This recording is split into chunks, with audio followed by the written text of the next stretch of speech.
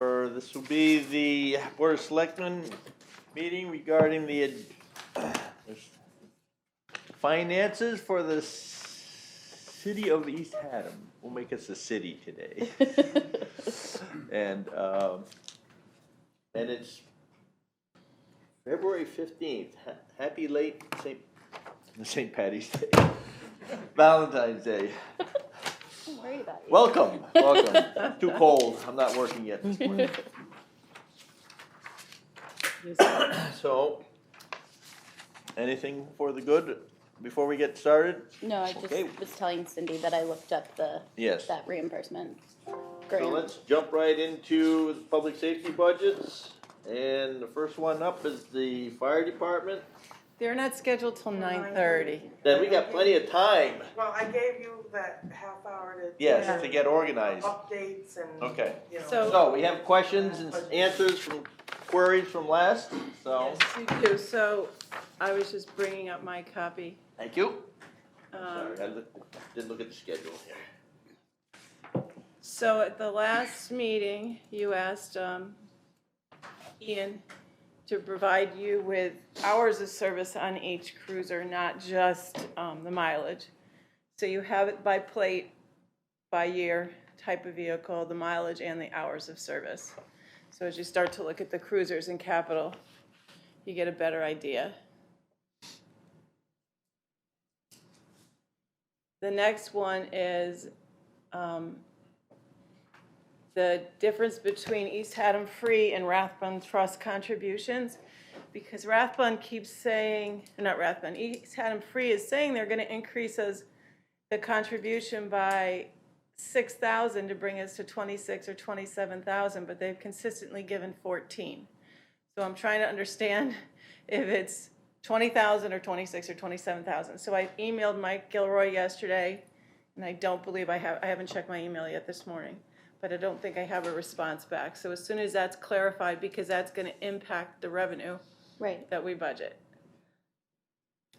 And then there was some adjustments to your budget sheets that I just wanted to call your attention to when we were meeting the transfer station. I missed the longevity, so there's $850 to add there. Youth and Family Services increase wasn't put in. And then if you recall, when we met with Lisa Conroy for Park and Rec, some capital she put in her operating, so we took that out and we added a transfer to the special revenue fund. So those are the adjustments, so you can see the change and the new budget amount for each.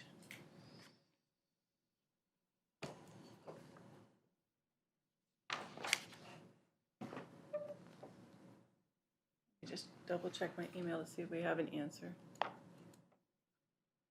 No.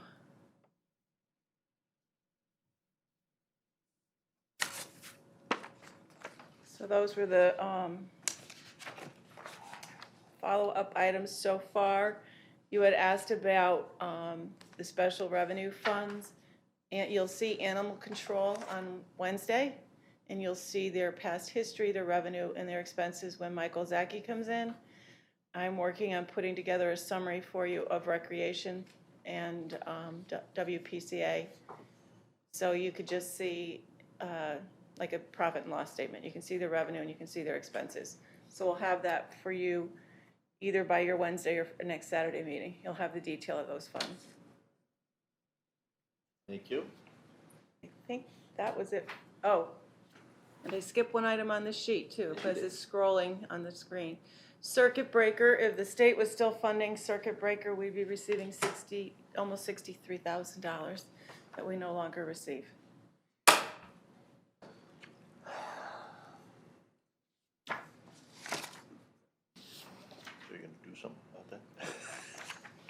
And that stopped, what's the last year we got circuit breaker?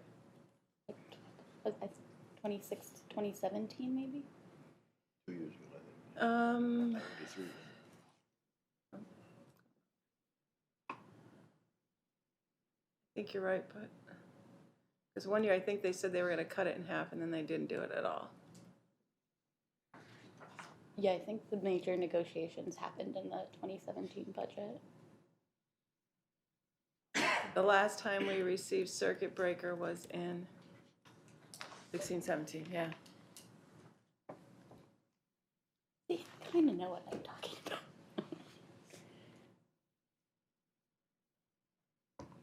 And circuit breaker is a tax break for elderly and disabled that we're required to give and the state used to fund.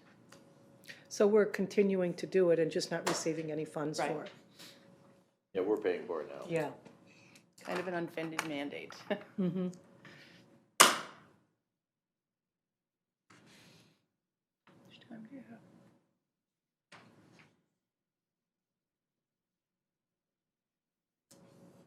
Cindy, is there a list of all the unfunded mandates and what it costs the town? There's no real official list that I'm aware of. Yeah. Teresa might be able to put her hands on it. So I think ACIR, and I can't remember what that acronym stands for. It's a statewide group has put together a list of unfunded mandates. But I think the predominant things that towns are looking at are the circuit breaker program, pilot reimbursements, so the payment in lieu of taxes for state-owned properties, colleges, hospitals. And then there's just things that the town require, like people would call education as like we're required statutorily to provide education with a percentage of funding from the state, but so I think it kind of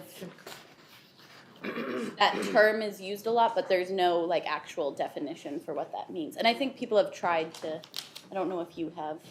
There's the cost, which is Council of Small Towns, annual meetings Wednesday, which I'll be attending. And sometimes they do a little synopsis, so any information like that, they some years they provide detail like that, some they don't, but I'll bring back whatever they have to offer at the annual meeting on Wednesday. It would just be worthwhile noting to the residents what the state says you have to do and how generous they are. And there's lots of things they put into place and provide the funding and then take away the funding and we have to keep going.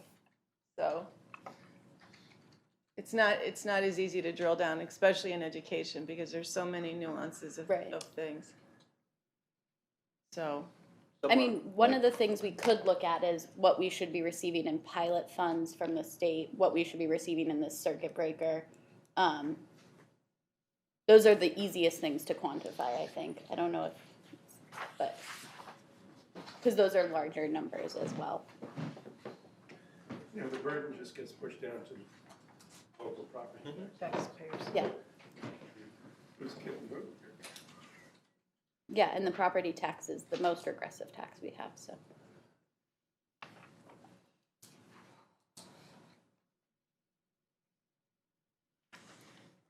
Any questions about any of that? You wanna talk about the revenues at all, or? Do you want to, we can talk about revenues or, oh, the Okay. fire department's on the agenda for 9:30, yep. Sorry about that. Anybody Yeah. else showing up from the fire So we- department? The chief should be on his way. So, yeah, I gave you the revenues. I've left taxes empty because Yeah. we don't have a budget yet.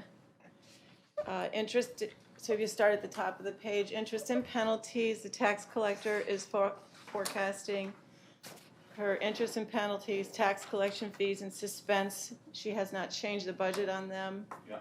I think if you recall, when she was here, she took down the airplane pilot because there's one less airplane. Mm-hmm.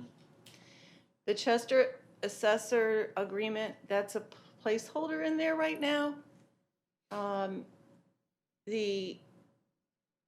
Rob is working and negotiating with Chester right now, so as the budget process moves forward, that number might change slightly. For state statutory formula grants, I've just left them at all right now at the current funding levels. We got the governor's preliminary budget. I probably could increase ECS a few thousand, but right now I've pretty much left them all at the current funding levels. I think I gave you guys that sheet the first budget meeting of what they were projecting for us. We have the emergency management grants. There's no longer the DUI enforcement grant to the general fund because we put it in the special revenue fund. And then the tax relief, you can see the disability and veterans amounts. And those are provided to us through the state based on what Loretta submits to them. So here it talks about the pilot. It dropped from 44,000 in 2014 to current probable or hopeful rate of or amount of 18,370, and the 44,000 was a value much below what it was years prior. So, In pilot, the town should receive 45% for all state-owned property, the Yeah. value. But the legislature can change that and has, because obviously 18,000 certainly doesn't represent all of the property in town.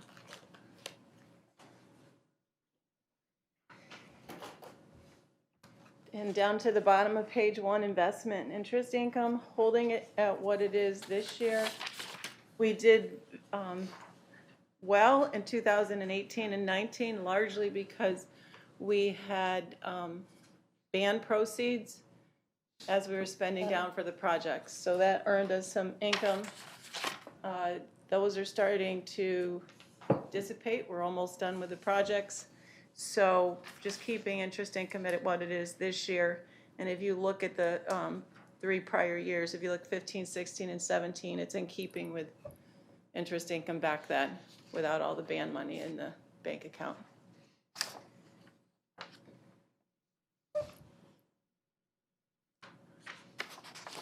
On page 2 is local revenue.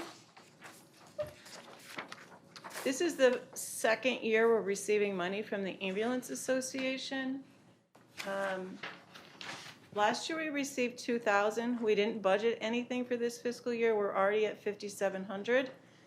And I put a placeholder of $5,000 in. I believe Linda is inviting the Ambulance Association in next week, so perhaps conversation as to what would be a good estimation as to what they would be paying for our services. The assessor is flat at $300. That's just copying fees. Building department held flat, so at $135,000. I increased cemeteries to $2,000. What cemeteries is there's some endowments that we get distributions from. There's, I think, in total 5 different cemetery funds and accounts. And many of them have restrictions on them. It's just not money we can spend. Fire marshal permit fees hold flat, same with historic district. Land use increased their permit fees slightly because they've been doing a little better. Library endowment income, that's back to the follow-up from the last meeting. We really need to determine how much East Haddam Free is can contribute, because that number could go to 70 or 76 or 77,000. So we'll have to hear back on that. Library fees and fines is holding, and library receipts and gifts is dropped by 1,000. Other revenues, we're holding at 25,000. Some years it's better than others. This is our miscellaneous revenue line where there's pistol permits, or if we do surplus bids, or just anything out of the ordinary that comes to the town goes in there. The Goodspeed pilot, I held it flat. That's something we need to talk about at some point. The last institutional memory on this whole thing is right there. So it's a good conversation to have. The rents for cell towers held flat. Last year was a big year, and I don't know why. So we'll watch it. We're already at 23,000 this year, so budgeting for 24,000 next year. Telecommunication taxes, holding it flat. Some years are better than others on that as well. And then the town clerk, when Deb was here, she only increased her conveyance tax and held everything else flat. Transfer station fees, you know, we've received 40,000 this year on the 60,000 budget, but Beth had recommended holding at the 60. You might have some wiggle room there. And zoning board of appeals, permit fees, Okay, this is what happened, should be 1,000.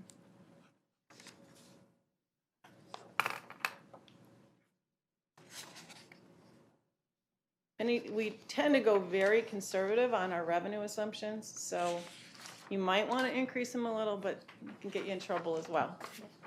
On page 3, distribution from the Albert E. Purple Fund is a rolling 20 quarters, and the number is provided to us by Tim Cahill with Merrill Lynch.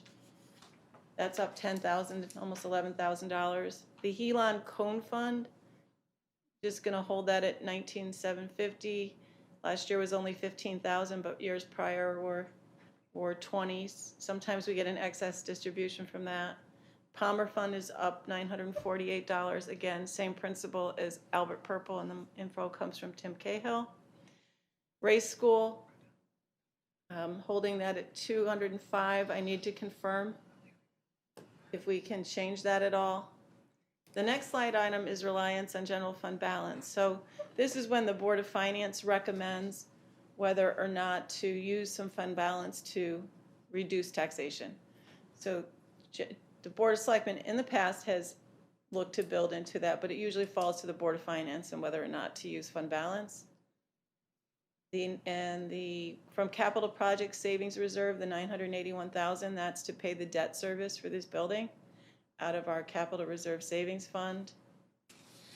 And then the last line, there's no one-time revenue from Rathbun in excess of they had an excess contribution, they had a good year. So we're not going to see that again next year. So right now, revenues are at $6.5 million, almost $6.6 million. And then once you've come to an agreement on a budget, then the tax number will magically fill in and make the difference up. Any questions on any specific revenue line item? Just some of these funds, they were which ones were restricted to education spending? Helon Cone Okay. and Purple are and Ray are all funds received for education, and Palmer is received for public works. Purple. So we don't allocate them specifically to anything. We just have to ensure we're expending funds greater than what we're getting. And Yeah. There's not an issue across the board on any of those.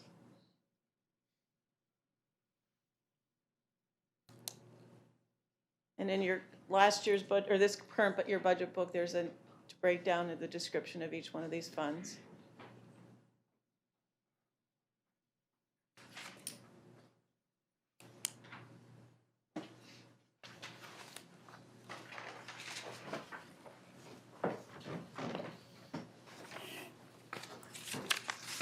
Additional questions, Carleen? No, not on this.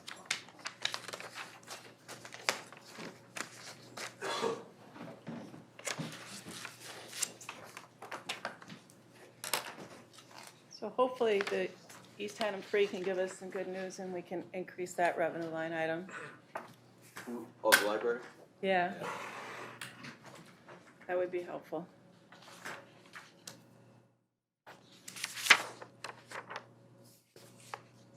Yeah, because that was confusing what they were saying, was that the numbers didn't jive with what the history was, so. No, because they kept saying, it'll go up 6,000 or 7,000 to be at 26 or 27, and it's like, we never got that much, They must have been thinking they've been contributing 20,000. apparently. So we just want to capture that. And we'll verify the Ray board.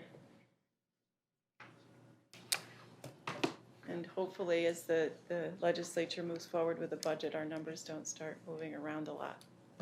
I don't think there's. Unless they want to increase them. And you haven't found a pot of money anywhere of the I don't capital? know. There's no leprechaun. I did bring a money tree, and I was like, let's see if this works. We've been looking for a place to plant an orchard around here. We've been talking about that. Right. We need something. Just need sunshine. Replace some of those trees we're cutting down, so. Yeah, they're putting the money the other way. What time is it? Okay. All right. Looks like most folks are here from the fire department. If you go to tab 2, where's the sheet? Page, 101.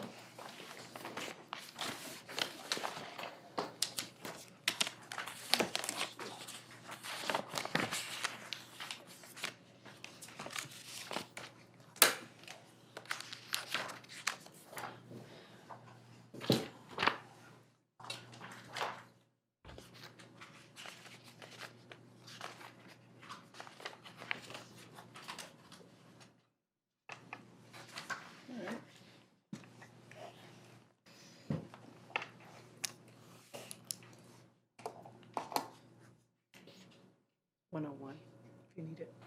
right. So this is page 101 with the narrative.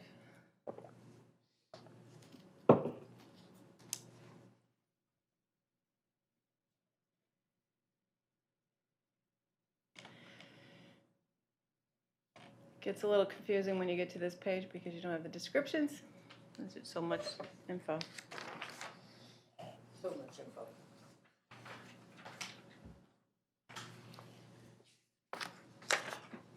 So who's presenting? Don't all stand up at once. We won't. So the short one's gonna start? I guess the short one will start. Well, you want to give us a quick overview of what your goals are, and then we'll get into the budget. Oh, well, that Actual works. figures, okay? I'm sorry? Well, give us what your goals are, and then we'll get into the actual figures of the budget. Oh, absolutely, Okay. absolutely.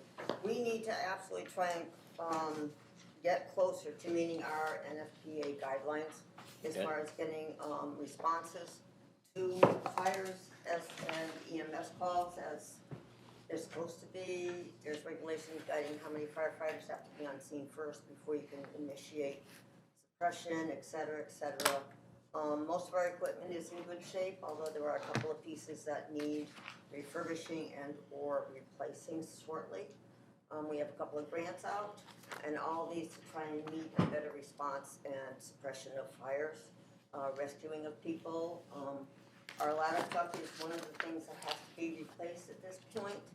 There is a grant out for that to obtain a Quint, which is a truck that does can do five different, what's the word? Tasks. Functions. Thank you. Although they can't do them all at once, they can do 5 different things at the same time. So that would most likely be our first line vehicle out of the firehouses to meet any need that they could have to run into when they go out. That's, like I said, being worked on a grant. So we're hoping we can get just a matching for that and some surplus to make sure we have all the equipment on it that we need. We want to, in that respect, we can get a lot better suppression. It's a lot safer for the firemen as well.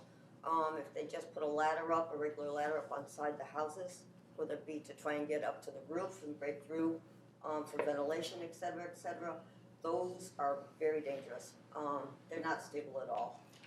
Yes, they work, but they're not safe. And where this Quint would help a lot doing that. So, let's see, where else are we going? We want to absolutely improve our public relations, continue with that part, which we always like to do. They're including a lot more activities for the kids to get them up and coming, so maybe we can get a lot more younger firefighters and help bring them up through the ranks, et cetera. You guys got anything else to add? Yeah, staffing is going to be one of our biggest requests here this year. Thank you. There is significant periods of time during the day now on a regular basis where both our career firefighters are out of town for up to a minimum of 2 hours, sometimes 4 hours, depending on what facility they have to go to.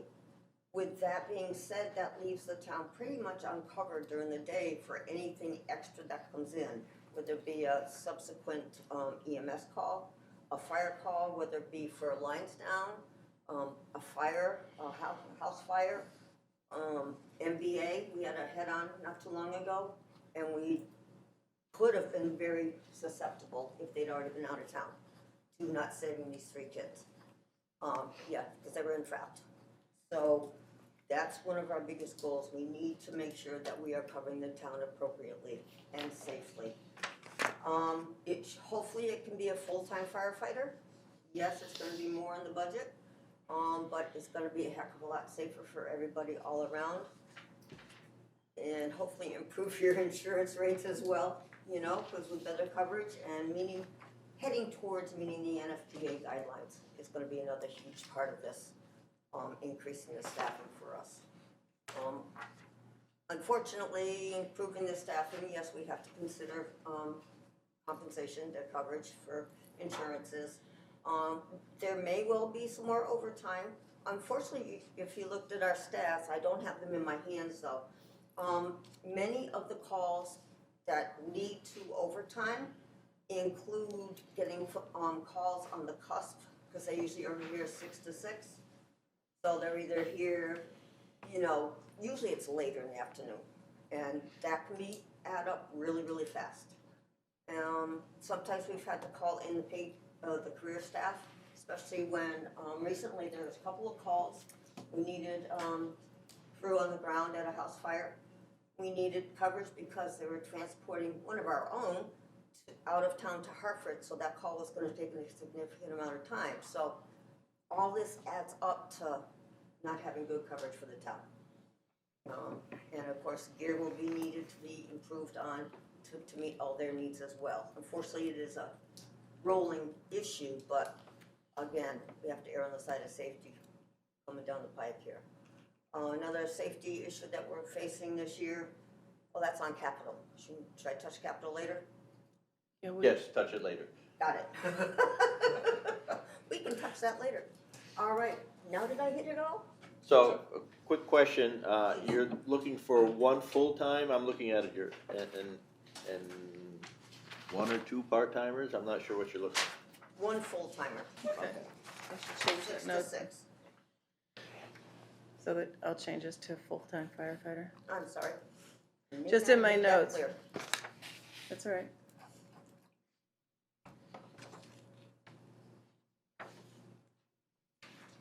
Are you also looking for additional part-time staff? The big thing with our staffing right now, and one of the problems that we've run into, honestly, as of late, a couple times a week, is with the part-time staff. They're great, they're here, they do the job, but they have commitments to other full-time employment. And in this industry, there's times that they get ordered in and they can't say no to their full-time employer for a part-time position. So we're running into coverage issues at times, whether it be one of the part-timers coming from another position and getting held for a late call, or getting pulled in. We had an incident yesterday. One of the guys that was on duty yesterday got called at 8 o'clock yesterday morning saying, you're ordered in for the night shift. He had to be in New London for 4 o'clock, which meant he had to leave here at 2 o'clock, and we were left with a gap from 2 to 6 yesterday afternoon.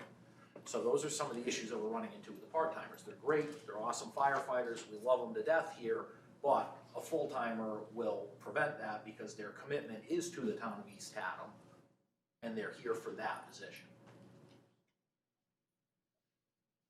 So to answer your question better, Rob, right now we're looking for an additional full-timer. Our part-time staff currently is great, and I don't believe we need to add any part-timers at this time. Has the grant opened up yet for your new truck? It Your new opened multi- up last week, so did. we're in the process of filling out the grant application now. Okay, good. We have, I believe it's March 12th is the deadline Deadline. to close. And you're gonna pass that past Cindy before it gets out too far, Absolutely. so we make This week sure, I have to from meet our up. perspectives and the budget. I have to Right. meet up with her for some information for the application anyway in the near future. Tell me again the grant, the percentage? The town is required per the grant process, 5% if we're awarded the grant. We had gone to Board of Finance and requested 10%, just because the more we can offer into the project, the better it's gonna look for us to the federal government when they go through and actually do the awards. The truck could be worth approximately $1 million for $100,000 input from the town, so that's not a bad deal.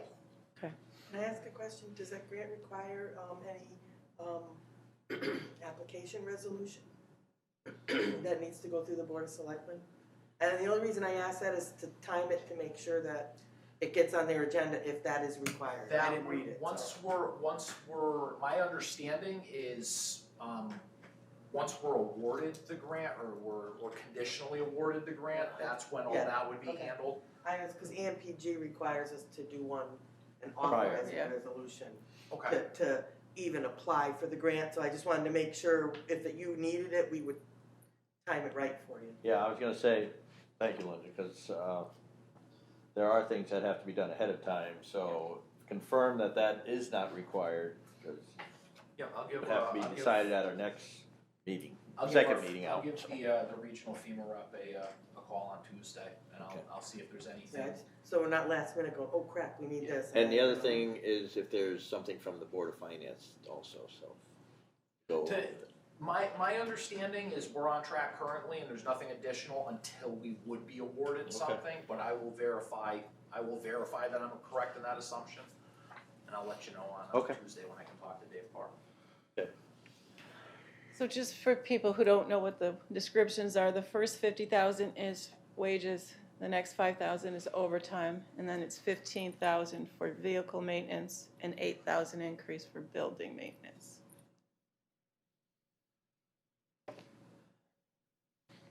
So you're anticipating an additional 15,000 for equipment maintenance.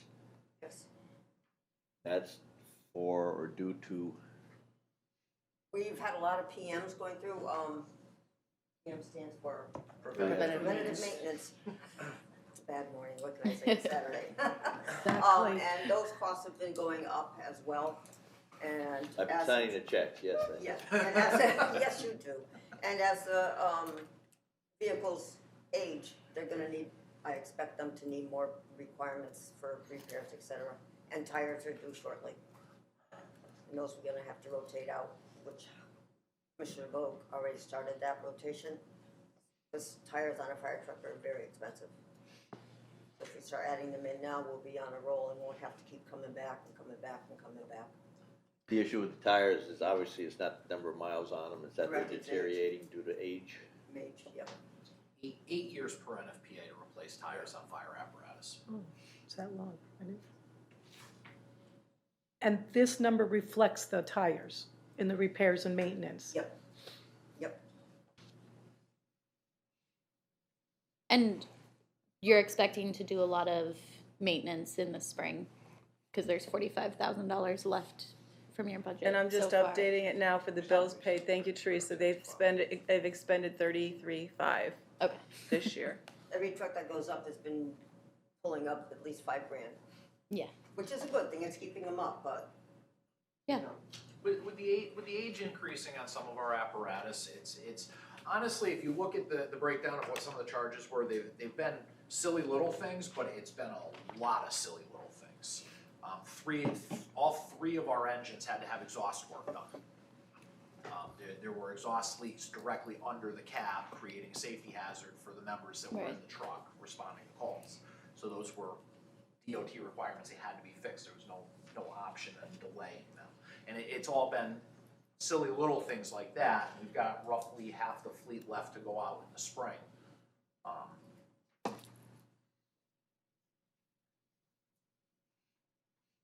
Building maintenance, just to update that number for the checks you've all been signing. They're already over budget this year in building maintenance. I'm in the accounting system, Oh, so okay. for the latest check run, I was like, yeah. She's got different numbers, yeah. right. Some of that building maintenance has come in this year primarily because we've had to do a lot of repairs on the overhead doors. Crashed in, motor burnt out, I believe, and one of the panels was hit by a plow. So, unfortunately, these things are gonna keep happening, and we're under a different guidelines here through a, agreement that Ron got for the contract with overhead door. Not that that increased the issue, but it's just another issue coming up. Getting it repaired quickly.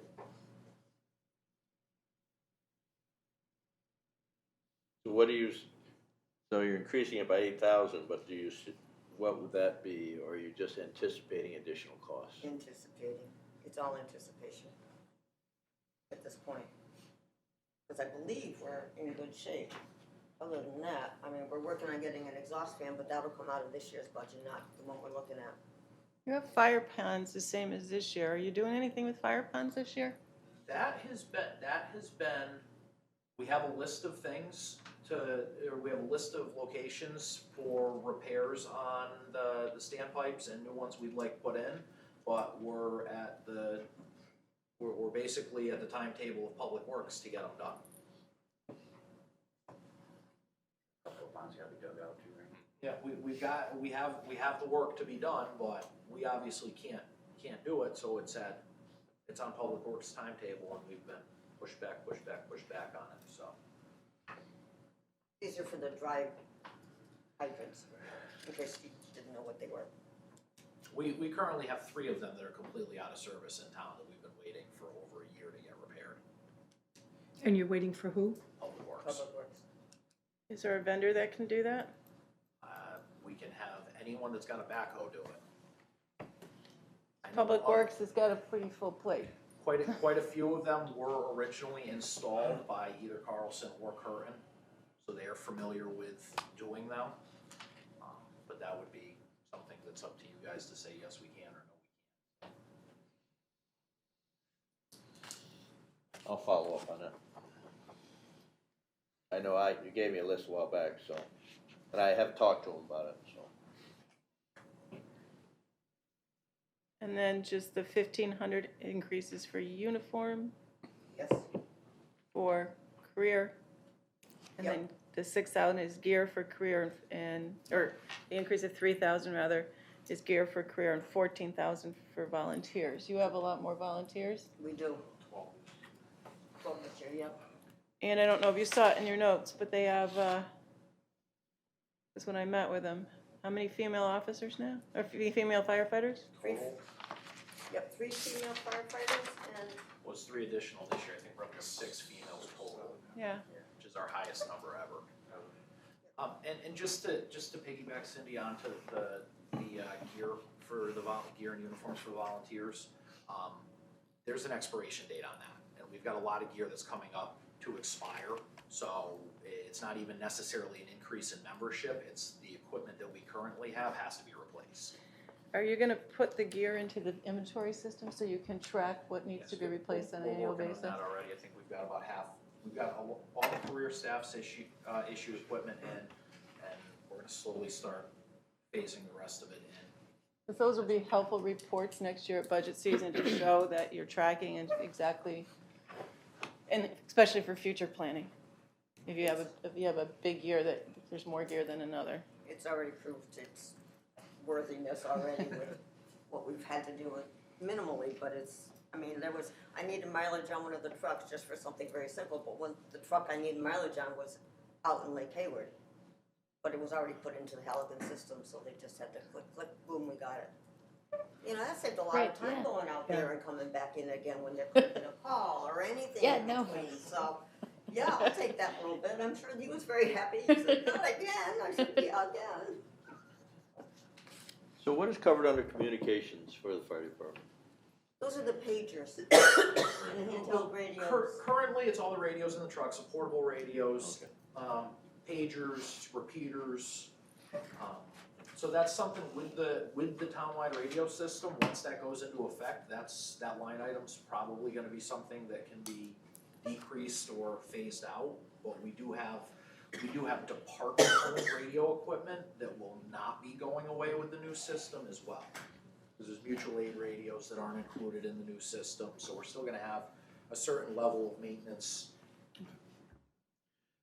Communication means different things in different Yes. departments. And I know when the board gets to emergency management, Craig has increased for radio, so it might be helpful to know if we can decrease that to correspond with it. Anything else? Right here? Carly, anything else? No. Wanna go on to capital? Yep. Go to tab 5, page 4.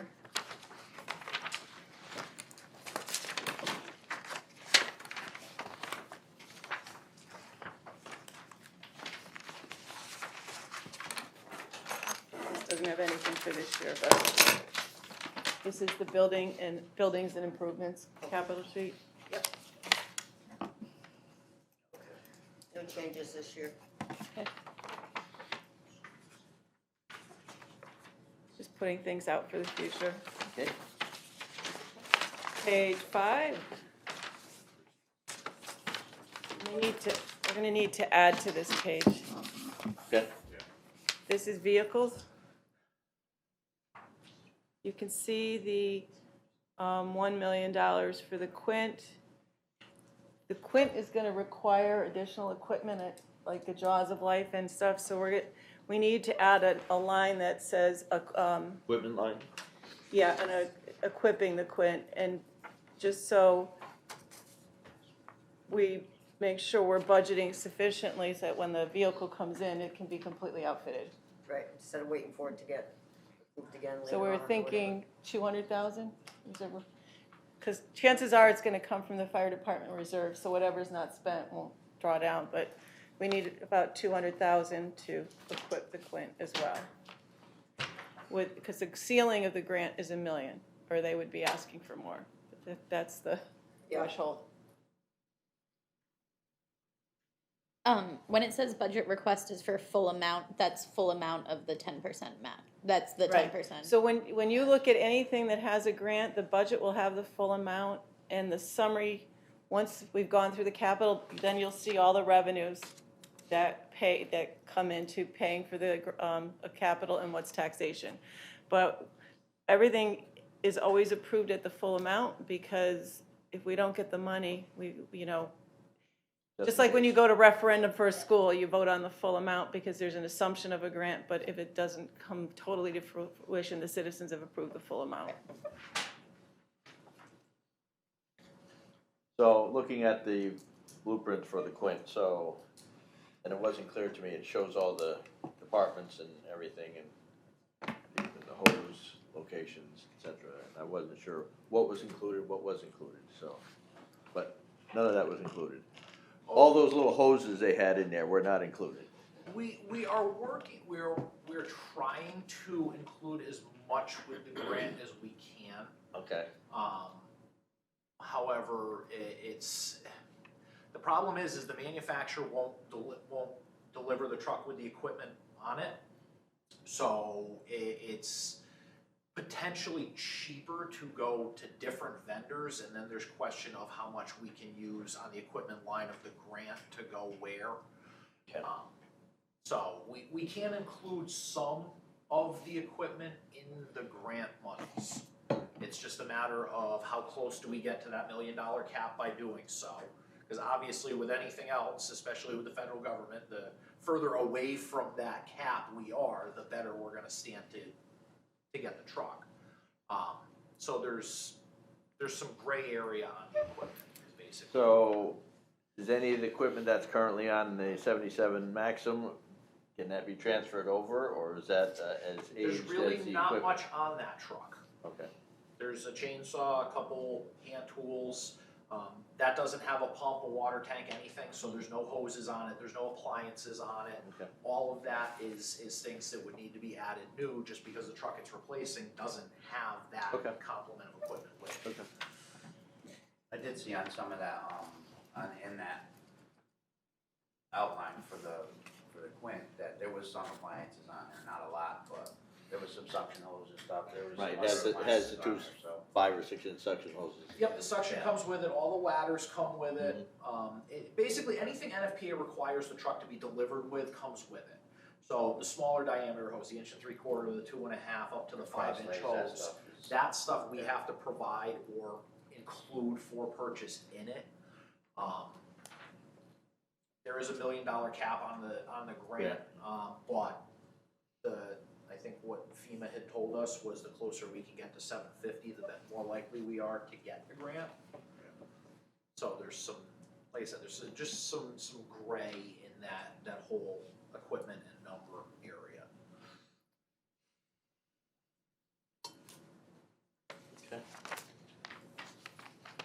when you have all the other engines out into future years. Yes.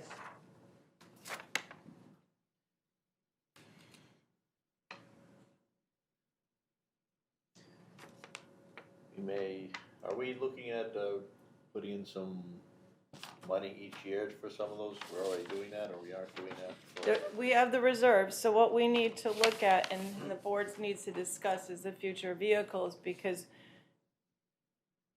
we had adjusted the reserves with one plan, and now that it's a different plan. So I just want to make sure that I'm recommending to the Board of Selectmen and Board of Finance appropriate savings in order to pay for these things when the time comes.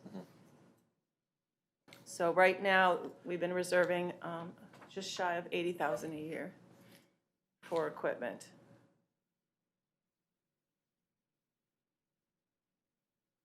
What happens if you don't get the Quint? We would certainly reapply the next year and continue to look at that. Certainly look and assess for purchasing a Quint itself independently of a grant, you know, because we'll be doing all the background work on it anyway. I'm seeing, you know, what that will ultimately cost with everything. And we had looked at purchasing a used vehicle, but when you take on a used vehicle, many times you run into a lot more obstacles than you really want to take on. You know, so that's one of the biggest things.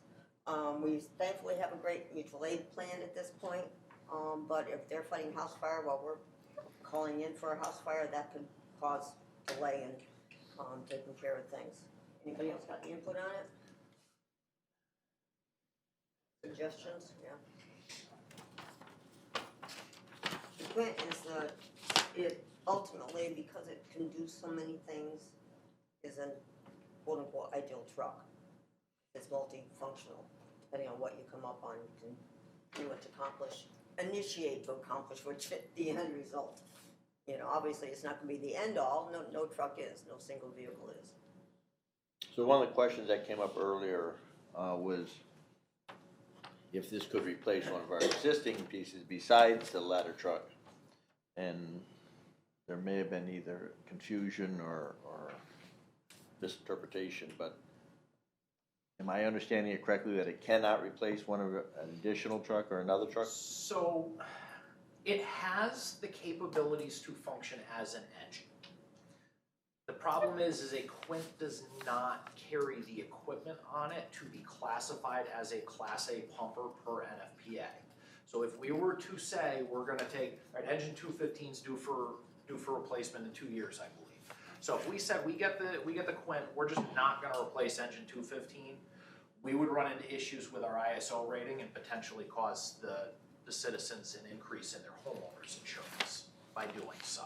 And refresh my memory, ISO. It's the insurance safety organization. Thank you. How do you know that? Mike knows everything. Yell around in. So ISO requires us to have a certain amount of apparatus of a type. And each one of those apparatus has to have X, Y, and Z equipment on it to meet its ISO classification. Quite generically, we have 3 firehouses. Each one has a Class A piece of apparatus in it. We have to have that Class A pumper in each one of those firehouses to maintain our meager ISO rating that we have. Okay. Okay. I don't know how much more you can get out of that ladder truck. Third It's- department. Yeah, Third department. yeah. Yeah, absolutely. Scrap iron value. Pretty much. It's like, that'll be the hardest part, is getting rid of it. Well, realistically, we've already been contacted by collectors about it. Really? Oh, Cool. yeah, I've had a handful of collectors already So what's interested its in it. value as a collector? Not much, 5,000? maybe 5 to 10 at best. We can have dinner. We could trade them for some hose and nozzles maybe to cut down on the equipment line, but. So looking at, and the question that comes up is that you're looking out in 29 and 2030, you know, both those years are $850,000 piece of equipment, and to have, the concern obviously would be having those reserves in place, and we're not doing it at 80,000 or whatever a year. Correct, but don't, as well as those numbers being out there, I can throw out just a little bit that it's, good part of it is replaceable, because each piece of equipment, a lot of it is not based on mileage, it's based on hours, because they can get to a scene and idle there for 8-10 hours, if not longer Right. sometimes. So the condition of the equipment is gonna make a big difference. Yes, we have NFPA guidelines, and they are recommendations to assess them by 20 years, and if needed, replace them, obviously. So we gotta at least have them on the list here. I mean, they could change by a year either way, or 2 years, so that can be put out another year on 1 or 2, which would give us a little more time to start. We'll continue saving the money, but yeah, those are high dollar engines, and there's approximately a 3 to 5% increase on value of purchasing a new truck on top of all this. So those are all things, unfortunately, yes, it looks like outrageous, they're darn close to $1 million, but if we don't put it out there, we're not gonna be looking pretty here if we don't get it out there looking at it and planning ahead versus Yeah. going out there and saying, hey, we need this now. And it's not gonna fly, we know that. And just looking at the grant application that the Board of Finance approved, it did indicate it would merge 2 vehicles into one. So if you're awarded this, you're probably gonna have to explain to the Board of Finance how it can't. What Because we had it- explained to them when we came to them was with engine 215's replacement, what we were requesting to do was take the money for the match out of that fund and then refurbish that truck instead of replacing that truck. And then that would save the town probably $200,000+ out of that $650 that's allocated to that truck. 215's a 97 and can be refurbished again? Yeah, it hasn't been refurbished. It's never been refurbished. Per Okay. NFPA, if you refurbish a truck, you get 10 to 15 additional. So the years 90, on it. because we have it listed as a refurbished pumper, It's already so been refurbished. It's not- so it's been it- so refurbished. It's never been Engine two has refurbished. never been refurbished. it's not, okay. Good. Then No, we'll remove that. Tanker 115 is the only truck we've ever had refurbished. So we'll add refurbished to that, okay? So, but by doing that, a refurb on that truck would probably be 2 to 250 versus almost 700,000 for a replacement. And that gets us 10 to 15 more years out of the truck per NFPA and the safety standards that are state statutes for fire apparatus. So when we're looking at projecting out for reserves, for engine 215, which is at 650, we could put 250 in there to project out for reserves instead of 650? Because I see what you're saying. I've got to project to them to make sure you have money for some of these vehicles, so saving in 3 years for 650 versus 250 is a Lot different easier to get animal. to. Yeah, Yeah, exactly, it's an animal. so, Well, food, that plan would also be strictly dependent on getting the grant. right, Because that truck would become a reserve piece and basically just a placeholder to keep our ISO rating.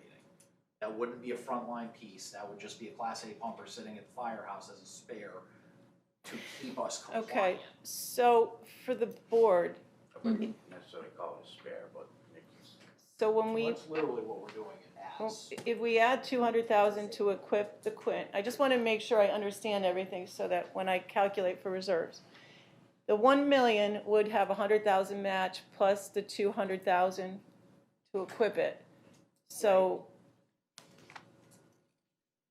I can reserve just based on what's there because it's either going to be 300,000 on the Quint or 250-ish on the engine 215. Right. It's just the timing of it. So we can leave that in place because it's going to be one or the other. That's the assumption I'll make. Are you all comfortable with that? Yep. Okay. So I Everyone don't, follow that? All set? their equipment is on page 7. Just want to make sure you complain to purchase an apparatus and there's not enough money. Right.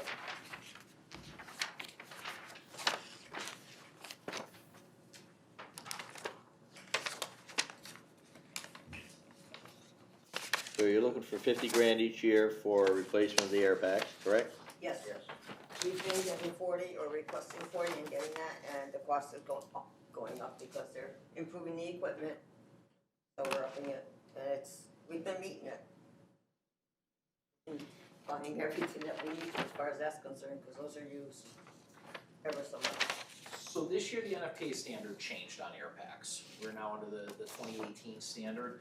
Previously, the 2013 standard, they made an upgrade package to the air packs that we had, which was about a third of the cost of buying a new air pack. With the 2018 standard, there is no longer an upgrade package. We have to just replace the whole air pack itself. We have 4 years left to replace every air pack we own at the tune of $6,200 per air pack. How many air packs do you own? 29. How much again to replace? They're right around 61 to 6,200 a piece. Thank you. Have we replaced any? We upgraded 10, but that Last year. upgrade 2 years ago. Okay.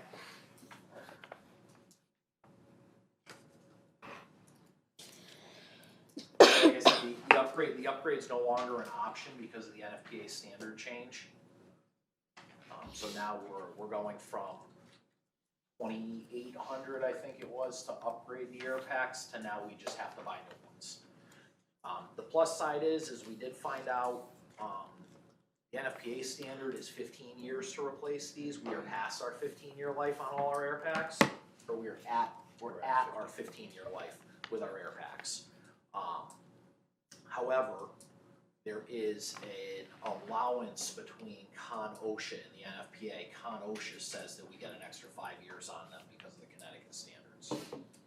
So we get to 20 years on the air packs instead of 15, so we do have a couple years to finish this project. And this year you have 40,000, so you'll be buying $40,000 worth of air packs? No, this year we're replacing all of our bottles because they are expired. With 22 expired bottles, that's $1,700 a piece. And the new air packs require new masks. So the way we were handling it this year is we're replacing the remaining bottles and buying all new masks. And then this year and then this coming year we would start with the air pack replacement.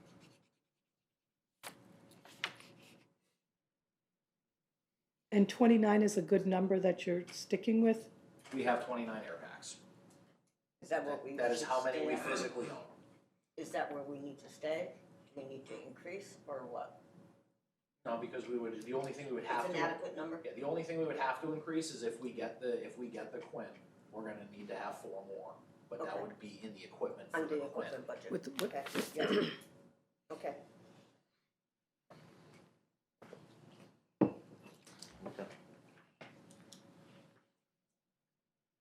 All right, cameras, I think we've talked about before. We're all set on that? Yep. The jaws of life and airbags. So Yeah. you're currently looking at different brands, correct? Yes.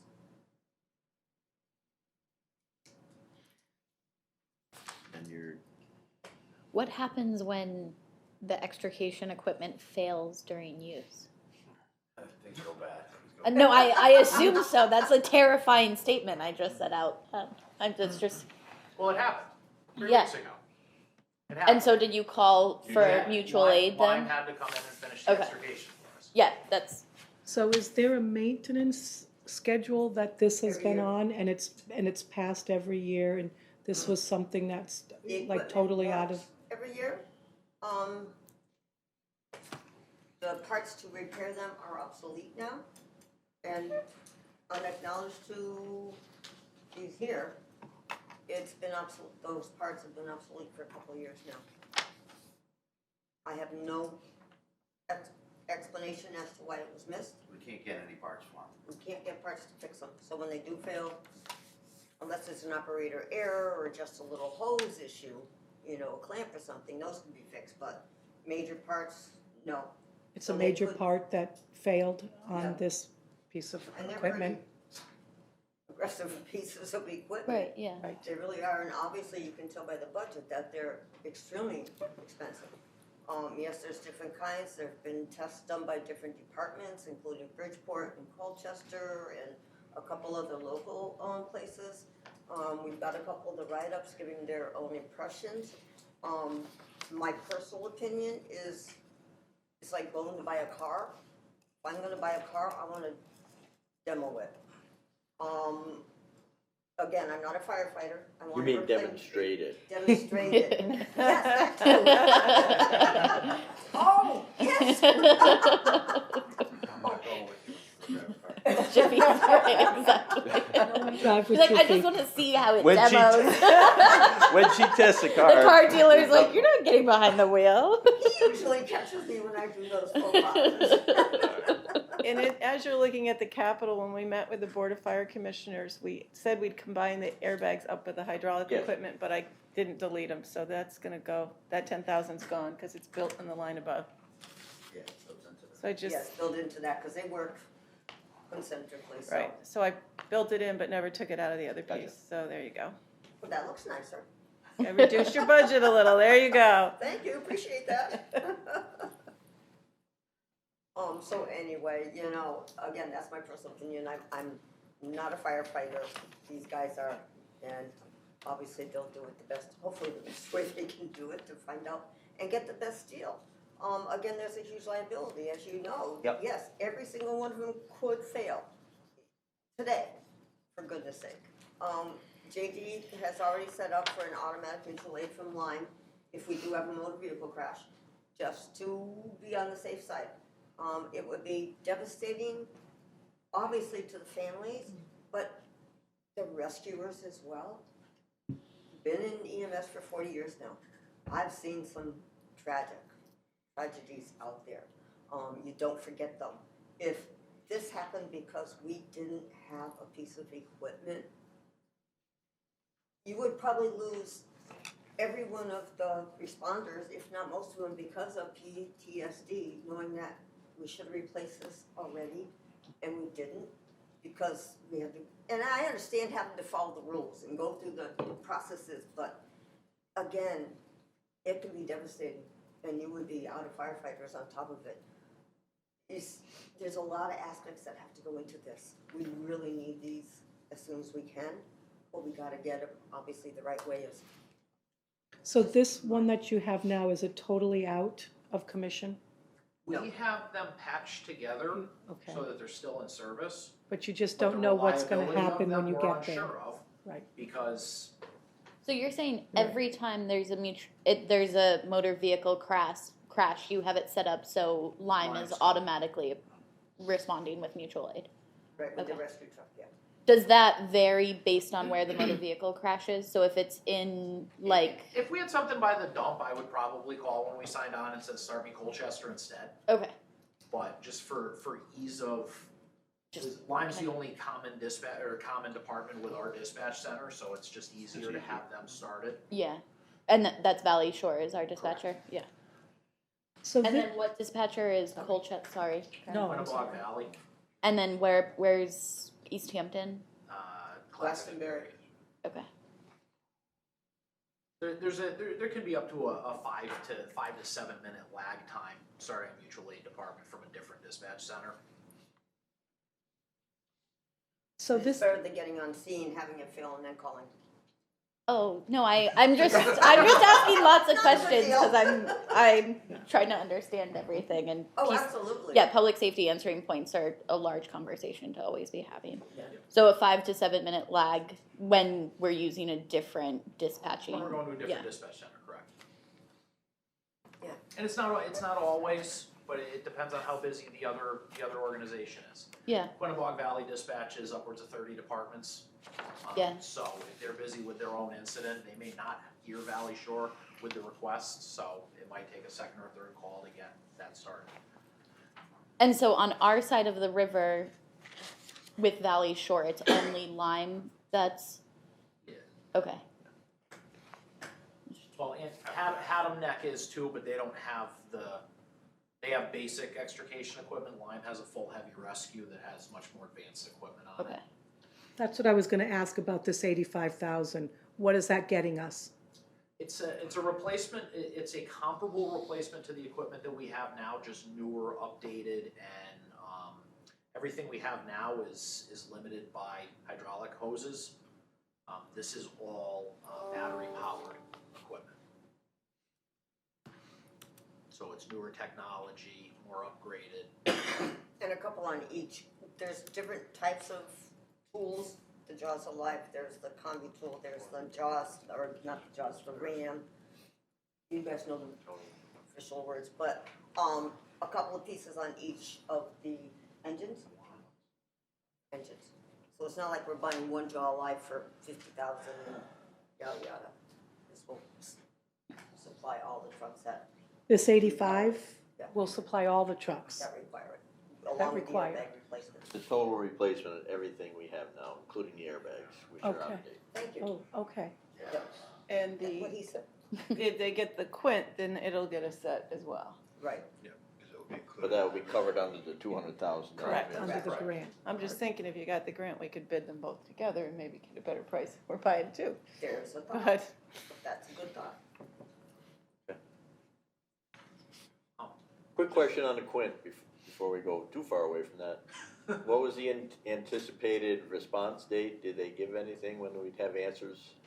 They have projected that they will have answers by the first of next fiscal year.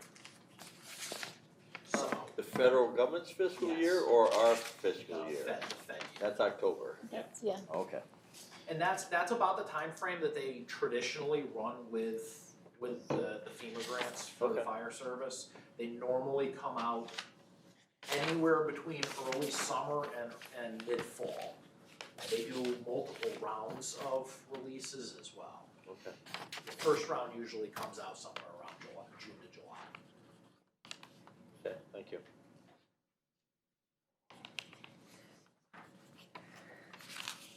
So, the defibs and the rabbits. Yes, those rabbits.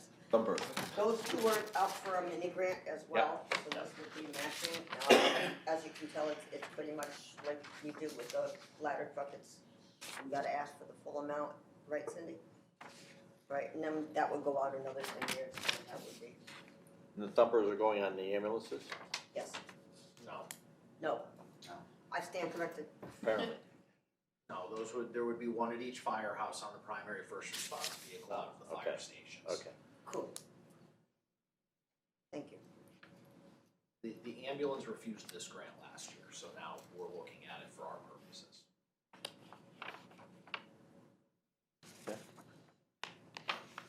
and there's more on the next page. Yep.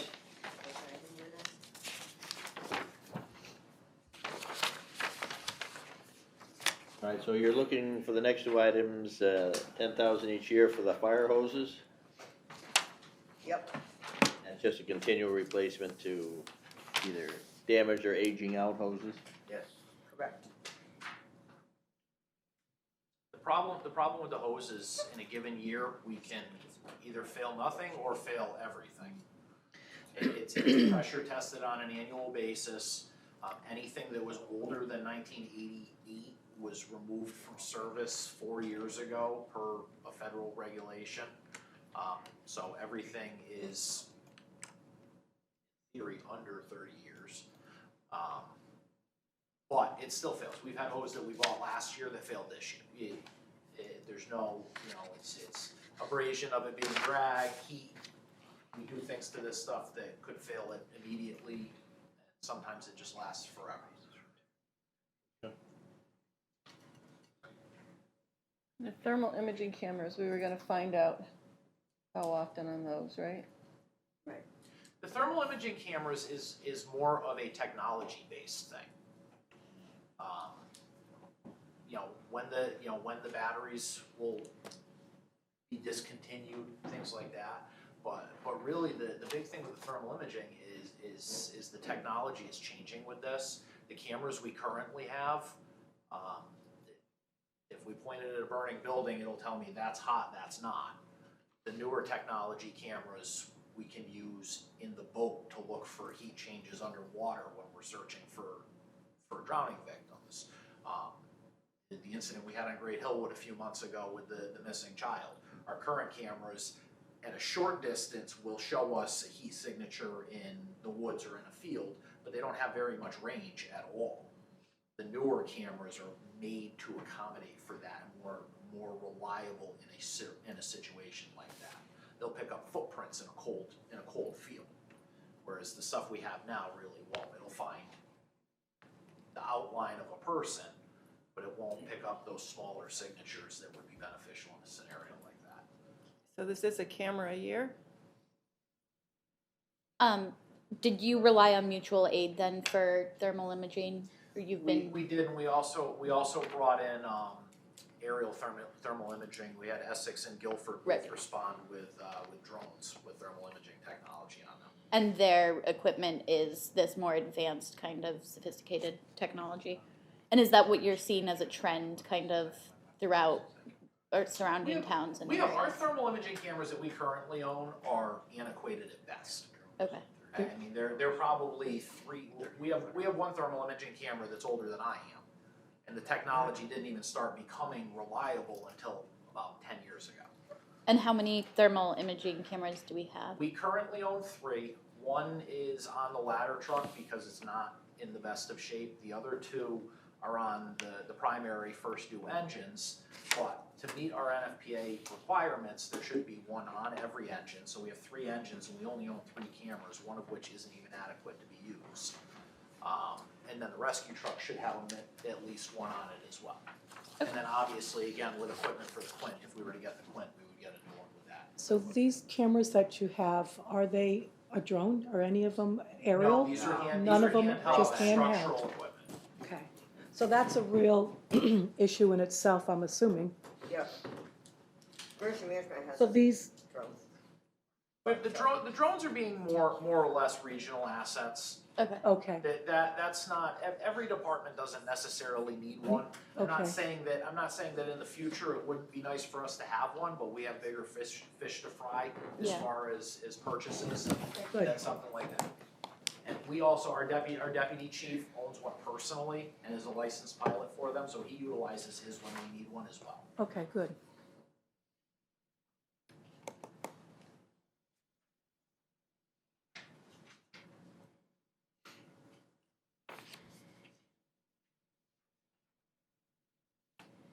Anything else on this? Cindy, I just see under wetsuits it says that there's going to be anticipated replacement in 26, 27. We don't have pricing Okay. yet. It's on there as just, Okay, just We're- because we're we're gonna have to- budgeting for, right, yeah. right. It's a placeholder again. Yeah. You'll see that in a couple other places where we're saying we're gonna need to do this, but we're not quite Right, you certain of don't the have cost that. yet. We just wanna get it on the radar. Right. Okay. Do they expire? Yeah. But that, the Gumby suits don't necessarily expire in the way that the fire gear does. They don't have a 10-year life expectancy through NFPA like our structural gear does. That's more a manufacturer specific. Some of the manufacturers are a little bit better with longer life expectancies, whereas other ones are kind of throwaway suits. Right. Obviously, the cost is adjusted in those situations as well. Well, I can see where outside of training, where they potentially might not be ever used in their entire lifespan. Right, So, and in that another, case- there's maintenance that goes along with them too. They're supposed to be pressure tested on a biannual basis.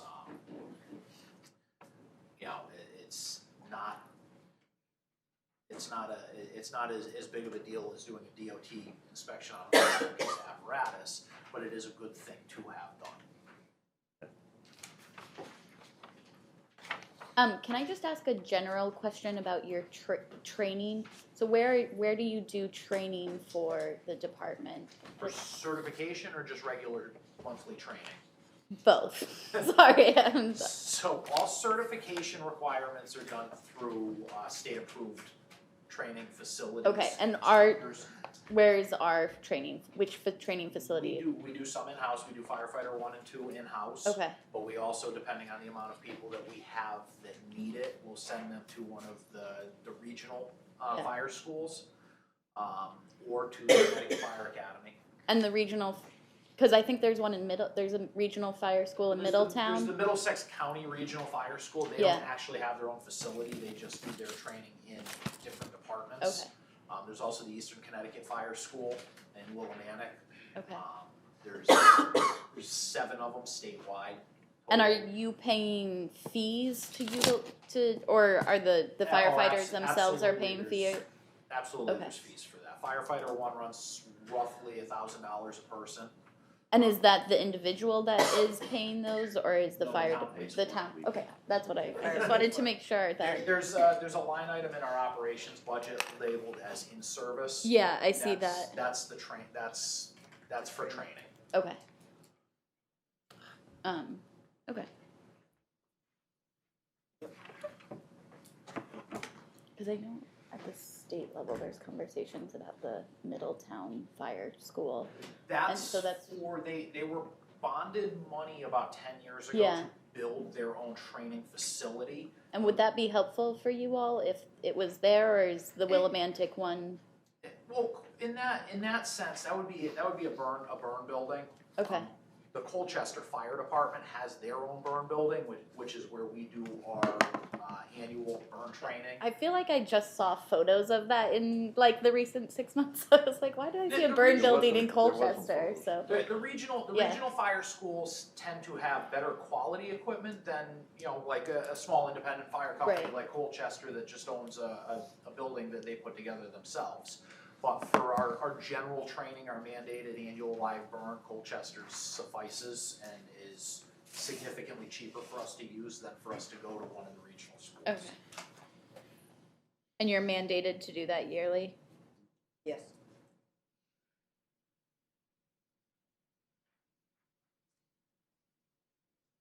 Charlie, I'm all set. Thanks. anything else, Teresa?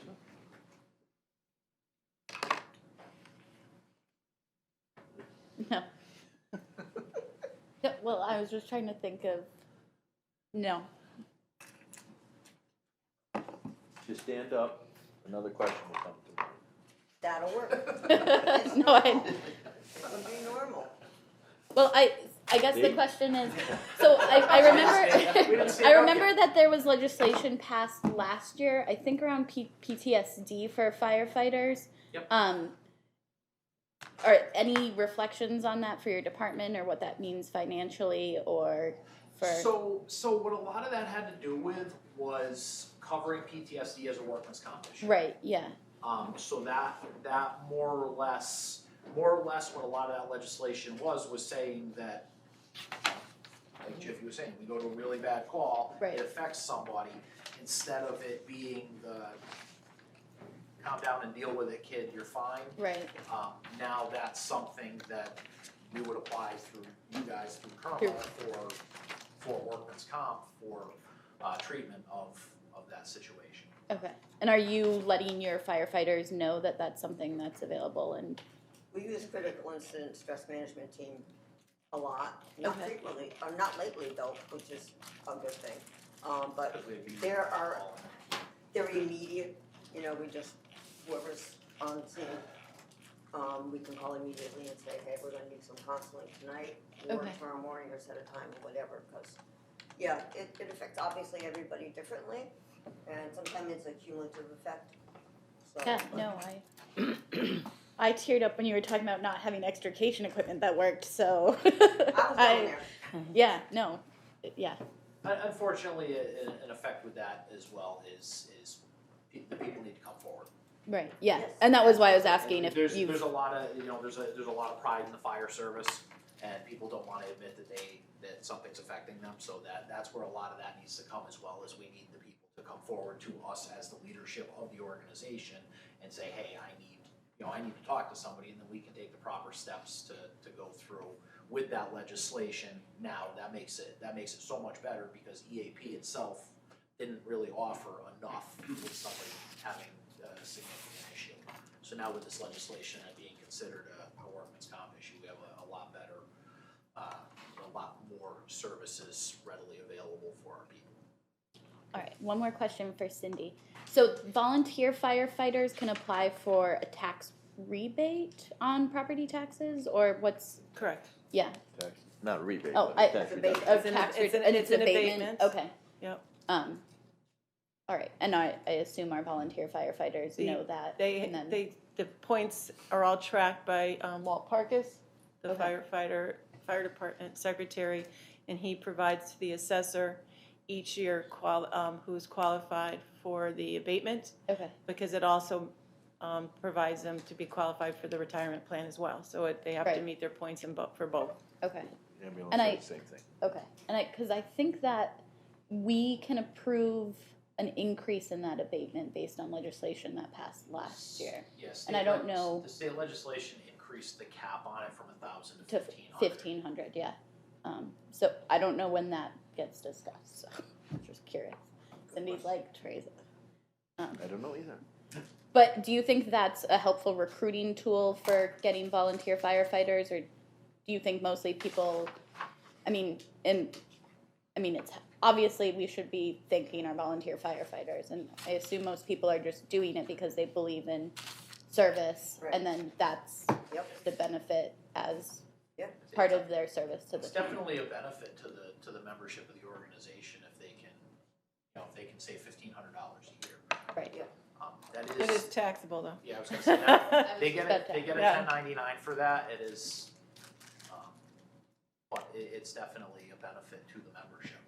Okay. Especially you get some of the people that, some of our younger guys that all they own is their car. Right, They just yeah. don't pay taxes that year because it wipes it clean for them, so. Big difference. All my questions are answered. Thank you. No, I don't have any last minute ones. Thank you. Thank you, folks. Appreciate it. Thank you all.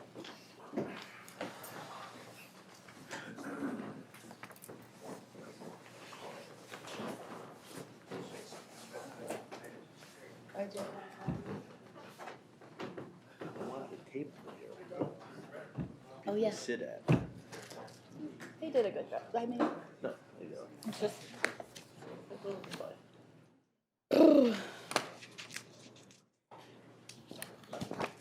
Did you want to take a 2-minute break? Sure. Make a motion, we take a 5-minute break. If you don't mind.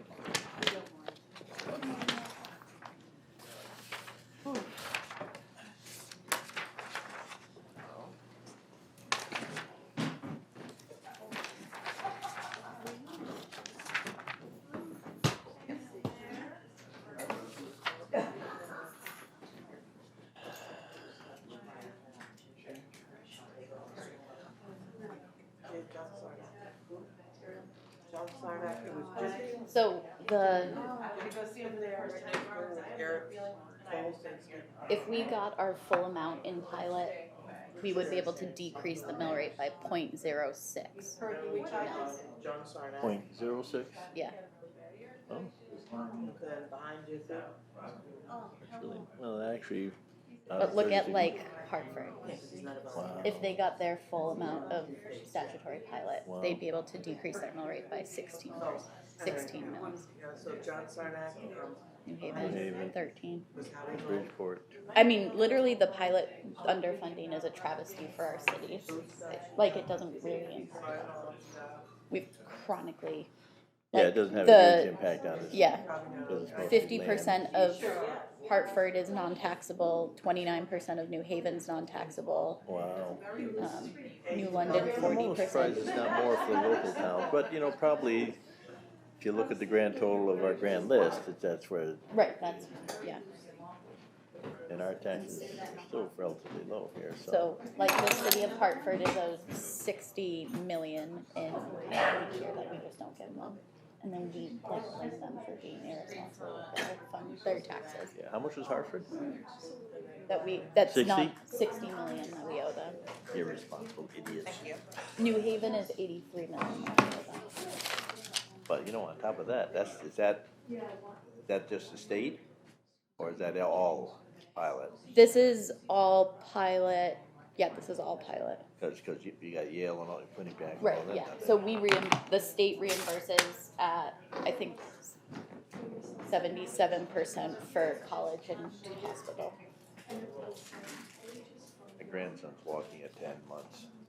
Wow, that's amazing. And then this one you'll laugh at. This one. This one just found her voice. Mine's /earth.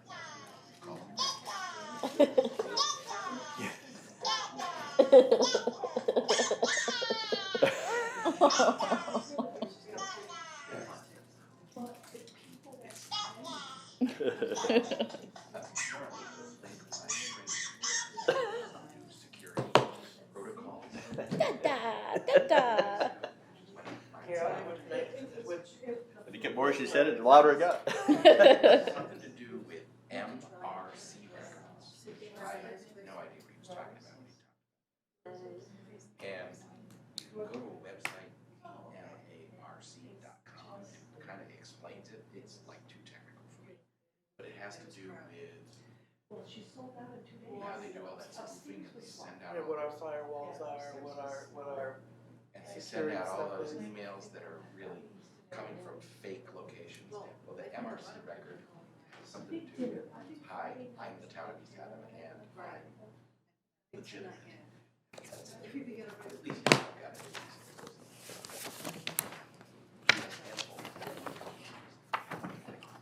Some piece of email. No, I worked there. Did you see? But I said to the guy, I said, it doesn't let me click on it and get something from you. It doesn't let me click on it and say, whitelist this person. Now, future, because that MRC record thing will be something that'll come in a future upgrade of. But there's probably other emails that I have not been getting because of not. Kind of weird. And that happens, like it happened all of a sudden, we couldn't get emails from, our insurance company, because there was. If you'd like, I have a PowerPoint that talks about pilot funding at the state level that I could send you that just kind of gives an overview of how that program works and then the underfunding for. I mean, it's more of a, It just happens. I guess a And when it's philosophical works, issue and that then I all of a have sudden it's is a definite, the somebody state looked is at something on one Yeah, I side. remember that. Yep. putting more pressure on the local The only one I wasn't getting was in town, so I. to pay for things that they ask, you know, and, you know, at the end of the day, it all costs the same. Right. You know, Yeah. don't kid us. You know, be truthful with us. Right. Sorry, I only brought one chair, but I mean, you can make yourselves. There's the other one. Oh, thank you. There it is. There it is. You can move that other row back probably too.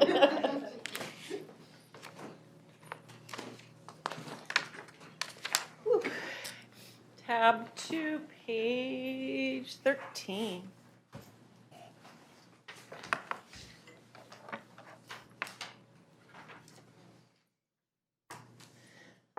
Last year, the registrar's salaries, they used to be paid hourly, and now they're paid an annual stipend Okay.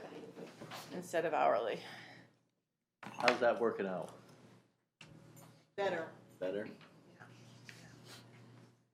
Yeah, because I assume there's some months where there's more hourly work than just easier Yeah. to, Plus, when you're the busiest, not have to be keeping track of right, every single. and also, it's an advantage when we're trying to find our replacements, so So that, they know exactly what they're. yes, yeah. And the state has really increased our responsibilities. Uh-huh. We had to become certified, so that was another reason why. Yeah, We did a survey of other towns our size, and we were underpaid, so That's, so just. I see a trend in that. Cindy helped that, helped us with that, so. Yeah, okay, good. Their So, only increase is wages for the two of them, the 2.5%. Well, fortunately, we have nothing going on this next year. No, absolutely not. Piece of cake. Well, there's not a lot to look at there. Any questions on their operating budget? No. Last year, they were able to buy those nice little voting systems. Yeah, and we'd hope to get a few more, but I'm looking, I don't know, we're gonna have too much I money have a left. question. No, we can work to see what we can do. Yeah, because I think, I don't know if you found them better, or if the old systems that we had, they would collapse, and we have to lug them out, and these are so easy to put together and set up. They seem fine for me. Yeah, so. yeah. I didn't hear about them collapsing on anyone, so. There was one person was unhappy with it, there was one complaint. They felt that they didn't have enough privacy, but they're pretty private. Yeah, there's something different. Right. I think they probably had as much privacy, but the perception is maybe they didn't That's have as exactly much. right. Yeah. And the old ones, we have, I think, 20 or 24 of the old ones that are, they're okay, they're still marginally Cumbersome, functional. hard to put together too. But they are, but because the state requires us to have a backup polling place in case this one isn't able to be used for some reason at the last minute, so our backup is the old town hall, the old town meeting hall, and what we'd like to do is to get those, take those older model things and put them in the storage unit and back there. Okay. So that they're there in case we ever have to utilize that spot, then we could set up pretty easily. So like if there was a freak water main break in this building on election day, then we could move there kind of Fire. quickly or, Right. yeah. So that was one thing I was gonna ask, and I'm glad you brought it up because it slipped my mind, is that, do you set anything up, or you just, it's such a rarity to have anything like that happen, so to have, I didn't know if you actually set something up somewhere. No, Okay. we don't. Yeah. What we would do is to make sure that that backup place is available on election day, just in case of some emergency during the day, then we would be able to move, because we can't cancel an election. No Right. matter what happens, Right. we have to continue the election. I didn't know if there were some parameters that you had to be able to have something up and running within 30 minutes at No. another location or anything, okay. No. No, and we have had,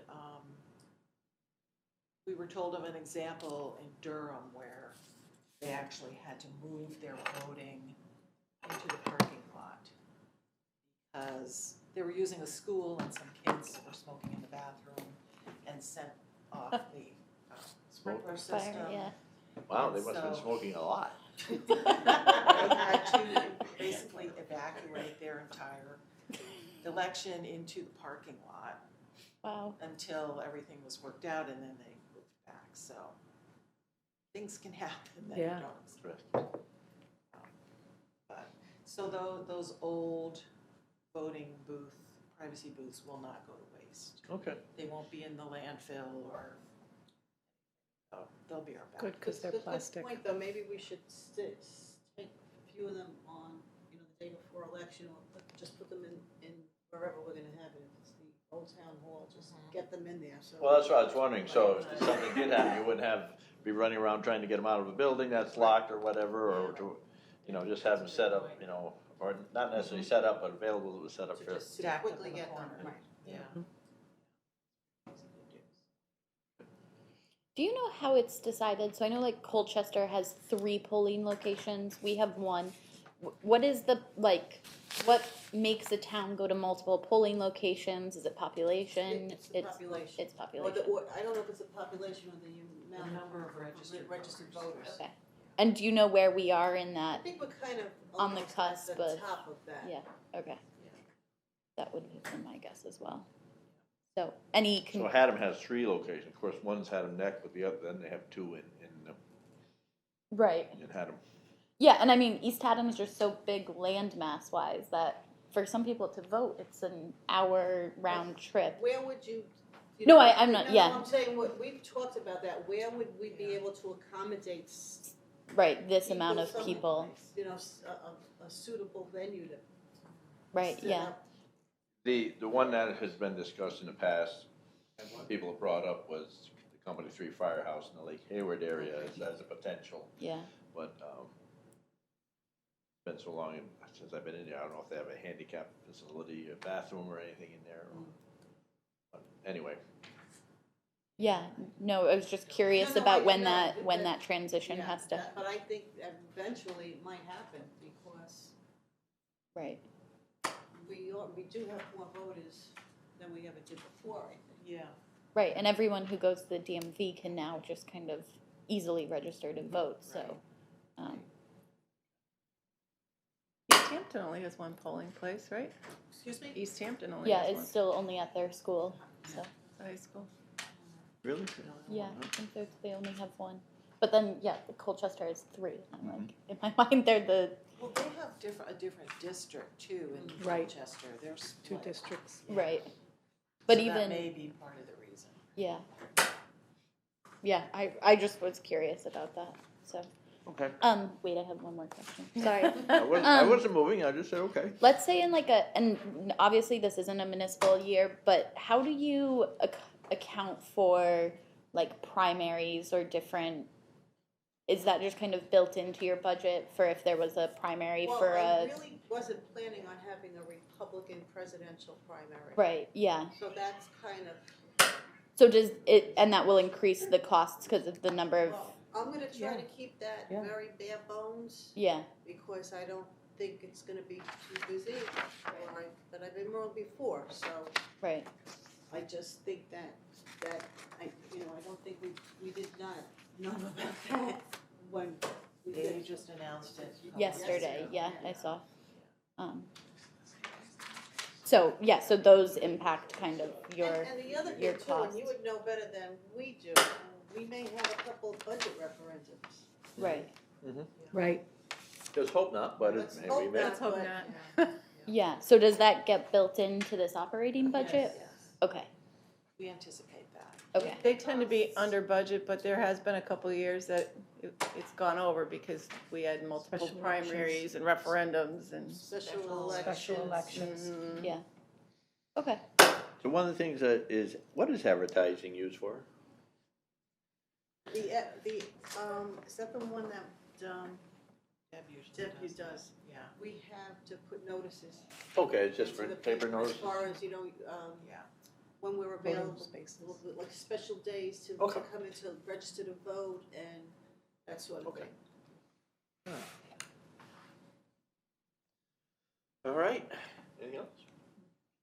They do have a capital, there's no dollar amount, but capital, page 3, tab 5, page 3. Right.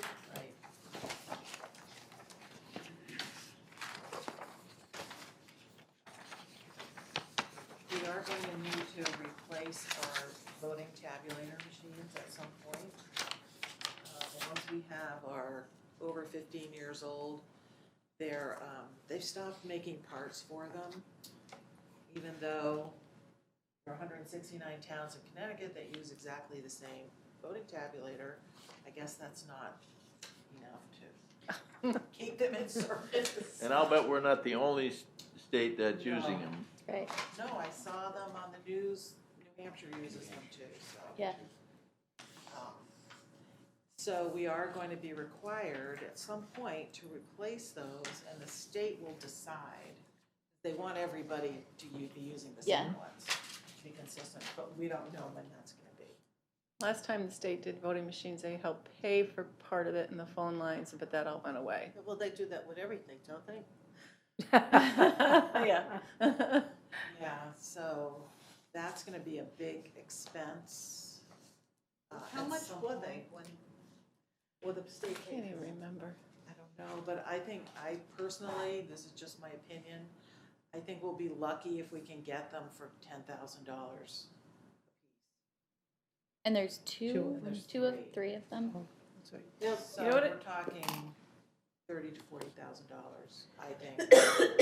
I don't think that's Just extreme. That for- may even be, for planning purposes, I think I'm gonna add 20,000 next year and 20,000 the following year, just so we have some type of financial placeholder out there. yeah. You know, I just thought of something else too, and I don't know if this has anything to do with the budget, but now that there's gonna be a Republican primary, and we're gonna have the referendum, what is it, a week or so later, those The next machine, week. those tabulators are gonna be in lockdown. Oh, So maybe We're the gonna- Republican thing, we could just count by hand and leave one tabulator available for the referendum. Yeah. One for a back, one for the Democrats, Right. one for the, Well, the hand count the Republican, Republicans. and keep one Yeah. for the referendum. And if that breaks down during the referendum, it's a yes, no vote, so we can Right. count quickly. Yeah. And then if we went to a second polling location, would we need an additional tabulator? We Two could- additionals. Two, okay. Gotta have So one that's for a also, backup. so just kind of keeping an eye on Well, registrant. we could always having- hand count if Yeah. we had to, so. But you could move the machines, you don't have to, unless we had to run out and the building's all on fire, then we, Right. We don't allow for backup tabulators at the backup polling Right, place. right. Right. We always have one that's ready to go, an extra one, in case the one that we're using fails. yeah. That way, we just swap it out. Yeah. And that's good. And we have three, We have so. three, so we do have an extra one in case. And then when things like 2 years ago, there was that recount, that's also like all built into operating expenses for, Not The audit, really, I mean, that I was an don't audit? The- know, or you the- know, that recount. yeah, the recount Okay. for the Senate seat. Right. Oh, okay, yeah, yeah. We don't actually build that in. There's Okay. usually enough of a cushion in our budget so that it wouldn't put us over, Okay, because it's mostly staffing. for right, that. yeah. Okay, There aren't any special extra expenses for that. It's just bringing people in and yeah, spending a few hours. yeah, I remember I watched you all do it last time, I was very impressed.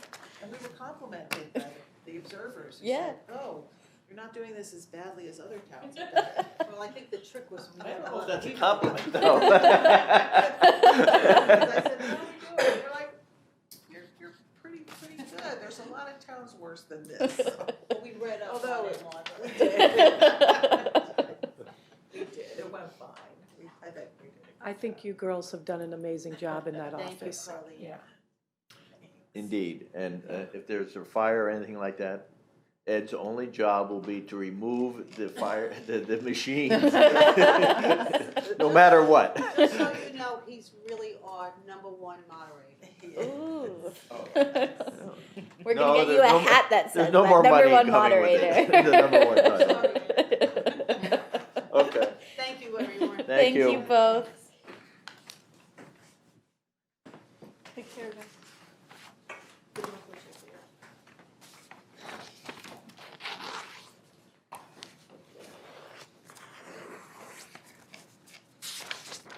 The next one is Building Maintenance and Operations, tab 2, page 5. Come on down.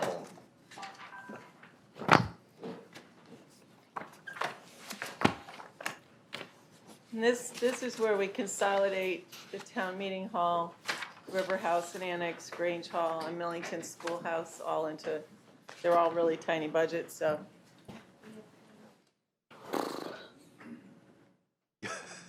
We already have a table.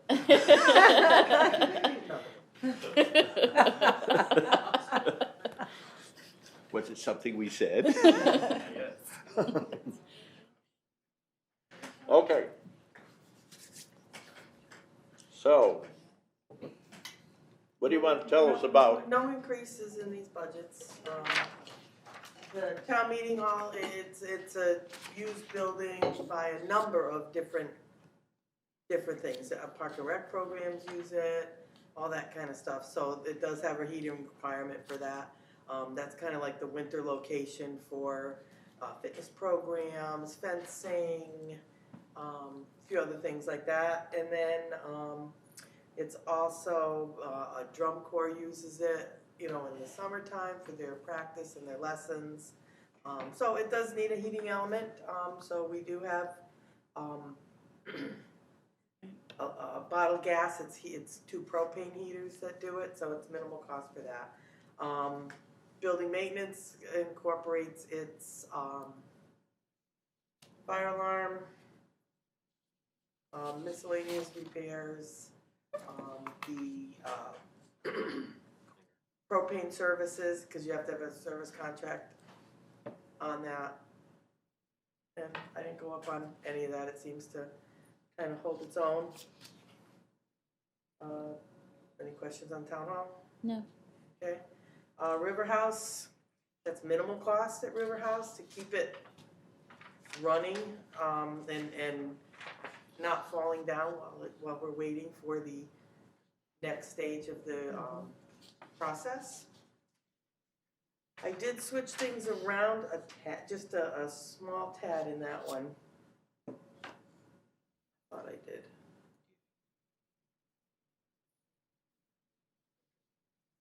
I flipped. Well, if you Did I did, not? it doesn't show up. Did I not get it right, Yeah, Linda? that, you didn't capture that. You flipped something, but it didn't change the bottom line, It right? didn't change the bottom line, but what I did is I took, under the electricity budget, I did take, away 200 and I added it to the heating budget because we were just Make a that tad change. aggressive in reducing the heating for both that building and you'll see in the Old Town office building. But we budgeted a little high on the electricity, so I was able to just flip-flop those to better reflect what's actually happening. I'll make that edit. Yeah. I was like, wait a minute, I thought, little adjustment there. I did it wrong and I corrected it back wrong, so. No problem. Grange Hall is, the next budget. Grange Hall is a widely used building. I mean, almost every day, there's somebody in there at one point or another. Like weekends, Irene's using it today for having a community conversation. I don't feel the need to change anything, but again, their building maintenance includes their alarm, their contract for the heating services, pest control, because the food bank is downstairs, so we do have a regular quarterly pest control that comes in and takes care of that as well, boiler inspections, miscellaneous cleaning things that are outside the realm of our cleaning services, such as, it's got curtains in there now, so occasionally they're gonna have to be down, dry clean, put back up, minor things like that. Electricity's holding pretty good with that budget, and the heating, I budgeted for pretty much, what did I say for gallons? About 1,400 gallons of oil a year for that How old building. is the boiler at the Grange Hall? I was thinking about all the boilers we reviewed the other night, Rob. I know. Yeah. Yeah, I know. Okay. Do we add it to the list? And another thing, I don't know whether you changed this on purpose, but you didn't capture on Millington Schoolhouse. I have an increase in Millington Schoolhouse. I don't know what I Well, the did. numbers don't really add up there. Where? Oh, never mind, excuse me, my numbers. Sorry. Just say, No, they're I'm fine. hoping my I'm formulas sorry. are correct. I might put the My wrong eyes, number in. my eyes are flip-flopping all these numbers here, Yeah. so. In Millington Schoolhouse, the operating budget has increased to fund replacement of front porch decking and stairs. Okay, so what I line? had added $1,410 into that budget. Okay, so it's 20. Yes, I remember So seeing that. it should be $2,000 and $2,010, I'll fix that. and the electricity stays the same. Guess if I don't put budget amounts in, the budget won't go up. The magic, right? So yeah, it's a needed replacement The stairs are, I'll correct we're that. doing a little bit of repair, this year, to the floor. Because we did get some funding from Ruth Chuchis, her estate. They gifted us like $777. Yeah. 77 cents. So What are that the and the building sevens? maintenance from Yeah, I think for this some. current year's budget will take care of floors and there's some door repair, that type of thing. So, we're gonna do that this year and we're gonna do the front porch next year. And because, are people able to use this building or what, like, Eventually. eventually, I mean, once we've done all of There's no the, heating in it, so. Yeah. it's very The, rudimentary. yeah, that, and there's really, per se, no tables and chairs. You know, we'd have, Right. if we were gonna use it for a rental, yeah, like we do the Grange Hall or something like that, obviously it would be summer only. There is no kitchen, all that stuff's, you know, the mice kind of get in there, so all Yeah. that stuff is gone. We'd have to equip it with tables, chairs, you know, all that type of stuff. People are gonna have meetings there. It's really Toilet kind of a facility. open. The outhouse is there, but it's non-functioning. Well, I mean, No, I outhouse know. always Yeah. function, but it needs a hole. You know, we've done, you know, and plus it's like one of the last schoolhouses, like no, I, standing, so to put minimal money into it to keep its historical value, is kind of worth it. Yes. no, I can I remember- don't disagree, I was just I can curious, I wanted remember- to do like a series of town conversations at all of the old schoolhouses, and I was always like, can I go to Millington, but There was a it time when we had differs. selectmen's meetings there, Really? yep, in the summer. Like they just did the, short up the foundation and everything, cause that was a concern. Right. So that's done, so, I mean, there's no reason somebody couldn't use it in the summer if they wanted, but like I say, there is really no tables and chairs. Yeah. That type of thing in there. We'd have, if we were gonna use it on a regular basis, we're not gonna be hauling chairs out there every Right. time, we'd have to Right. set that up. Parking, really. Right, Nowhere to put cars. Right, yeah. not without parking all over the lawn and Would it make sense as we go through these budgets to just do all the operating and then go to capital, so you're not going back and That's forth, back and right. forth? Yeah, Yeah. that's fine. plan to Okay. do. So, Okay, you wanna go down to, town office building? 45. Do you have anything else, Carleen? No. Sorry. No, it's okay, Rev. I'd speak up if I did. Okay, good. I'm sorry, I have one more question. Is there revenue generated by those like the Grange and things? Minimal. Minimal, Minimal. and that would be reflected somewhere in Yeah, it's the minimal. revenue side? Okay, Isn't that in that miscellaneous Yeah, revenue that's where we, amount? okay, yeah, that one. Because most of the time, you know, the building is, you know, we try to help it for community Yeah. uses in the Grange, As long so as they- nonprofits have to give a $100 cleaning deposit of that's returned. yeah, But if somebody's using it for a private function or a private event, it's $200. okay. Of that, 100 they get back for a cleaning deposit and 100 the town does keep. I don't think So- we see 1,000 a year It's from right, it. it's a minimal cost. 700-800 you know, bucks a year. Minimal revenue. Okay. Town office building. See if I got this one right, Linda?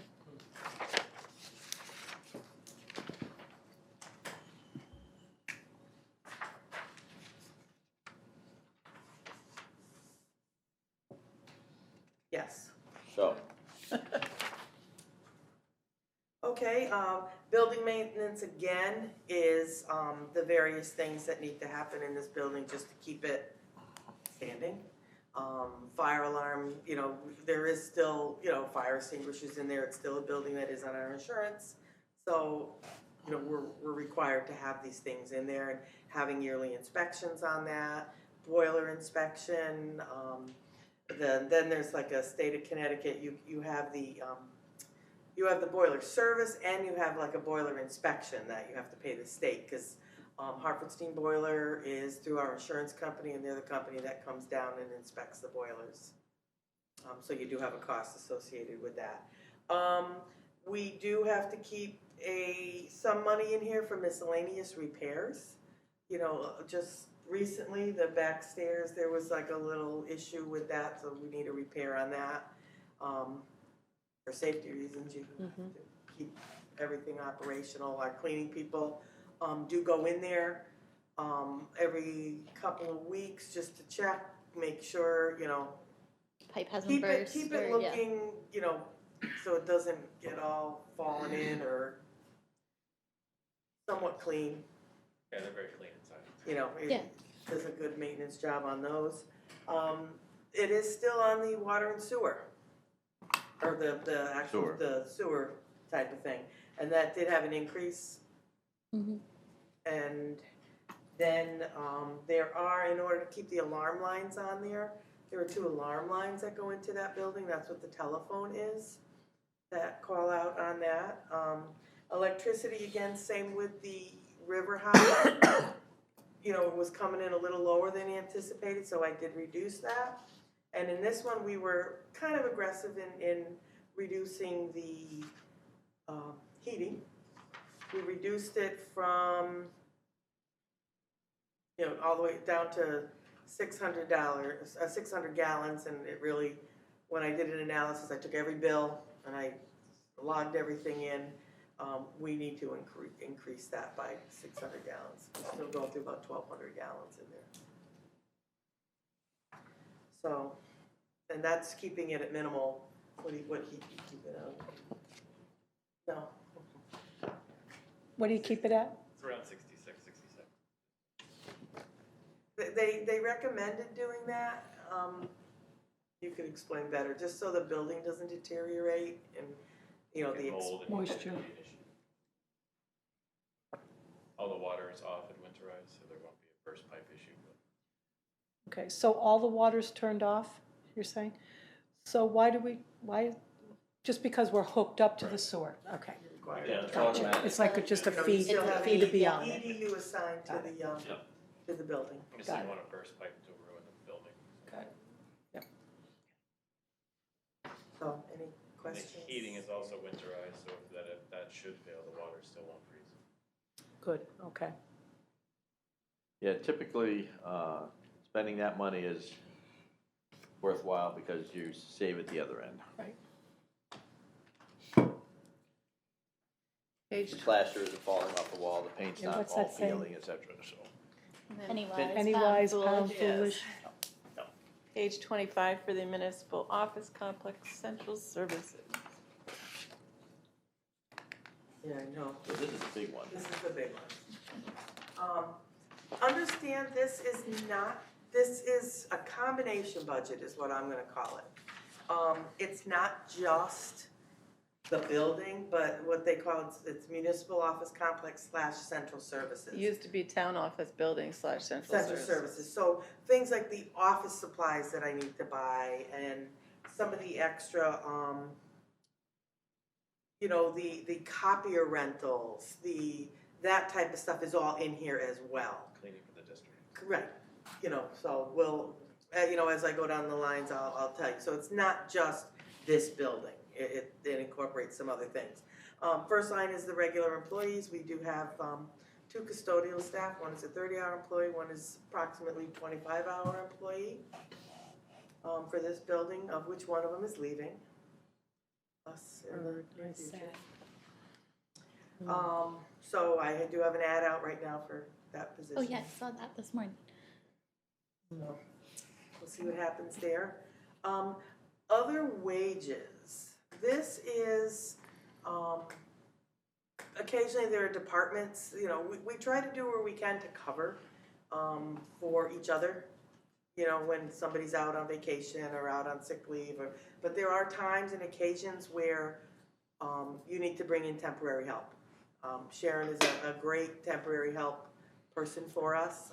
She comes in and, like Dawn and I had to be out a couple of weeks ago, so Sharon came in and watched the office. She also watched the tax collector's, or town clerk's office. There's been times that we've used it in the past when Joanne Rosniak was here at the senior center, when she was out on long-term sick leave, and, you know, somebody covered. So it's not just for this building, it's for anybody we need to bring in to cover. Correct me if I'm No, it's, incorrect. you're right.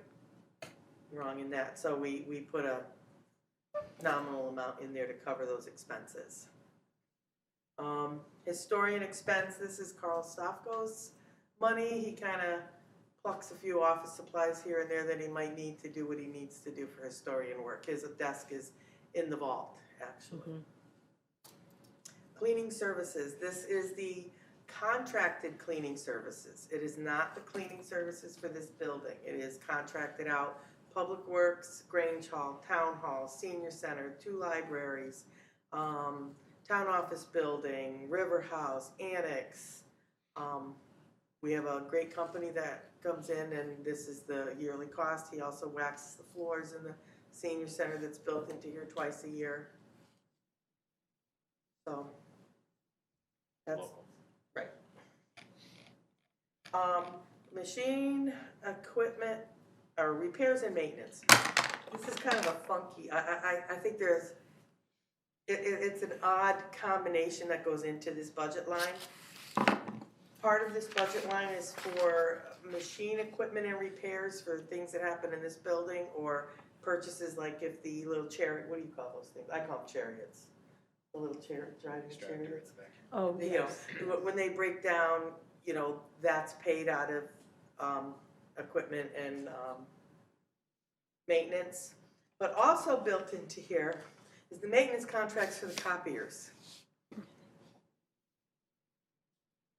And this is the copiers for land use office, town clerk, park and rec. There's another one in the town clerk's office, a desktop copier, senior center, fire department, 2 libraries, the map copiers, police office, selectmen's office, assessor, town clerk, you know, a town clerk map copier. So that is the maintenance contracts. One breaks, they come in, there's no additional cost to repair them. We need maintenance contract to also include the toners, that kind of stuff. So I just call them up, say we need toner cartridges, and they send them, and there's no additional cost for that. So that's what the maintenance contracts are for copiers. Anything you want to add to that? Okay. Let's keep. Building maintenance. Building maintenance, I went through, there's a lot of things in this building that have contracts, yearly maintenance contracts. And I kind of totaled them all up, and that's $31,432 just on its own. Then in here I build in some money for pest control in here, uniforms for people are in here, for the custodial staff. Trash removal, water quality testing, elevator service, HVAC. So I mean, there's, you know, quite a few things. And then I have to build in a little bit of money for miscellaneous repairs for breaks, things that happen. You know, example, when the drinking fountain off there got pulled off the wall somehow, that was $600 repair. So I do put in a nominal amount for, you know, repairs, the gate, and this includes anything that happens in the garage too. But the trash gate, the door got pulled off, that was a repair. So you have to build some money in for that. Rentals, this is the leases on our copiers. They're all leased, and it's the same copiers we have the maintenance agreements on. Lawn care, there is no lawn care for this building because we do it in-house. Postage and envelopes, again, that will cover our P.O. box costs, postage meter supplies, the bulk mailing permit fee, and then miscellaneous postage expenses that have to be paid. The telephone is for the whole telephone system, not just for this building. I mean, the telephone system reaches out to all our other buildings too. It includes that, it includes our fax lines, that comes through Frontier. Emergency 911 is gotta be a landline, so that's Frontier. And we have radio circuits as well that go for testing out to the alarm company. Office supplies, this is basically for town office, regular, that everybody uses supplies. Your disbursement pads, your meeting notices, envelopes, pads, you know, replacement of furniture, like if somebody breaks a chair, we need to buy a chair, I take it out of here. Electricity, this is the ticket. We've gone through the electricity, we've tracked it, and it's what it is, $90,000 approximately. And we had an issue with some bills coming to us, right? Because I'm looking at the year-to-date, and it was kind of low on one thing. But Yeah, she got well, what happened, it's the forwarding, after a year, your forwarding on the building stops for your mail. And even though in every bill for the last year, Dawn's put a notice in about change of address, anybody that didn't change by February, all this stuff was getting returned. So we hadn't gotten electric bills for quite a while. I think Dawn's finally, even though we've called them, we've told them that there were a number of the people number, that- the year-to-date looks pretty low, but there was Yeah. some issues, just like cable. For Brad, they shut the cable off at the senior center, and we had to get it restarted because they didn't get the bills to us. Yeah, and that, it's all the forwarding, our forwarding is only good for a year, so, had a number of that. The resident trooper, contract, they had sent it to P.O. Box K, and it got sent back to them. So, a number of those things. Because, it's really obvious that nobody at the town hall, the post office would know where we were, so. Yeah, well, that's just what happens. That's another topic. Right. Yeah, I know, I was. that's just what happens. And once the first bill didn't get noticed, you would think, Well, when we talk to Comcast, they're like, it goes to a lockbox, we have no way of knowing, and it's like, I still get mail addressed to Lily and Mom, so, it's Yeah. just, Yeah. people just don't change their records. Next is propane, I budgeted 15,000 gallons a year.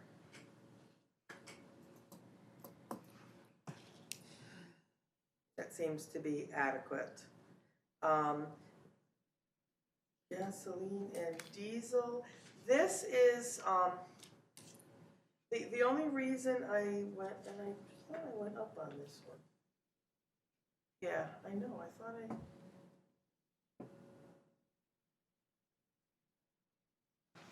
You went down on it. You went down on it. No, that's not.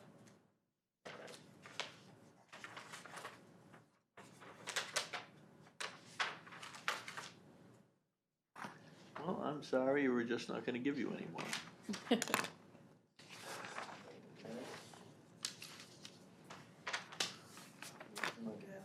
Oh, you know what? No, I went up and then down, because this also included, first selectman car, zoning and assessor car, building inspector car, Chatham Health District, and we don't have a first selectman car anymore. Building is really the only one. We haven't gotten anything from Chatham Health District, so I think they're filling up in East Hampton or somewhere else, because we don't have a permanent person here that goes to our pumps. So that's why that. Okay. that is correct then. Yeah, so that's why that went down. It wasn't necessary. But also in there is, we also fill all the generators. No, that's in the grounds budget. That's why it's not in this budget. We're good. That's why it went down. Other supplies. These are the supplies that are needed that aren't office supplies. Is, I guess, the best way for me to put that. All the paper products, all the cleaning products, all the things that are needed for all the town buildings are all in this budget. So, quite a few things.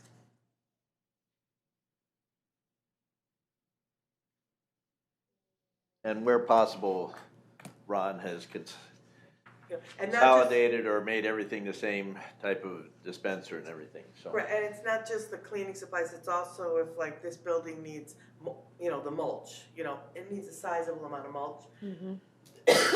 That's in here.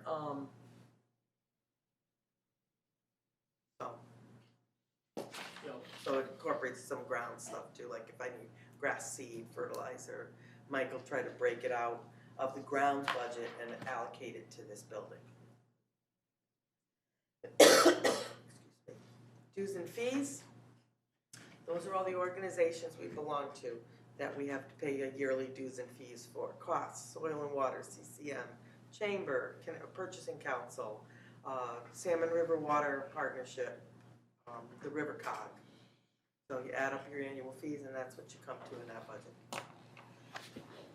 So it went down because, Yeah, I was thinking the same Because thing. last year, there was a one-time fee in there last year for, and I forget the name of the group. It was- The hazardous mitigation plan. They needed, our portion was That went to, the COG, 16 $3,000. of the 17 towns participated in it. oh, okay. It was a one-time kind of thing, so it went down at $3,000. We are statutorily required to put legal notices in newspapers, right? Is that reflect, It's in the that's, selectmen's budget. oh, in the You'll selectmen's catch that budget. later. Okay, My budget. I just didn't know which budget it was in. Well, you're gonna find out. Alright. Well, actually, it's in Selectmen and Board of Finance and every board and Yeah, commission. And everybody everybody. has to do Yeah. that. Okay. Split out between everybody. Yeah, and just, So that's this budget in a nutshell, so. okay. Cemeteries is 141. All set? Yeah, yeah.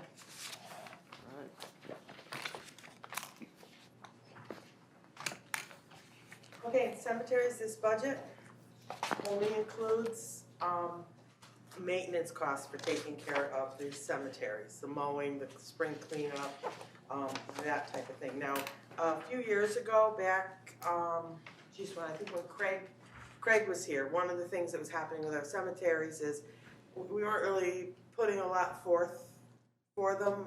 We had contractors that came and mowed our cemeteries, and once every 3 weeks, they did a spring cleanup, that was it. So they weren't being maintained as they should be.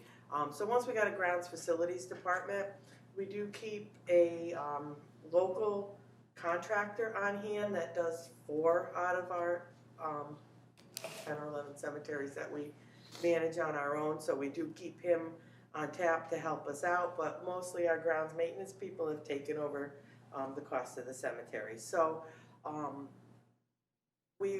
there were things in the cemeteries that were being neglected, the stone walls, the gates, the signs, all that type of thing.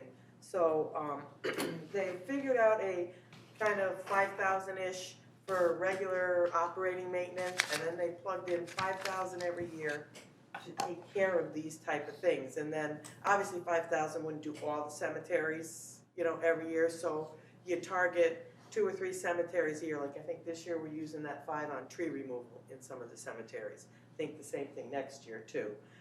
Last year we used it on signs. We've done gate replacements. We've done stone, going back. So it's a way to address some of the capital type things that need to be done at these cemeteries. So that's pretty much what this 10,550 is 5,000 towards a capital type thing and 5,000-ish towards the mowing that has to be done.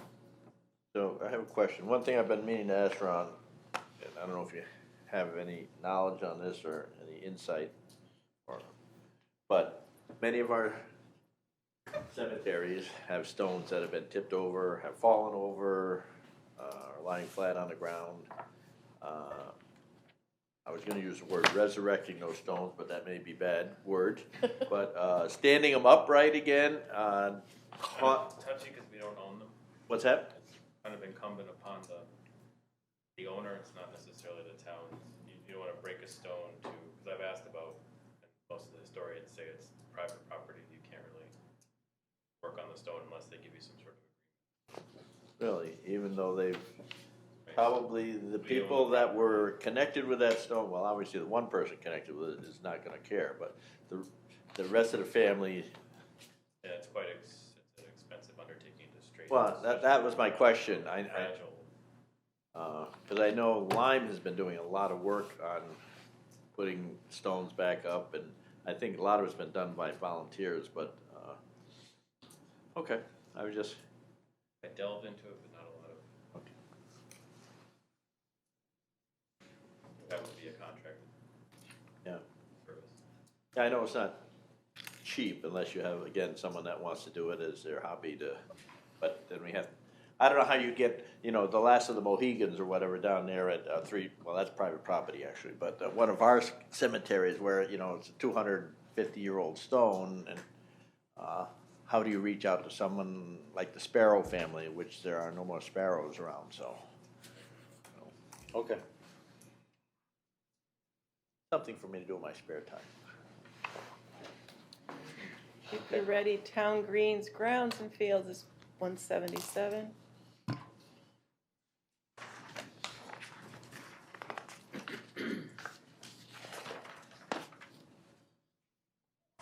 Okay, this budget, regular employees incorporate a portion of the head grounds person salary. The other portion, because he's a dual person, is in the animal control budget. And it includes, he has an assistant that helps him out. I don't know, how many hours is Jeff? 20-ish hours. So that's what the regular employees. Part-time seasonal is the summer kid we try to get in here for a number of weeks a year. Yeah, how many weeks? Was like 20 weeks or? Well, it says 20 weeks on the paperwork. Yeah. Oh, well, then I guess it's 20 weeks. 'Cause I did it right. And because, you know, the growth in the summer is just so much greater, so it kind of helps them out. Overtime, this is an amount for more or less overtime when our lead grounds person has to do other things, like he helps with snow plowing. He comes in and, you know, plows this parking lot, does the side work when it's outside of his regular, you know, work hours. Like if he has to come in on the weekends, at nighttime, that's what this is. A lot of times, you know, he thinks it is comp time, but he has an option to do that as well. Repairs and maintenance. This is the repairs on all the equipment, blade sharpening, chainsaws, all that kind of stuff.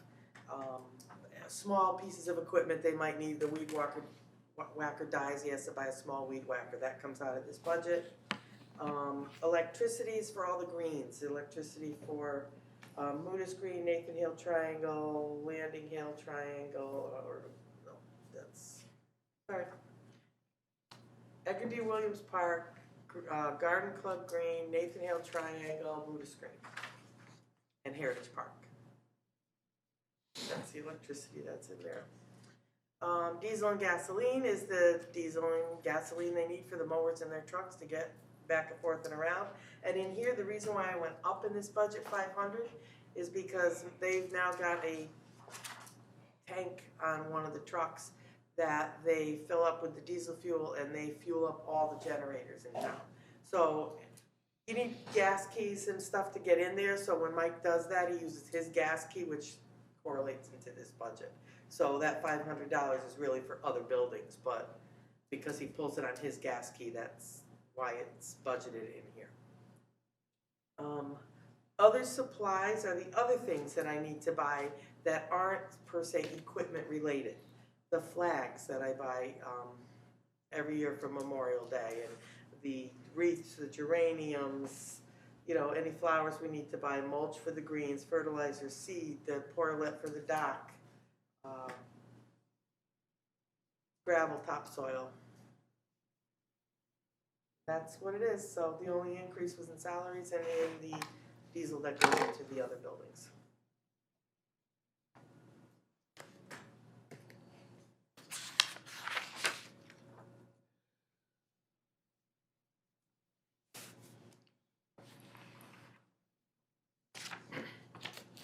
Anything, ladies?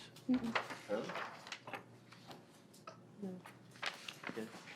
Go to capital then. Starts on page 2.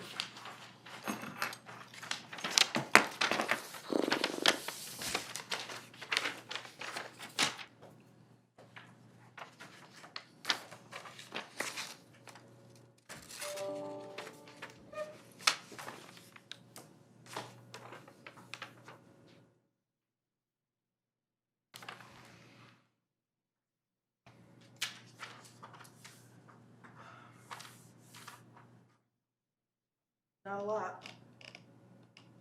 Because we did the porch, Grange Hall porch repair, we did the Old Town Hall supports already, so those are done. Now, the Old Town Hall, there's $600 left in here, so we're done, right?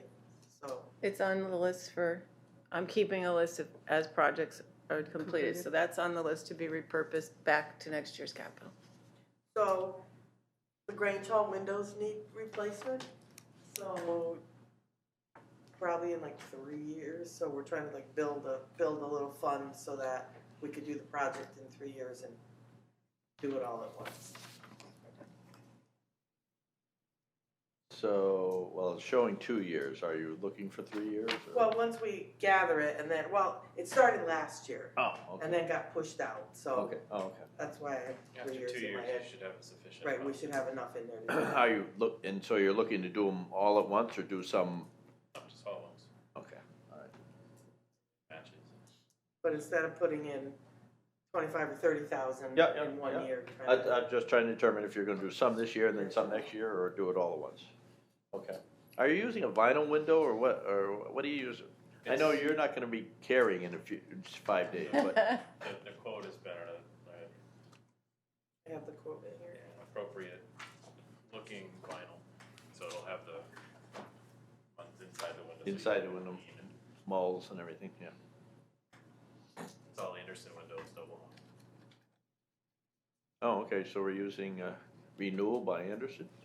And our quote's 21,000 each. No, we're not using them, we're using their product.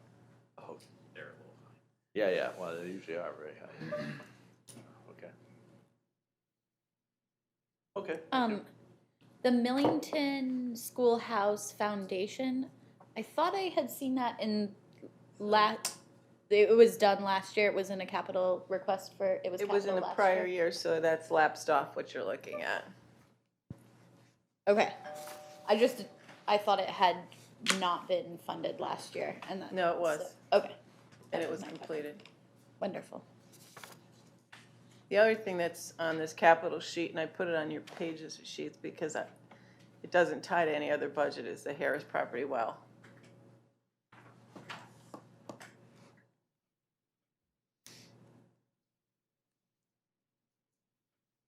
Yeah, so that's the anticipation for that, and that includes, and Rob, you could probably speak to that one better. What's anyway. The Harris property well, it's the Yeah, well, the so- electricity, So, that includes the cost to, if there is any cost for Eversource to run power out there, and a well for the gardens and tanks and whatever. It didn't rank very highly or very high in The the, CIP. yeah, the capital improvement plan, so, but, Of the long range committee. Right, Yeah. yeah, no, I know. Okay. So, just a question about that process. So, they're going through everything. If it doesn't rank highly, are you then gonna readjust these sheets based on, I guess I don't understand what the protocol is with those procedures. Or, I'm not really sure either. When, So the goal is, and we're a little behind yeah. because that's next year probably they'll be pretty far done behind. by the time you start the budget season. So ultimately, they're gonna do their rankings and they're gonna give them back to the boards and say, to see if there's any disagreement or adjustment, because they're doing a very objective look at it, but they, the boards of selectmen and education and finance have input as well. okay, But a lot of when they're doing it and prioritizing it also gives us the ability to see how to fund it all. right. So ultimately, they will, again, next year, you'll have that rankings when you start your budget. And I'm thinking this time through, the Board of Selectmen may be working on capital with the Board of Finance because it's a new process and it's a little time consuming, so. And this was a procedure set up through Board of Finance policies, right? Yeah.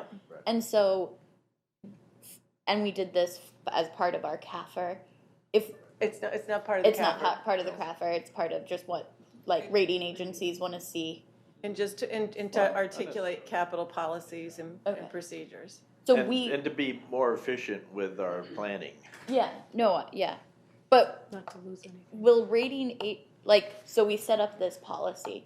If we decide, oh, like, that's nice, you put a whole bunch of work into this, but, like, somehow just, like, don't take in their work into consideration.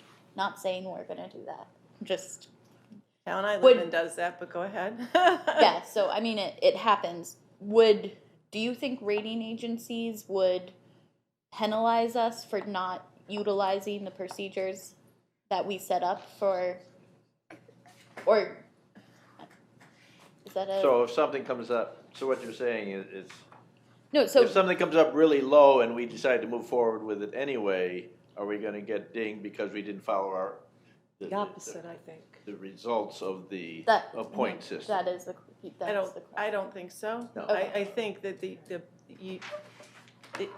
points, if you will be that the fact that we go through this process and we're looking at our long-range planning. Okay. I think that's where it's gonna be key for us, is Okay. because we're gonna show them that we're not just thinking at one fiscal year, that we're thinking long-term. I think your rating has covered everything. It's covered,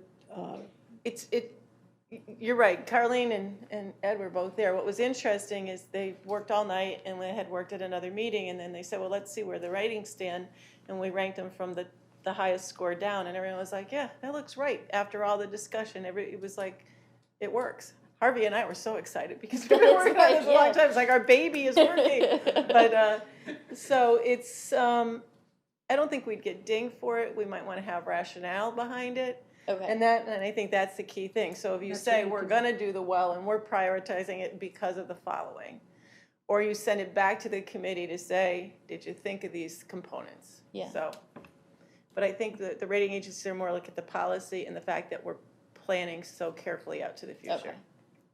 And looking how to pay for it all. The big one. Right. Yeah. And that's the thing, and so you have smaller projects being compared to million-dollar projects or multi-million-dollar projects, so. Yeah, so no, I there's a lot of completely variables in understand the process. I was just, my question was more specifically of when we're talking to town residents about of something not being funded, if we could also say part of the reason we have this process is because for our town rating agencies, this helps them, and if we don't follow this process and kind of, okay, that was just. It was a concern. And one thing to Yeah, I build just on wanna- for this, the other thing that Bill, Harvey, and I, who work in this subcommittee, Yeah. once we've gone through this, we really want to almost come up with a template, if you will, of we spend X amount a year for public works vehicles and X amount a year for general government capital, and to come up with a standardization so that So we can level it off and plan accordingly. So it could, in fact, be rise to the top. You know, we didn't score it high in public demand, but if we get a bunch of public demand, then that will accelerate it as well. So yeah. Okay. No, I just wanted it's to on the radars for, so if it doesn't make it this year, it might make it next year or the year after. Yeah. if it's there's- less likely to get lost. Exactly. Good way to put it. Okay, and we wanna go to, also on to the Yeah? municipal office complex, East Field parking lot. That's out 5 years. So, on resealing parking lots, so that includes the painting and everything that goes along with it. I And wanna strike these lines before 5 years, they're getting kind of itchy. so, over the years, I've heard all sorts of pros and cons about doing lots. Sometimes it extends the life, some say it doesn't make any difference. We're erring on the side that it does extend the life of the asphalt. Because the issue we had with the high school, no ceiling whatsoever, and it turned into a really bad mosaic, and it was very expensive versus the middle school where we've been applying a sealer every 5 years. They mitigated any major cracks to keep moisture, and then they cover the whole thing. Okay. Looks better, it looks like you care about the property, and it seems to be. Okay. It's a recommendation of our vendors that, Who was vendor? the last one was Sullivan applied that. Okay.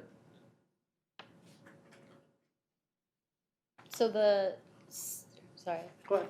No, just now on the town office building, River House Annex, that 7,800 for brownfield remediation hasn't been expended yet. It's planned to be.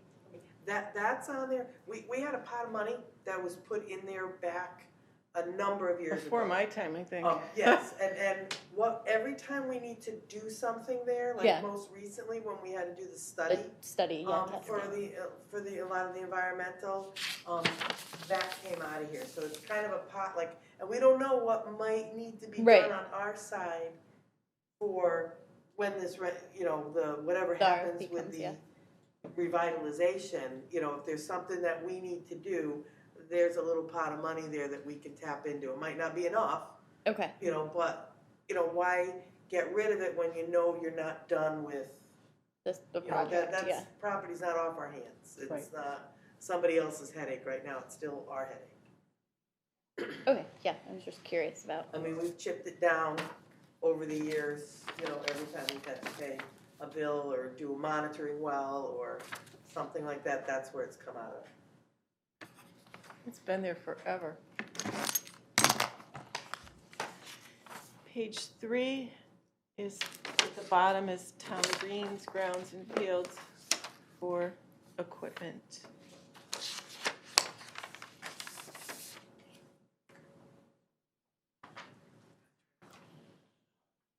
Not this year. What is the word, what is Ventrac It's a brand name for? for the A mower, mobile. okay. That's the large. Yeah, it's an articulating tracker that does all. Okay, I was just like, I was like, Mine's Poco deal. the Ventrac replacement. But it has- Sounds like something super cool and futuristic, and I was like, Well, ooh. almost. I mean, it's an all-wheel drive. It has a broom. It has a snow blower. It has obviously a mower. It has a rock picker, I think. Okay. Okay, I was So just- multiple attachments that go on the front of it, and it's used almost every month of the year and then some.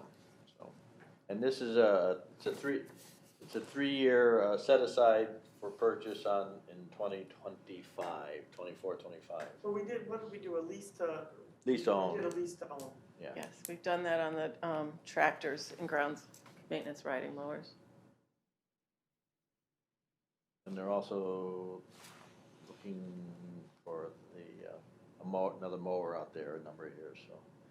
And we repaired one mower with we got from this year from Board of Education, correct? Inherited a mower the Board of Ed wasn't using and repaired that in lieu of spending $15,000 for new.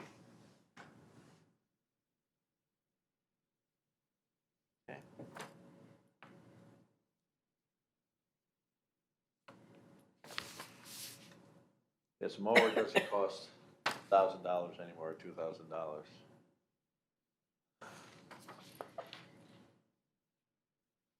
If you're also wondering why it costs so much to have someone mow your lawn. I'm looking at renting goats or something. I'm just kidding. Anything else on this? Just so you know too, just for energy costs, I know you're both new to just so you know, all the departments that have Wi-Fi available have programmable thermostats in the building. Okay. So I can see live what the temperature is, so if someone goes to the Grange today, and turns it up to 75, it doesn't stay there all weekend, we can actually program it back down. Oh, that's amazing. Is there an alert on that to let you know that, or you just have to monitor that? You can set it, but it's easier for me just to, it's right on my phone, I can tell you, you can set timing on it also, so I have it when I know that yoga or maybe using the Grange, I can get it warmed up for them, and then it shuts off the TVs, Yeah. all that in advance, so we try not to go through heating and cooling, in case anybody asks. Yeah, so I've gotten there and turned the heat up, but it says we'll sets back after 3 hours or whatever. It is possible to stuff. Manually do it as well. It's funny because yoga has been used as the example twice about the programmable thermostats, because Brad used it as his example also. When yoga's happening. It's a lot of yoga. I asked a lot about of hot yoga. yoga and he didn't know Right. what that was. The Grange might be a better place if there was to be hot yoga. That you wanted to, We might want to talk about library capital while Ron's here. Sorry. Oh, darn. So if you go to pages, and I got a response from Michael on the endowment. So we can go through. The library's on page 19 in capital. And Rob, yeah, you and Ron got some more information this week too.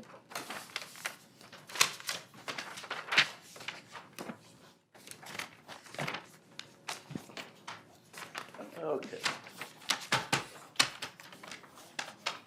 We talked a lot about this. Yeah. Got answers. Yeah. Okay. Where did you want to start? Feasibility study? Did we get an answer on that one? I think we talked about this at a capital the other night. We Yeah. did a feasibility study at the elementary school for 8,000, but Brian Reese was pretty good when he brought up if you're looking to buy a site or plan a big thing, that there'd probably be a lot of public hearings and stuff, so that whoever did your feasibility study, your architect, would probably have to come out and make more presentations and things of that nature. So the 16,000 is probably appropriate because it's not a cut and dry doing an envelope on the elementary school or something. I thought Mike had said when he was here, he wasn't comfortable with the 16,000. Yeah, you want to double it. He wanted to double Yeah, it. he wanted to But- bring it up but- to 25, but But we're almost doubling it from the earlier Yeah. plan, so I think that's fine. I think Because- Mike was just guessing, right? Mhm. That's kind of what it seemed. I don't know, he said he wasn't comfortable with that 16,000. Safe number. You think it's a safe number? Yeah, Okay. we looked at other ones. We feel pretty comfortable with that. Okay.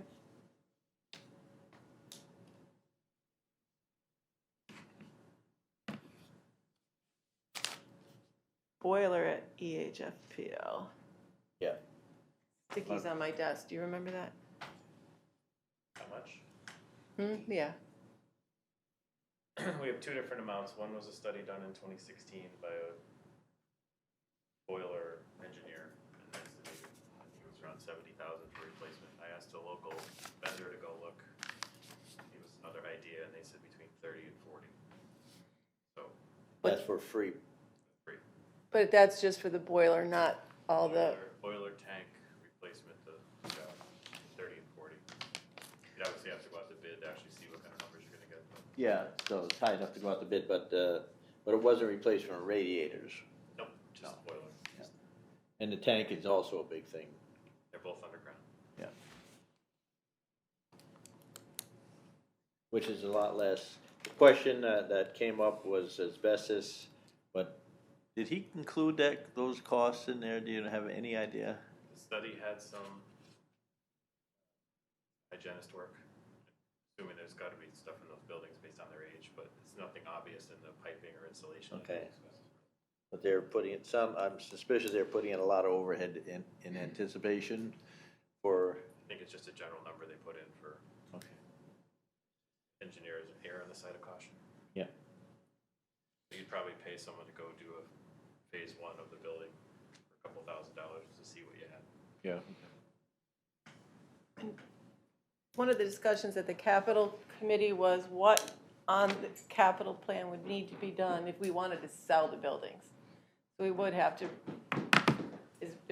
asbestos and other items. So do you prioritize, if you're moving forward with a library, what we need to take care of in order to even put them up for sale? Yeah, that's what we gotta be thinking too, so. Have to necessarily, just good faith, but let the buyer know what they're getting into. Right.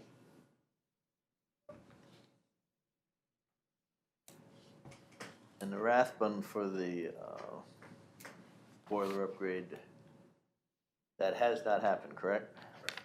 Scheduled? About the same number, 40,000 was. Yeah, I thought that was 40. So we potentially have enough money in this year's budget between the two boilers to do both. Yeah. Right.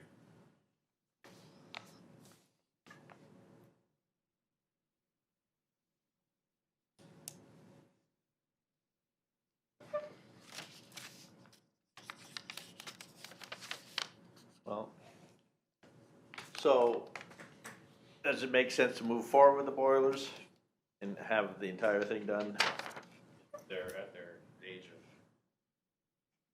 of use, so I would, yeah.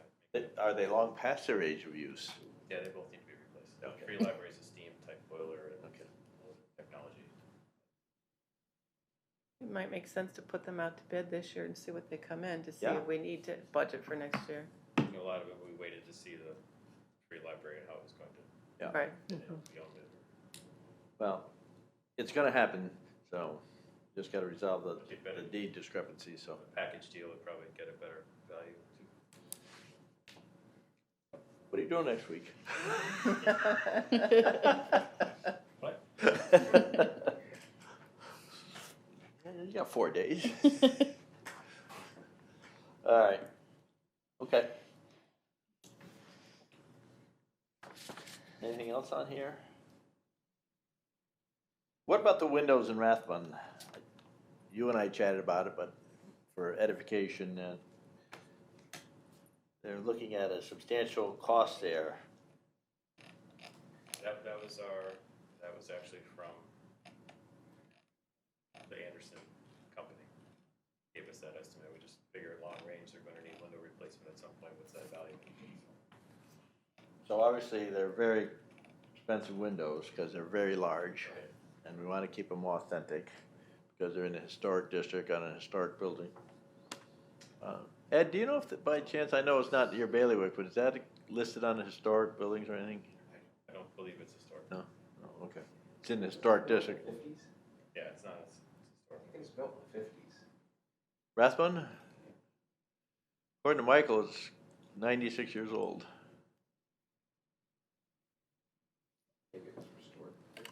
Oh, it could have been restored in the 50s. Restoration on the opera house, the restoration on the library. Oh, okay. Wanted to make it. You know, because one's 100 next year and the other one's like 96, so. Because I know the Rathbun got built, if I remember correctly, the Rathbun got built because they were angry about this library getting built here first or something, I don't know. Yeah, it was in the 30s originally. Okay, well, that'd be 90s. Looking up.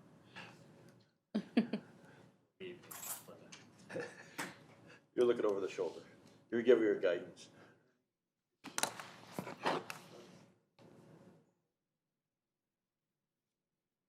Hey, Robert, are there historic You're funds built available for 1935. to the Connecticut Historic Commission? I don't know. What's a historical building? It's in an Orange Historical District. 35. 1935. Will we be able to get a 85, grant so it's and sell 85. it? They don't know we're planning on selling it. Worth investigating, Michael. Yeah, Thank you. that's a good. I know, when I lived in South Glastonbury, we got restoration to South Glastonbury Public Library through the Connecticut Historical Society.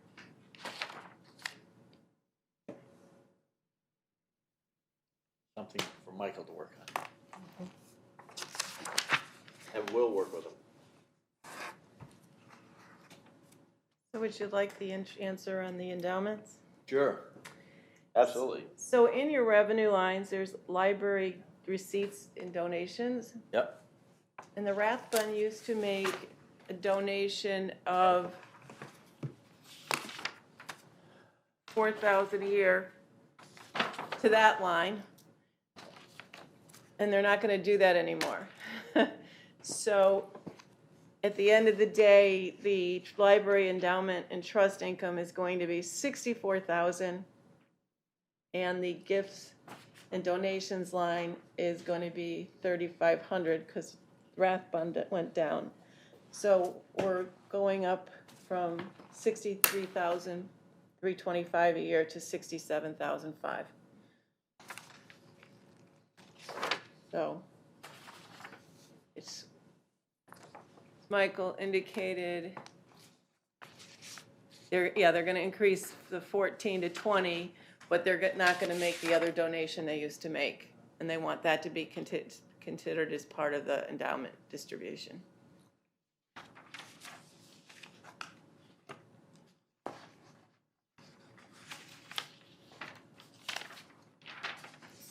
Sorry, can you say that again? So the total endowment and trust income is gonna increase to 64,000, 54, okay. but the receipts, library receipts, gifts, and donations is gonna go down to 3,500.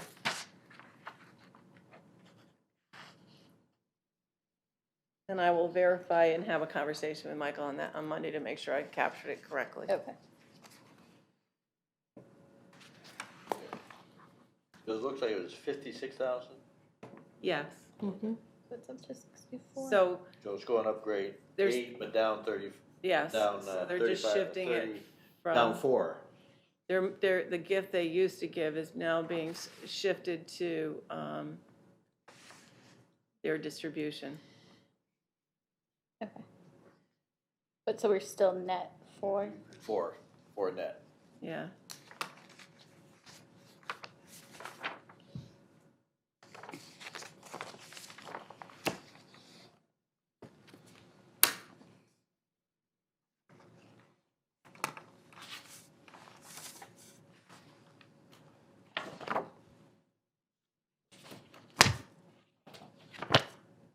I won't say which is less than what we were led to believe, but It's a shift. yeah, the shift.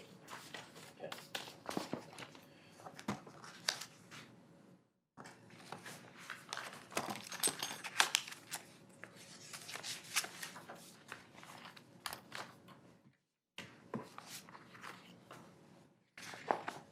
I'm talking more about this, we're gonna review it one more time, when we have time. So let's talk to, since it's noon, and we're scheduled to talk to EDC at noon, and the representative is here. It's all good. You wanna come on down? Sure. We have a table for you to sit at. And I need a clarification from Irene as You well. leaving, Ron? Bye. Just on my side. I didn't say anything yet. Clarification for. So the capital request was for 73,350. Is that an initial proposal? Or is it gonna be greater? Because I didn't include it in capital because it didn't meet the capital threshold. So I wanna make sure if it's more, I'll build it into a capital request, or if it's 73,350, it goes into the operating budget. I just wanna make sure we Right. we capture your request. Right. But it's just a matter of where it's appropriately budgeted. The 7350 was the initial estimate that we got from Mike Zuba for that study. We put in 10,000, and after speaking with you and Rob, you said put the 10,000 in for Okay. capital. But that 10,000 was the initial because we weren't sure whether that 7350 was gonna be 7350 or 8270 or 9610. So you said, Right. let's put it in capital at 10,000 and leave it there and see what happens. Right. I haven't anticipated any change in that 7250, but the 7250 and the 10,000 is one and the same. But if we only have, suggestion, if we only have, it ends up being the 7250, and we need to do further investigative on other items that are in the plan of conservation, then there's an extra 233, whatever it is, the math is. So, but we're 2,000. talking about the same item. We are, and when we did have that conversation, I'm just trying to figure out where's best to capture it, so I just have a note, and maybe Rob and I can figure that out later. Yeah, I mean, We wherever just don't you wanna think lose needs it. to be. Yeah, Right? yeah, yeah, yeah. That's Thank the you. most important part. That's perfect. Yeah, so that really is, that's really the only thing we're here to suggest, encourage, advocate for, along with $1,000 additional for the visitor guide, which is, this year we actually ran out, but that was due to the fact that, number one, the state visitor centers opened, so we took visitor guides down to Darien, Westbrook, and Stonington. And we actually have a little story for that. Just figured I'd share it with you guys, as I got a call from somebody he was from Westport, and he wanted to know all about East Haddam because he was gonna have, they never had a honeymoon, and so they're coming up, they're a couple of teachers, and they came up and they stayed at the, what's that house? Boardman, thank you, Boardman House, and then they went to Wrestling Cats for lunch, and they hiked the falls, and they saw the castle, and they went to on the rocks, and then they went to a show. And they were picked so up a excited guide because and, They picked up the guide and they said, you know, they called me as the economic development coordinator, but really they called me because they wanted to get in touch with the paper. And I was like, well, guess what, you got in touch with the right office, because I do both. So, but it was just kind of a funny story, and it really, you know, I mean, look, we got people, I mean, it was only 2, but I'm sure there have been plenty of people. Apparently we have 240 people, 40,000 people that come to East Haddam just for the castle alone. You know, the visitor guides, I think, are helping us. We also took some up to the Big E in September, and we are out, we have no more, and so we really need to print a few more this upcoming year. and where is this coming from on Updating. here? So on the printing Printing and supplies, binding. we had Printing. 3,000 and we wanna make it to 4,000, because we really just need to print more. So those are our 2 issues. Printing and binding? Yep. And, okay. You might want to explain the study, because. Yeah, that was what I was gonna, Yeah, so part of the plan of conservation development, there is a push to get the sewer from East Haddam Village up into the Four Corners, up by Town Tavern, and, you know, that whole area, obviously Rats and Cats, and you know, there's more economic development going on there. So with that, apparently we need to do a study to make sure that that the road can take it, you know, the piping and all that, whatever they do as engineers, they have to do these studies. They've also, what we're trying to do too, is we're trying to look at the Main Street, or not Main Street, Town Street, Lower Town Street it's called, from probably where Sanibel is and south, down to where the preserve is, just past River Road.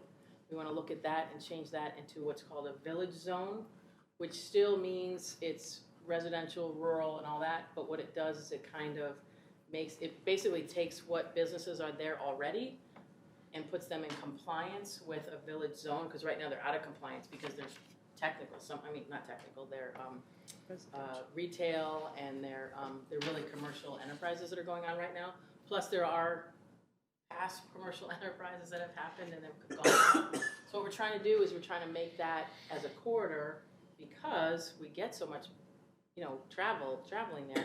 If we get another restaurant in there, if we get professional offices, put parking in the back, we're not gonna change really the look of it, but we wanna put everybody in compliance and also open up opportunities for some of these properties have been in families for years and years, and they're, you know, the succession planning, are they gonna sell these, or would it be younger families, their families coming in and maybe turning it into an office for a lawyer or a doctor or a dentist or something like that. But this is an area where we could see some growth in town for Grand List.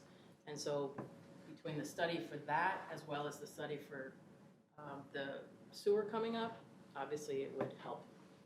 wait, sorry, can you repeat where the sewer would be coming up from?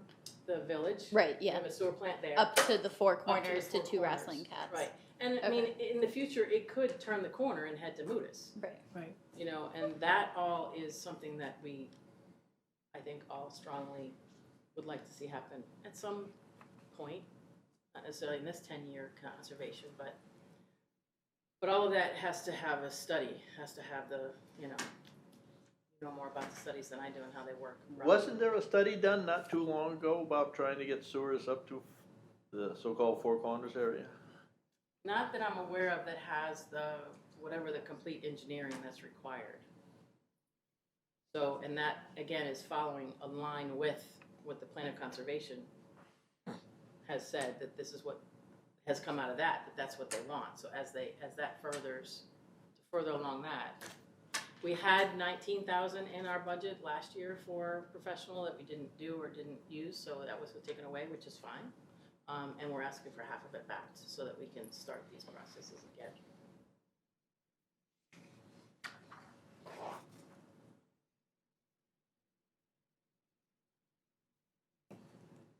It is the heaviest traveled area in It is. town. It makes I mean, sense that we traffic need count, to, that corner is the biggest. is the heaviest, right. Yeah. So it only makes sense that we look at that area. A lot of tax dollars coming from that area as well, right now. And are we looking at, does it extend to I can't remember the name of it, like where all of the the offices or all of that commercial zone. Around the corner where George Fellner is, that building, No, not that building. the industrial To park? the industrial park, that's what I was asking. with the sewer. Would the study look at extending the sewer to the industrial park, I or don't see why not, is, Yeah. okay. because they're all on well, right? Wells and And- individual sewers. Sewer. Actually, there's a huge septic system at the, that Parady's put in up there. Oh.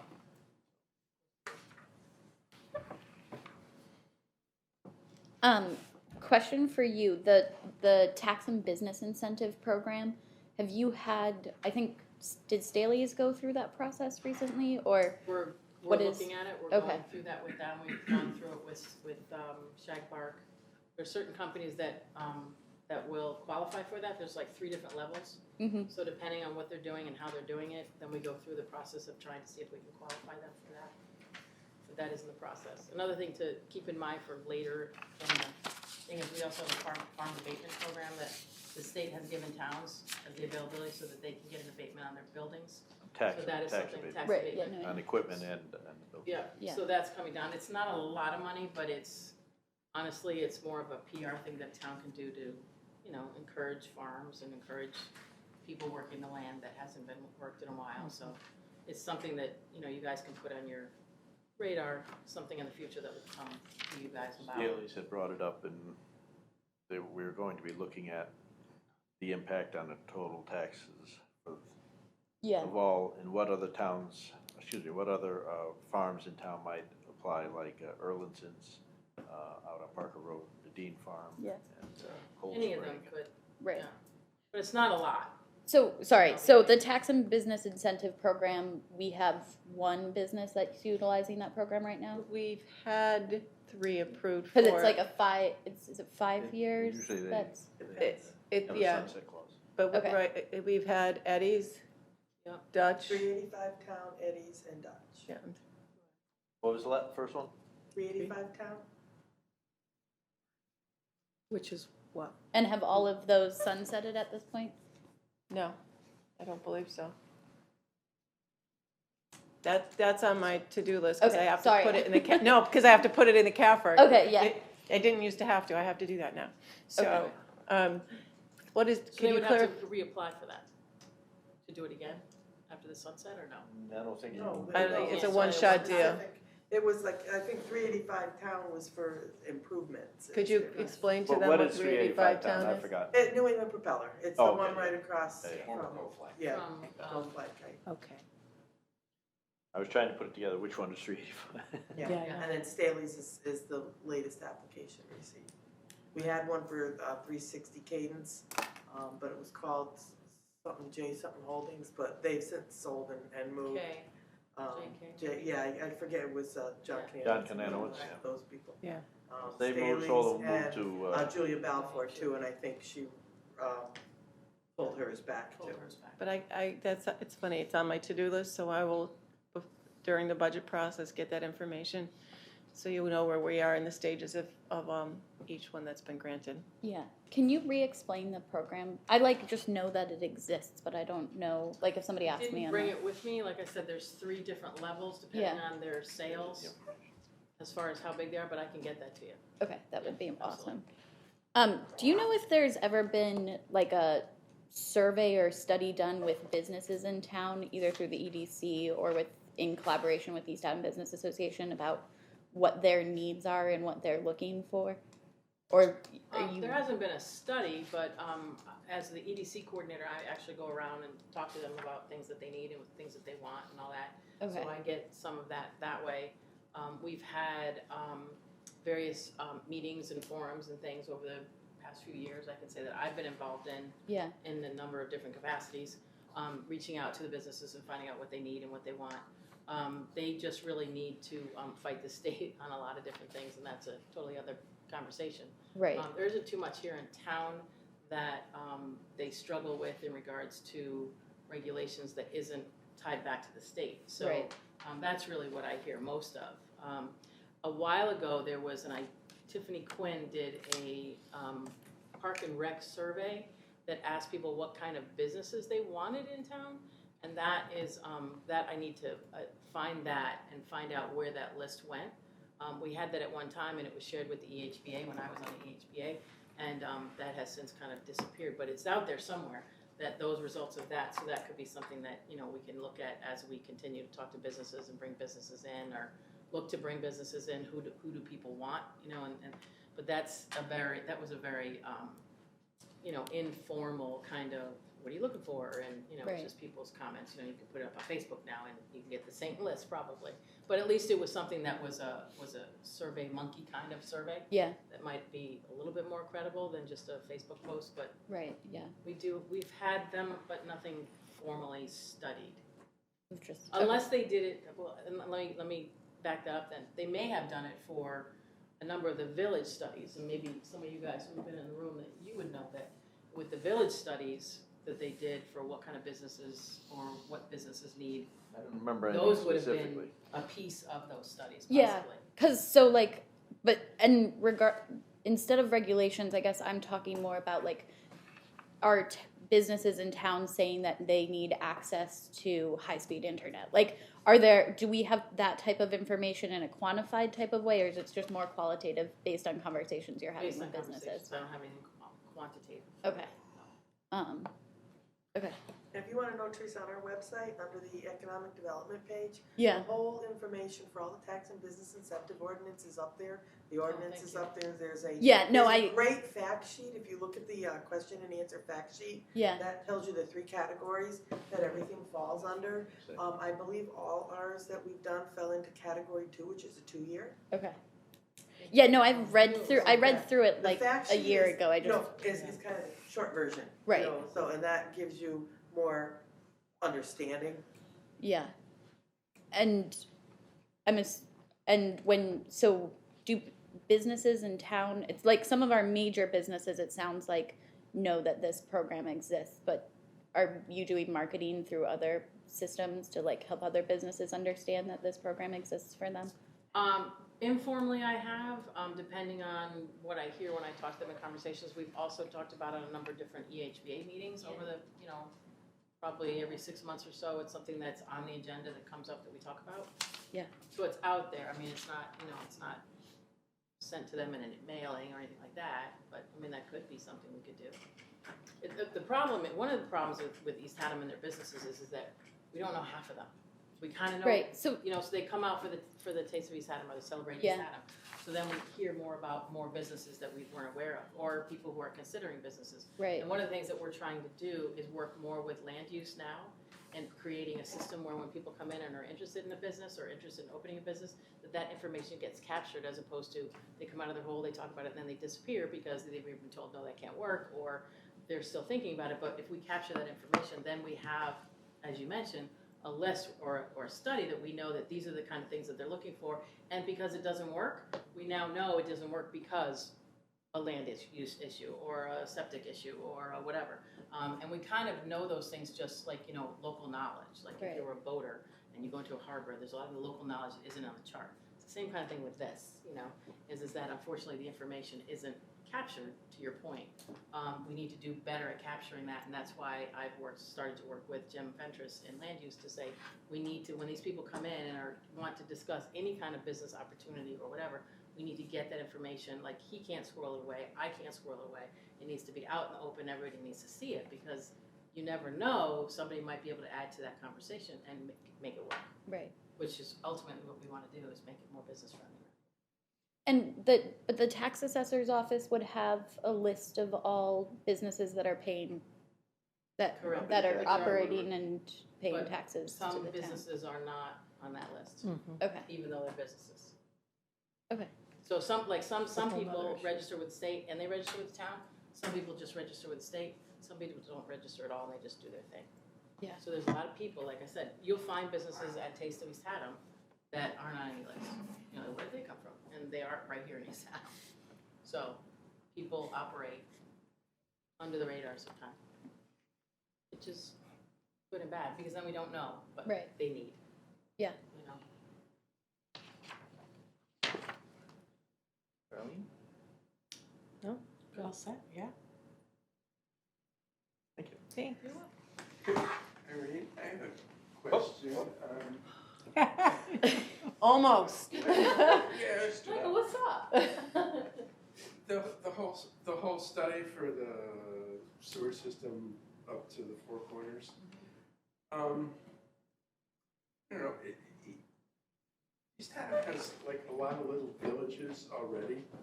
And so I guess one of the questions I would have is, should you look alternatively at doing the sewer system, the line, extending the line from, I guess I would say, the end of Main Street along the river up to Moodus that way? I think that was studied once also to go. That was done when they looked at putting the sewers down into Johnsonville. Johnsonville, right? Oh, to Yeah, Johnsonville. yeah, so you have like two different ways to, I mean, ultimately it seems to me that you'd want to try to connect sewers into Moodus Village area because there's the potential for redevelopment, Right. I guess I'll say, in that section, and that would seem to be a driver to accentuate that. Everything, everything. Whereas trying to build a new, more commercial along the Four Corners strip, maybe. Yeah, I guess I don't see where along that Four Corners strip is there potential for more growth. Bernstein's property, for one. Okay, Casner's property. and right, True. Yeah, Casner's on the side. yeah. Yeah. And so does Bob recuse himself at EDC meetings from conversations around this, or? I don't know off the top of my head. Okay. I mean, I don't. I- He hasn't to date. Okay, it's just a question that. He's out of the state today. Sales Um, happened. You what? The sale just happened. Okay. I think the area in which that is growing is that area. Right. We're also looking at the EDC working with planning and zoning, which we've already done on this particular area, but also on Moodus too, especially now because we did have an empty pharmacy, they're going back in there, Right, which is yeah. great. But also the fact that we don't have Bristol anymore, and so we really want to start looking at it again at an economic development, bigger picture sense that what can we do here? How can we Right. make this better? Because, we're not getting the influx of business that we should in Moodus, but it's also not the area that people are going to. Right. The influx of business and the influx of traffic is at that Four Corners. That's the most frequented intersection in the entire town, besides coming off the bridge. And then everybody scatters from there. But that's where you have to go where the activity is. Right. To answer your point, Michael, is that's obviously why we have to do that study to see. And if we did want to Clarkrest, that is. Yeah, it was An just option. a basis of comparison. I mean, if you got to the Four Corners, you'd still have to go all the way down Town Street to get to Moodus. And is it faster, more economical to go the low road as opposed to the high road? To the high road, right. I do believe that we would honestly pass more people coming up to the Four Corners because we also have a firehouse, we also have, the churches, we also have the town hall building, so there's a lot more commercial in that sense, and Matheson's business and, Chestown. Alex, not that they need sewer necessarily, but you're passing more coming up Town Street. And again, I don't know if that's the answer, and that's why you do the study. Right. Yeah. I'm not the engineer. Chestown, what is Chestown? And I don't know what the land Huge looks like, I'm centers. sure there's a land. Sure they I would imagine have to. digging and put them in pipe. Yeah, no, Town Street looks like it's Goes all more the way down. fields, yeah, no, that's why. rock The going whole around the field in river, front but I of don't know. it. That's why you did a study. Oh, the senior, That's why yes, yes, Senior the daycare, But I think you're right, I think you have to look at it all. adult. adult daycare, thank you. Well, I'm just thinking too, if the Middlesex camp thing, Happens, right. Yeah. whatever goes in there, I mean, that may be I think he's talking about doing his own sewer plant in there. So, don't know about that one yet. But they're very interested. They're doing They are. due diligence. They are, absolutely. Is exciting. there a system for like looking at businesses that are fledgling or like some types of red flags that you've identified for businesses. So like a sole proprietor of a business dying would be a red flag that that business would have like potentially need some extra support as like there's transitions to other family members picking them up, or like if liens are being placed on buildings owned by businesses. Is that like something you're looking at, or again kind of more in a Yeah, it's like, I think the problem with that, I mean, it's an interesting idea. The only problem is that people aren't necessarily going to be forthcoming with their financial issues. right, You know, I mean, I do know that Jason Spurlock is going to move his business back into his home. right, He said yeah, he I wants saw to get that. full-time, work somewhere else and do it part-time, which I get it, because I did the same thing Right. with a t-shirt place. Yeah. And actually, I'm helping him. I have somebody who might buy one of his embroidery machines because he wants to sell it. So I mean, those kind of things, you know, the ins That's and outs the, of businesses. Place in The Griswold. EMP Apparels, yeah. So, you know, the ins and outs of businesses and why people come and go in business is, it's not just because people aren't visiting. I mean, he's been a busy guy. Right, yeah, But they're looking at, you know, changing their family structure, and was been home taking care of the kids, and now the kids are in school, and so now he wants to go find, you know, so all of those issues are so different and varied that I don't know if that's a system that can go in place, but provided I'm talking to businesses, I kind of know of them, and if there's something we can do to help, we will. right, You know, if we can't, we can't, because. Well, I think Shagbark is another part of that whole piece of the puzzle, because they're working on trying to do that addition, which seems to be going a lot slower than what was originally anticipated. Yeah. So, you know, what are the reasons? Is it financial? Is he having, you know, trouble getting people to rent his spaces? So his, you know, financing isn't coming in? Right. You know, is that something that we could take a look at and help him at all? Yeah, I mean, he has it just about all rented, although Jason was one of his rentees. Exactly. People are beginning to pull out. They're beginning to pull out. because yeah, it's not it's taking him so progressing. long. Yeah, right. He was just in a big car accident, Who? Fred. That's about 3 weeks ago. Yeah, about Oh, I 3 didn't weeks hear ago. that. So, New car. what's that? He That's needs a the new car. He does That's the need a new easy car. part. But, you know, you don't know. You know, some of these things are private conversations that are not something that you can just step into the middle of, but. No, but maybe a visit These there people to know find who I out know, what you know. it is that's Yeah. delayed his project. Yeah, I actually met with Julie a couple of weeks ago, and we were talking about what's going on there, how they're doing it. And they're trying to push it through, trying to get it done. So they'll get there. Oh, Julie upstairs, okay. Yeah. Yeah, I got you it know now, it took me a with second. all the Right, yeah. curly hair, yeah. Different Julia. Different Julia, yeah. Yeah, because I was just thinking, like, East Hampton had that business that closed, and that was, like, through DRS, you could see that they were had a lot of back tax payments. So kind of looking at those, just, like, other potential red flags that we might be able to look at through other, like, state agencies or talking Yeah. to tax assessors. I mean, and maybe that's seeing if- something as we collaborate with the land use, we can also collaborate with maybe the assessors or the tax collector. And Right, say, yeah, you know, when there's red flags and businesses are paying their tax over the course of a period of time, that, you know, can they divulge that information to me and then I can go see them, or vice Right. versa, That's whatever. technically all public yeah, information. I was gonna say, I but- think it's all public. But it'd be probably easier if they gave you a heads up, so. Right, yeah, kind of developing those relationships, Yeah. so. Yeah. Yeah, not find out about it for 2 years and then find out that they're gone. Right, yeah, and- Overnight, right, yeah, Overnight, in the dark of night. right. Yeah.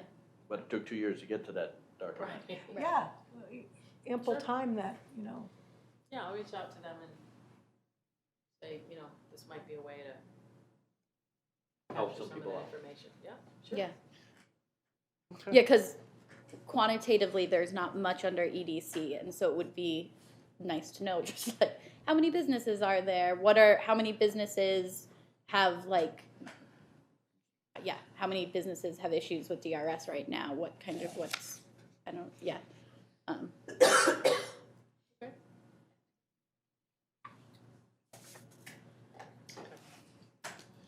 Mike, you got something else? Because she's gotta stand up again. just so. 3 more minutes. Right, yeah, exactly. Oh my gosh, am I at half an hour? You said it was only gonna be 15. I know, but I did slot you for a half hour. Well, minutes left, I'll tell you that we're doing a 5-town EDC collaborative effort right now, which is really going to be great. For those of you that are interested, we're doing we're part of Explore CT Shoreline, which is a private group that got together and decided to put together this website that talks about the shoreline, and because we're connected, and because this 5-town group, which is Haddam, East Haddam, Deep River, Chester, and Essex, are working together collaboratively for economic development, tourism kind of things. We're on their website now as a municipality, but also we're gonna work at collectively becoming a something. We haven't really figured it out. We came up with a couple of names. Downriver is one, but then that's a negative connotations according to the American Bus Association. So now we're looking at River Tide, being the tidal river and all this kind of stuff. But if we have to explain it, I don't know if it's that good. But anyways, we're working on some kind of marketing piece. And what we're going to be doing is on this website is we're going to be working on, they're going to put a concierge tab on their website just for us, for our 5-town group. And we're going to put up day trips or weekend trips that they can visit the 5 towns and visit, this place for wine and this place for, a hike and this place for dinner and breakfast and stay here and go there and all this. And what that will do they'll give them opportunities to reach out to whatever we think is a good stop, and they'll reach out to them and see if they can get them on as a client to get a further presence on their website. But in the meantime, we'll have a concierge service, which is actually bringing people to this website and saying, here's what you can do in our area. And what that does is that then we're going to try and see if we can connect it to actually not only the clicks that people have on the website, but also some kind of passport or something that we can actually see that not only did they click, but they actually showed up and they did these things. So it's going to be kind of cool, and that is something that they're marketing in the Boston area as well as the New York City area, as well as the entire state of Connecticut. But this is what we're trying to do, is bring in some more tourism into the area, and we have some excellent things to share. So we're doing this through a 5-town collaborative, which is working out great. Updating has started on the 2020 visitors guide, so we're doing that. We're also obviously partnering with a spring weekend coming up with Celebrate East Haddam. I've reached out to the Art League for a possibility of a sidewalk art show this summer. Fall weekend is the first weekend in October, and Village Stroll meetings have begun. So we are doing a few more things. So reach out to you still have the open space map in the back of that brochure? Mm-hmm. There's been updates to that, there's Okay, additional great. trails and everything, so you Yeah, may so wanna. we'll need to get the new map. So you're on my list. Okay. I'll be there. Don't call me, I don't have anything to do with that. You don't have to do any more. Okay, so we'll reach out to them for sure. Well, Okay, All right? thank you. You're welcome. Thank you. Have a good lunch. Thanks, you yeah. too. You guys go will. to lunch now, right? Yes, we are, we've been waiting for you to leave. Oh, that's why I want to make it 15 minutes to go to lunch. Thanks, We're Irene. Hang on. proud. So I looked up those, the 3 businesses. 2 of them are category 2, Yeah, which is, investment of not less than 500,000. okay. And then the other one is category 3 because it was an existing business, so they could only include the addition to the, taxes Yeah, amount, so they're category 3. So they get a 50% for 3 years. Category 2 gets 80% the first year, 70% the second year. and it's on Uh, their property taxes, it's an abatement? Yeah. So it reduces the assessment by 80%, or it's I'm a, not sure how Loretta works that out, but it says, it shall fix the assessment of a taxpayer. And it says by 80% for this list this year and 70% for the grand list of October of 2017. So I think they're all done.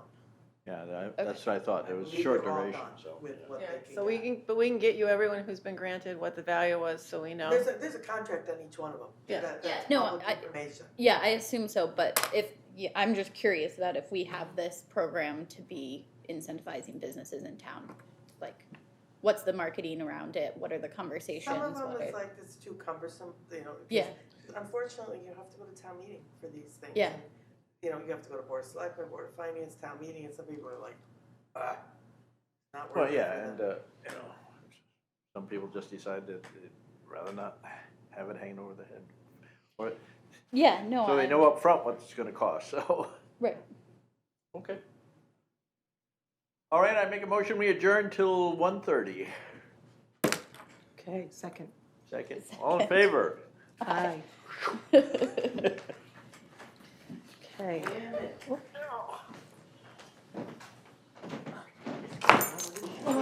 I'm stiff. Well, that's when the fire guys are all over here and.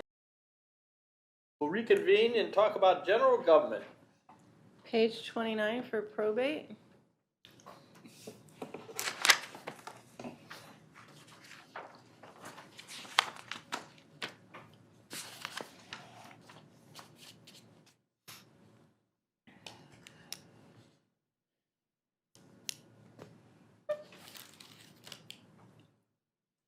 So this, quick question here, this is based on what?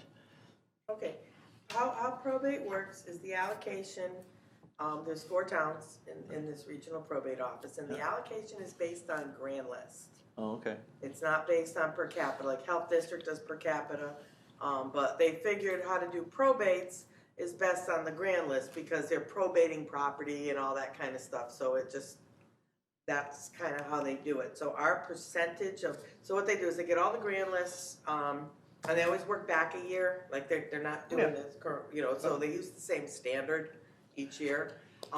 They get all the grand lists from all the towns, total them up, and then take what your percentage, your grand list percentage of is in the overall, and then they do their budget, and then you're allocated that percentage of their budget. Okay. Okay. Because it hasn't changed significantly. No, they try to, they have a little bit of, forget what they call it. They call it undesignated fund balance. So, like, the proposed budget, they're looking to use $3,000 of their undesignated fund balance to bring their budget down. Because their budget, their probate budget in total came to $50,836. So they're using $3,000 of their fund balance. And that makes the total budget $47,836. And of that, we get our East Haddam is 25.57% of that. 25.7? 25.57. 5.7. I think I have that on your explanation do. sheet, if you Yeah. look at your Oh, sorry. narrative. Did look, I didn't see that. It should be on your narrative what everybody's allocation is. Oh, I see it now, yeah. I just wasn't sure. Oh, it does say that residential grand list, sorry. Missed that too. Okay. Yep, so that's how it's done. 25.5, but I missed the grand list part of it. Okay. So there's really not a lot of wiggle room on these budgets because Is what it it's is. kind of It a is what it set, is. it's not like you can What say, it well, is. we're cutting you, $3,000, it just doesn't work. You're done with probate, just turn to selectmen.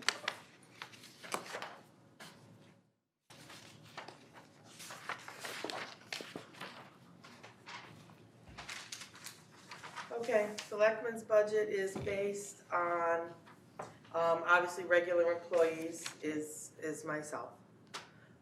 Clerical would be Sharon Services. Elected officials are the 3 of you. And Cindy, you said you built in a 2.5. for those. And I- Postage, And we based that, the 2.5, based on conversations with Labor Council as a placeholder. We didn't just pull it out of the air. postage is basically for, you know, like if I use the postage machine and, you know, to mail stuff out, Dawn does kind of a calculation for everybody. You have to sign in on your number. So that's what that is for the selectman's office. And it's also for the pre-printed envelopes that we get.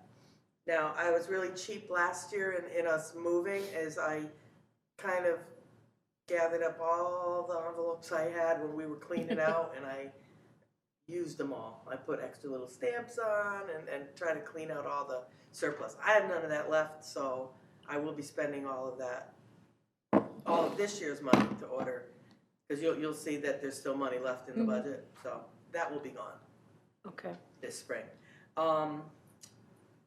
Telephone, cell phone, this is a confusing thing. It's not really telephones. This is first selectman cell phone and stipend that employees are offered for. So we have employees, if you are just using your, and it depends, this is for non-union employees, because collective bargaining hill has their own. If you're a town employee who uses your phone, you get a $20 stipend. And if you're using phone and data, you get a $30 a month stipend for utilizing your phone. So for instance, Linda uses her phone for town business and for managing all the email. And On the weekend. on the weekend and stuff, she's managing it from her phone. And so some departments, some people have town-issued phones, and some people have data plans. And data and phone plans that we could contribute to. And Oh. our- I'm sorry, and overall, we get a lot of questions as to what cell phones are costing us a year. I think the last time we did it and added up all the stipends we pay and town-issued phones, it was under $10,000 a year for everybody to have these cell phones, which is pretty nominal, because they have them basically for after hours, Right, yeah. for most people. All right, next thing, this is, Teresa, what you were Legal asking about notices. advertising, this is the legal notices. This goes up and down depending on what we're doing for the year. Like as you can see, 18-19, we were well over budget. Reasoning for that is you had Johnsonville Road Bridge, Foxtown Bridge, Neptune Bridge. Those are very large legal notices. They cost quite a bit of money. And we're statutorily required to put them into a physical newspaper, right? Bids, yeah. Bids. Some of them, are attached to the grants, so a lot of these have grants, so we have very specific ways, like if we do a CDBG grant, there's very specific ways we have to advertise. Well, the bridges require that, Yeah. you have to advertise, and plus, I use every free avenue I can too, like I use the DAS website for all our big projects, I put them all up on there, but there is a requirement that you post. Now, as far as legal goes, just so you can understand, if I have a legal notice that has to go into the paper, that really just involves within the town borders. I do East Haddam News. Right, yeah. Town meeting notices, public hearing notices, things like that, I do them just in the East Haddam News. That meets our requirement legally. Right. And it's really not going farther than that. Bids, not so much. Bids, you want to get your stuff out there to all the people. So that's when you do have to go to the Hartford Current. You go to the DIS website. Employment ads, although those aren't necessarily charged here, they're charged to the individual department for whatever I'm doing. Depends on what I'm advertising. Right. How far afield I need to go to get the talent to come in, whether it be an employee or a bid. Yeah. So that's advertising. Travel reimbursement, this is for Rob and for the most part, and I do have $100 mileage expense within this budget, but the first selectman gets what do you get, it once a month? I think you get it once a month. I don't know, I've never looked at it. It's $2,000 divided by 12, and I think he gets a once a month stipend for, because he doesn't put in for mileage, he doesn't put in for, if there's things he has to go to pay out of pocket, that's what that is. Supplies, these are basically office supplies that are specific to the selectman's office. Other supplies, that is for a number of different things. A lot of it has to do with if we have to host something and I need to provide food. The food you just ate now comes out of this budget. We haven't done the volunteer reception in a while because that program I would love to institute that program again, but I can't constantly be beating people up to give me names and give me people. I would be begging people. And then you're starting to just pluck people out of a hat just to have a name. So I used to pay for the volunteer reception out of this line as well. Every so often we have to host the Middlesex Chamber of Commerce here, and we need to provide the food, and the snack food for that. And so it's miscellaneous supplies for more entertaining type things. So, and most of the work, I try to keep it to a minimum by doing a lot of the work myself. Especially when we did the volunteer reception, I catered it, so the expense was basically just the food. Conference line are the conferences that any of the selectmen go to that we have to pay for. CCM, chamber breakfast. I usually do an FOI conference that they have in like April at the River House. Basically, that's what that budget is. So, on the volunteer thing, and this is for the selectmen, select lady specifically, and it actually is on one of my lists of things I wanted to make or get happening again was, if you know anyone that should be recognized as a volunteer, please bring their names forth. And involves writing a letter and being voted on by the Board of Selectmen, basically. So I'm wondering, I had a thought on that, and some to you obviously, but you know, getting a monthly volunteer of the month is kind of difficult. It's a lot Right. of work, yeah. Do Doesn't we have to be do monthly. quarterly volunteer of the month? Or year, Or when- annually. or you know, when, yearly. Or multiple if you want to do it annually, but, Right, you know. yeah. or So, when somebody gets brought forward to us, we look at it and you know, but when we set it up like monthly, it was like literally I was scratching to try to it's find too people. hard, that's really And hard. it really, you know, in some I got a ways, volunteer yeah, of the month award when I was in high school. Yeah, I was like, we she was always, scratching. we always try in Right. April. Yeah, that's why I got it April in is April. student volunteer Yeah. of the month, so the guidance office usually gives us 2 students. yeah. They didn't last year because unfortunately the situation with guidance was, Yeah, she they was were. sick, Yeah. so, we did, the process just didn't happen last year. But normally every April, I have 2 students So, get a volunteer of the month, but that's pretty much the only ones I can count on. yeah, so I just think it'd be, whether we do it quarterly, and I think quarterly is fine. I think annually, you're bringing everybody in at once, which is okay too, but there's less of an individual recognition. Yeah. But if you did it all at the same time at the dinner, maybe, that's another way, or a reception, that's another way to do it. But I just think it's a good way to recognize our volunteers. I think we really should. One of the problems I think we were also running into is that it was coming up to repeat volunteers, because I don't want to say you're digging the bottom of the barrel, but so many of the volunteers do so much in so many Right, different and- organizations. And the so. policy for the program was you're not gonna keep nominating the same people for volunteer Right. of the month. Try not to duplicate Yeah. the list, and there was only one person that slipped through that got nominated twice. Joanne Rosniak. No, Bob Massey. Oh, yeah. They did him, and then for some reason, I didn't catch it, nobody else caught it, and like years later, they did him again. Well, I don't know if that's necessarily even a bad thing. I mean, you know, if you No, have it wasn't, multiple but that's year the only one that was- recognition, I mean, if you did it 5 years in a row, that'd be a bit much. But I mean, Right. you know, 10 years after or whatever. But You know, your guys' program, so whatever you want to do. yeah, so I really think we should try and get more recognition. I mean, there's a few people out there that are they haven't had the reception. I mean, I don't know how many are out there right now, but.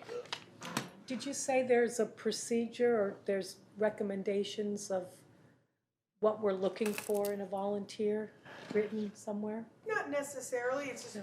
can't be paid for what you're doing. Yeah. You know, and like I had somebody recommend somebody that did Fidelity dogs and CNI dogs and all that kind of stuff, and when I delved into it a little bit, and I said, well, are they paid for this service? Well, yeah, they get a salary for doing it. Well, that's not a Oh, volunteer. nice. You know? It's not the paid volunteer of the month. You know, that's not a volunteer if they get paid for that service. But they do such a good job with these dogs. I know, but they're paid to do a good job with these dogs. So, and I think, you know, maybe it'd be one way, I don't know if it would be or not, but it might be a way to bring in some of our younger people that are doing stuff and involved with stuff and get them the recognition, which might lead Not others students, to come along. just younger Younger adults. Yeah, younger millennials. Yeah, I mean, I'm always, Yes, I mean, yes. it's not like the program is adults. defunct. It's Mhm. not, it's just been Very slightly quiet, inactive, Mhm. you know. very quiet. Because So if maybe somebody there does could bring be- me a volunteer of the month, I will, like Jerry Porter was brought up not that, a few months back. So yeah, you know, we did her, and you know, I mean, so there are people that are done sporadically, but it's not a steady. Yeah.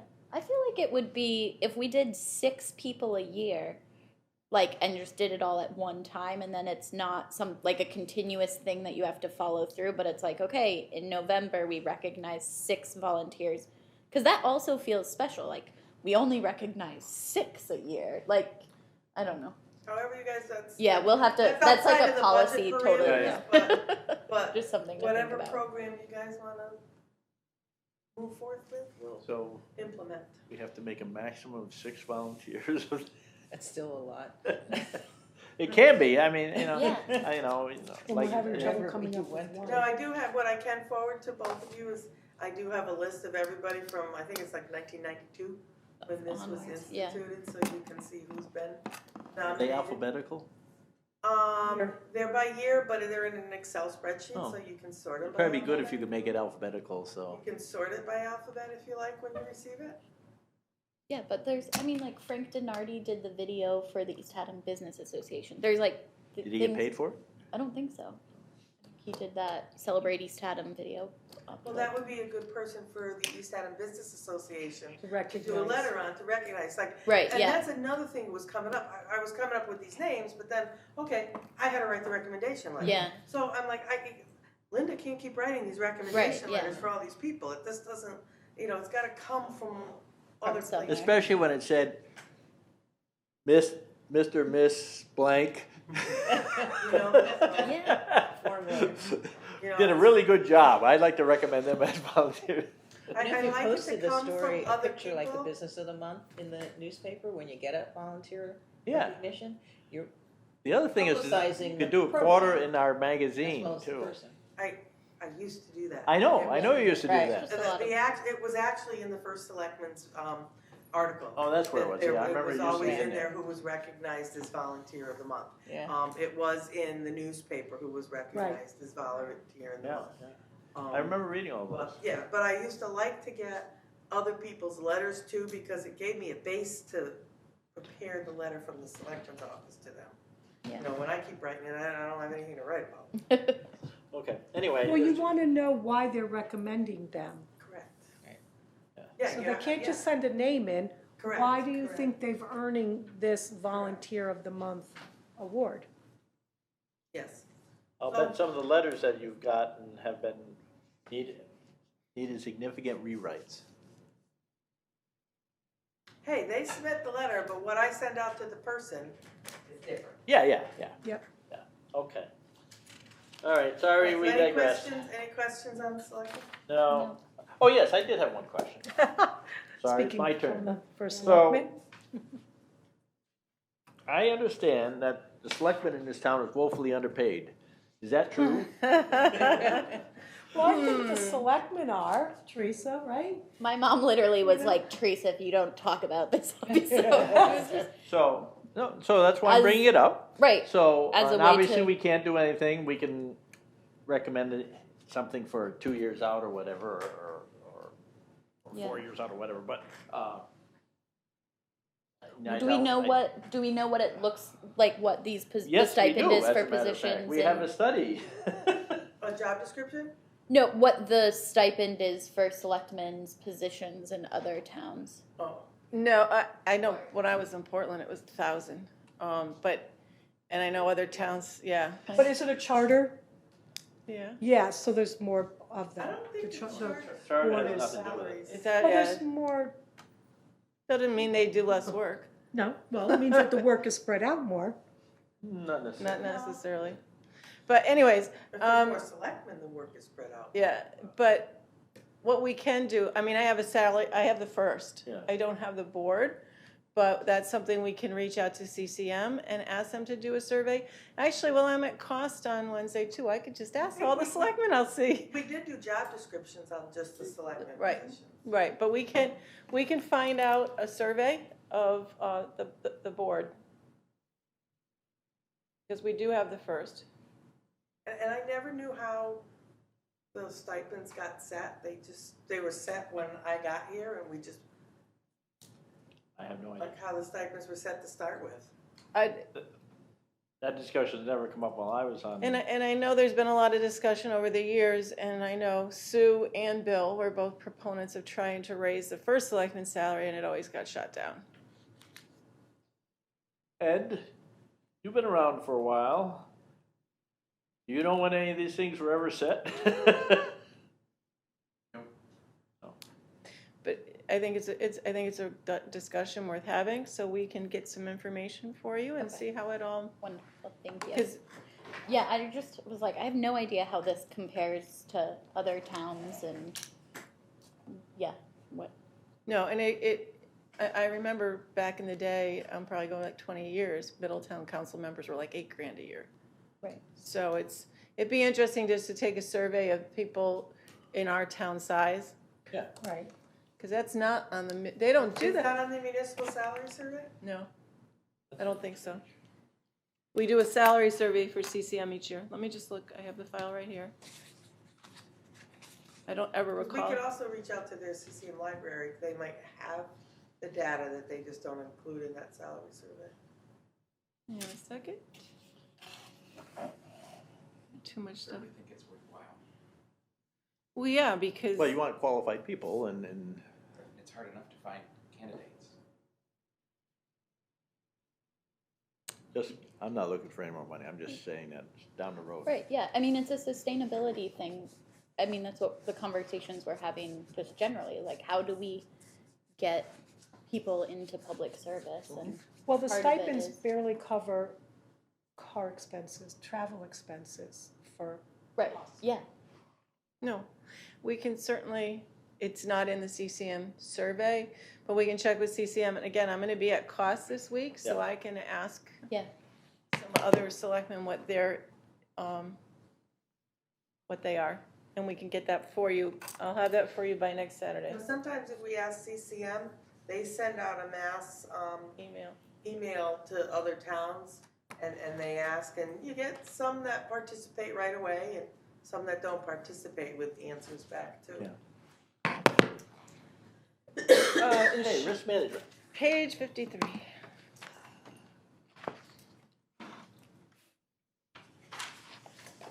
Yeah, because you might also even want to compare it to town not like some like town manager We ha- salaries as We did a compensation study about 16 months ago. So we have all the data okay. on our department heads because, just for your frame of reference, everyone always asks, how do we compare? Yeah, We have no employee. They did a mid, and max setting for salaries.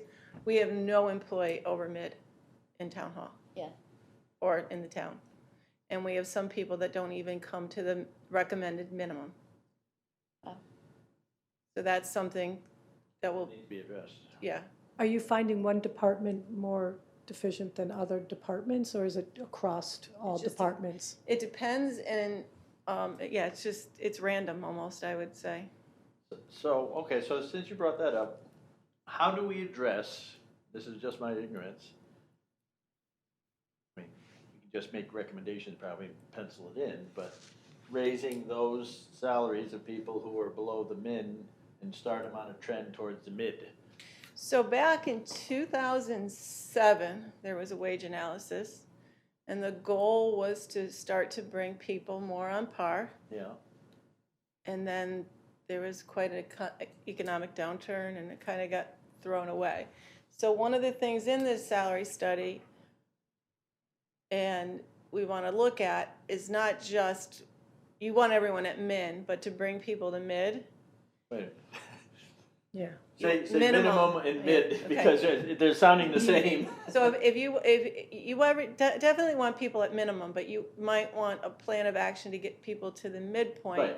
And it might be, I think you would weight it based on years of service perhaps. Yeah.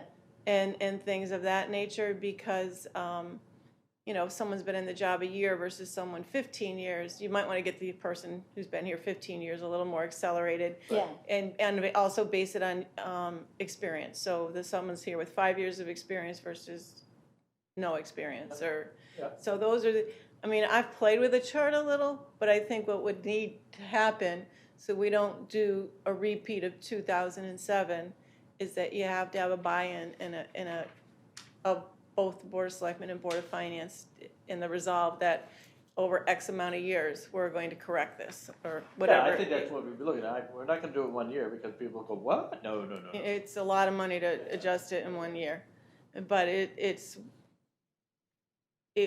would I think it would be very good to look at the alignment, but we don't have anyone being paid at the maximum of the scale that was put together. So the thing I'm also looking at, as our employees age, and we have many of them that are getting into the 50s and 60s range, if we're gonna wanna be replacing them with I know. younger people down the road, No, yeah.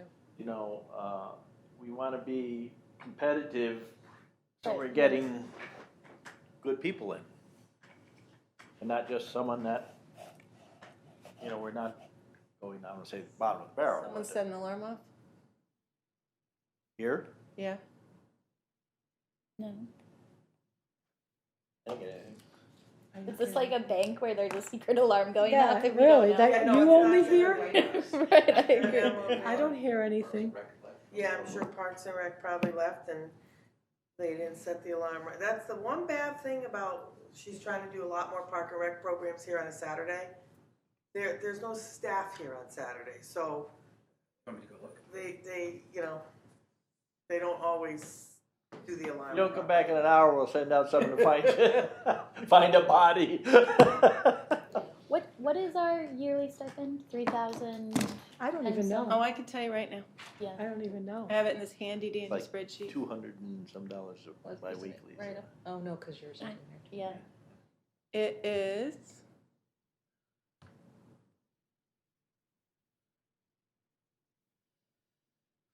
$4,623. Next year's proposed amount is $4,623 apiece. Okay. Don't spend it all in one spot.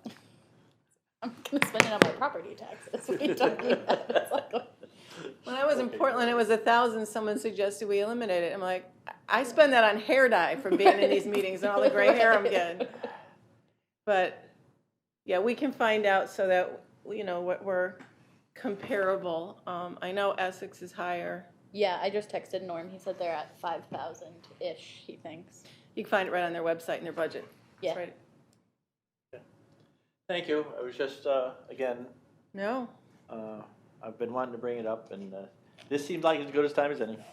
And in the past, they've said, do we make the change, but don't make it effective until the next election? So you don't know who it might be, but it's all. Yeah, Like- the second keypad is now armed, and of course, all the doors are open. So you need somebody with a card to. You want my card? Okay, no, you. No, You don't probably have the. Oh, that one? Okay, You want my keys? I got Okay. it. Yeah, They so all are probably coded reset for not knowing we were different- here. for Different hallways. functions, yeah. Sorry, I'll be right back. Okay. You want us to wait? Well, unless you wanna talk about insurance. We're talking about insurance. But Do you guys have job description and wage grids for all the town employees, or across the board wage grid, we did. min, max? No, that's not what we're And that's one thing when Essex did, and we started it when when I worked there. There's a lot of things we need, Karen. We would have the budget book would show the wage grid. Yeah. And the Board of Selectmen would vote on the wage grid every year. And it actually had steps. We don't have steps. Right. And I really don't necessarily want to get into the 6 Yeah. steps, but it is very, Because without that, you can fix it one time, then it can get out of whack. Oh, yeah, Down and the that's road. what ends up Yeah. happening, I think. Right. and what happens too, and it's not totally the case, but lots of times, if someone's been in their position a long time, the wage isn't as necessarily as high, because sometimes when there's a vacancy, you're not going to bring someone in at the current wage. Right. And you're gonna find that with a current vacancy. Right. Yeah. With our public works vacancy potentially, or, No. With Oh. Director of Operations. oh, that's what I meant. Yeah, sorry. Yeah, so it's, so that becomes an issue as well. So lots of times, you know, his is a current wage, but there's no one that's gonna take it. Or you may not get the caliber of an individual you would want at that rate. We lucked out this past. Yeah, because he was in a good position, had a retirement, had medical benefits and everything, and he could do this. But, you know, if you have people that are looking at this as their first career or only career, then it's totally different. And, but the position he went to, which some people could say it's actually less work, almost doubled the salary. Oh, No, I understand. No, how- I'm just saying, Yeah, and I plus mean, he had full-time it's- clerical staff and, you know, a lot of vacation time, more than he had here, and a lot of nice benefits, so. In the shared services budget, you will see that based on conversations with Rob and I, there's an increase in there to allow us a little more room to hire someone. Someone, yeah.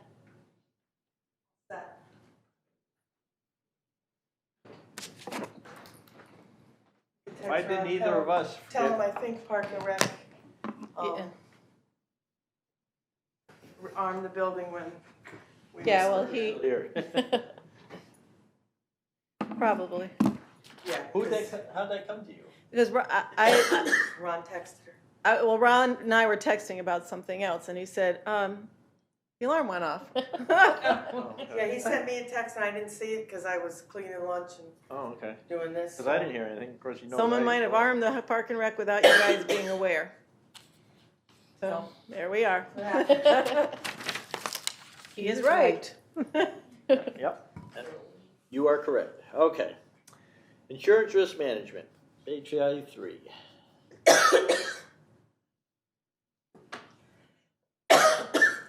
All right, insurance. This is not your medical insurance or any of that kind of stuff. This is workers' comp, the commercial crime policy, that's for like crime issues, embezzlement, that kind of thing. And liability insurances, and also that falls under liability insurance, is the tax collector and treasurer's surety bonds. And we share this with the Board of Ed. The Board of Ed back in, what did we do it, Linda, 2012, 2013? The Board of Ed had KERMA policies and the town had KERMA policies, and we blended them and saved money. We saved a lot of money by putting us all under the same policy. Now, unfortunately, the KERMA hasn't set our rates yet. So when I was at the current annual meeting, they won't even give any information out until they have their annual meeting, and that was just the 31st of January that we went to, so we're all gonna get our indications soon. Okay. But I did talk to our representative at the KERMA meeting, and he told me placeholders to put in as the maximum it could be, so that's what I put into the budget, is what the maximum could be. So if we get a really good favorable, you know, our rate increase is a negative 2%, that's gonna be great, because then I can bring it down a little bit. What are the So, chances of that? it's happened. It's Yeah, happened. We've been having pretty good, you know, we're Not, pretty. don't say it. I know. I should just not say it.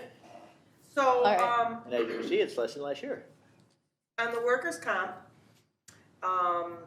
the placeholder, there's two percentages I put in. One is a 3% payroll increase, and the other is a 5% experience modification.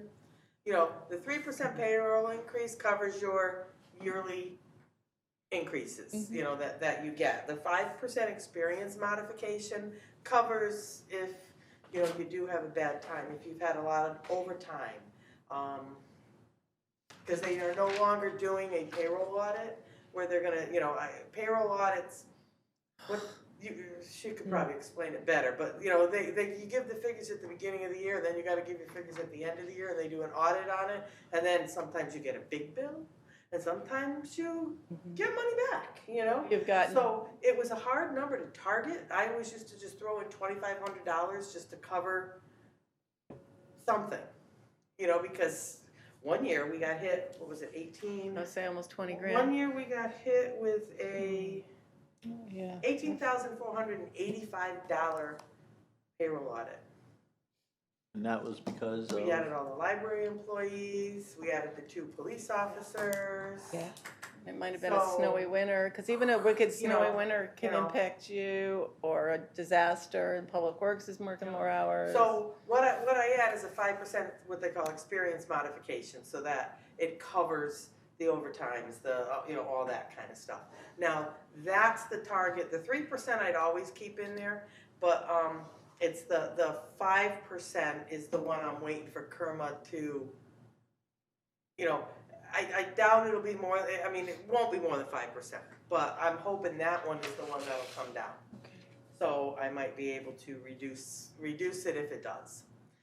In this is also what we do get is the ambulance, is insured through workers' comp through us, even though they're an association, they Oh, I didn't qualify to realize be they were insured in there. here, Okay. but they pay the premium. And unfortunately, there's a rating agency, and I'm looking for the name of it, and I wrote it down and not finding it. Anyway, oh yes, I know where it is. 1 second. There's a rating agency that rates what all your cost centers are valued at. It's called the National Council on Compensation Insurance.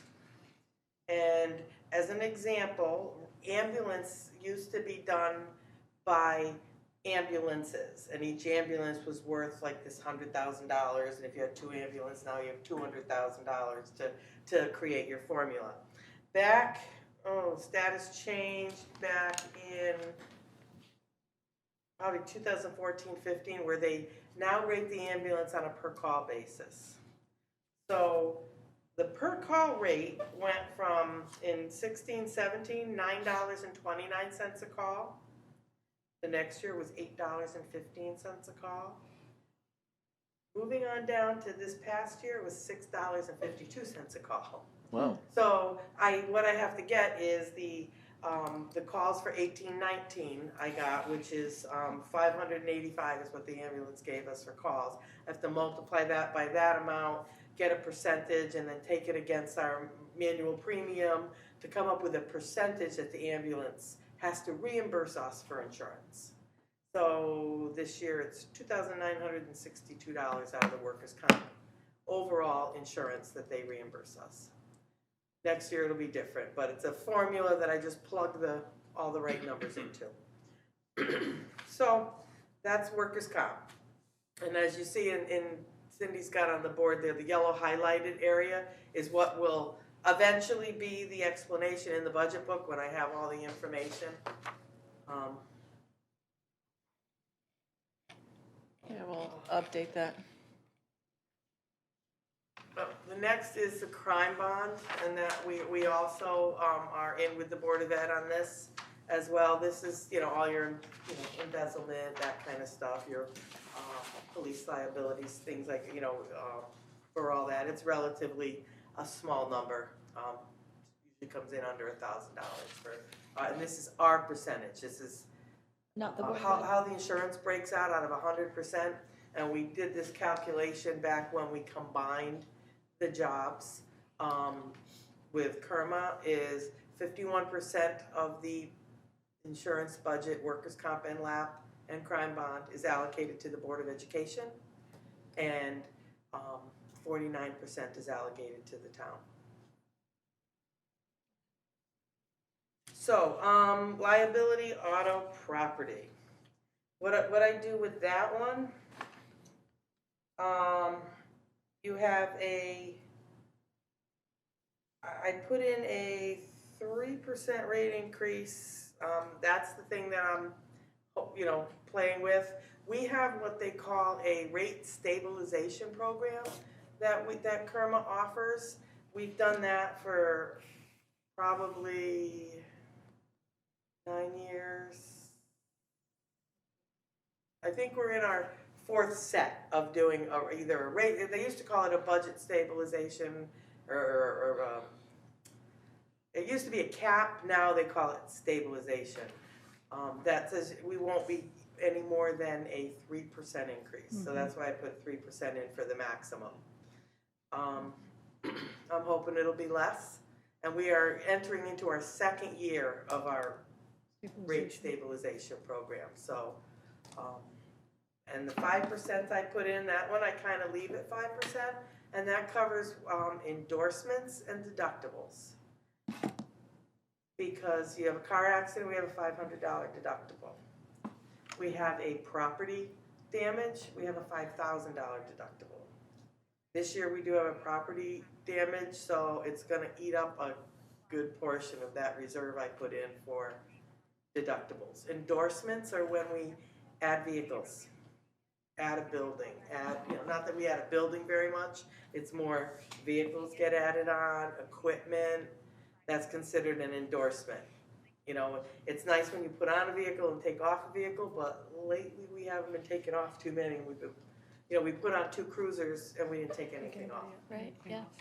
So you have to. Yeah, Well, even if you pass down, when we surplus, like, once every 2 to 3 years, I usually have a surplus bid, and that's where I go to Beth and all the departments and kind of get a gather of everything that we want to get rid of, and I put it out on a surplus bid that meets our requirement, and then we can sell it off as is, and then I remove them from the insurance. Okay. So also in that liability auto property, we do have Lead surety poisoning. bonds for the tax collector and surety bonds for the treasurer. And those are like $380 each. so is the PERMA calendar year, their determination is based on calendar year? No, they run July to, Okay, so it's fiscal year. yeah, Fiscal year. Excuse me, so the question was, is it better to, like, if we want to remove a bunch of vehicles in the near future, does it make much difference if we do it? Because is it prorated? They Or take not? it off as of the day I tell them to take it Oh, off. okay. They don't change our bill, or do they? I get a negative endorsement. Okay. You know, if they take it, if I get rid of a bill today, like say, okay, we're getting rid of the Tahoe. Yeah. And I tell them Monday, take the Tahoe off the insurance. They will give me a negative endorsement on that from Monday through to June. Okay. Right. So that was my question. I mean, Yes, it does yeah, make sense to try and do it sooner than later than. Yeah, as soon as I get rid of them, you know, Yeah, I yeah, do yeah, that. of course. You know, I mean, I can't, even if we're not using a vehicle, I can't take it off the Until insurance. it's sold or No, disposed. right, until it's not in our possession any longer. Like when we sell the rescue truck, when all that transaction happens and that guy's gonna drive it away this week, I'll send an email to the insurance company and say, we have sold this vehicle, please remove it from our insurance.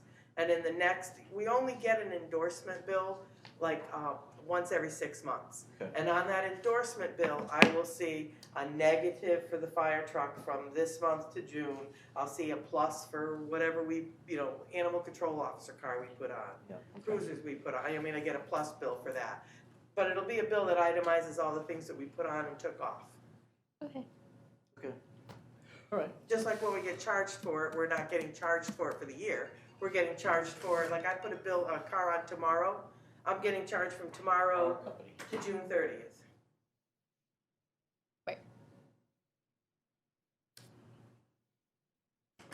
Must still have an alarm issue.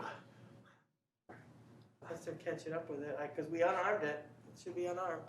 And we unlocked the front door again too, so, because when you do the double swipe, it only is good for 6 hours.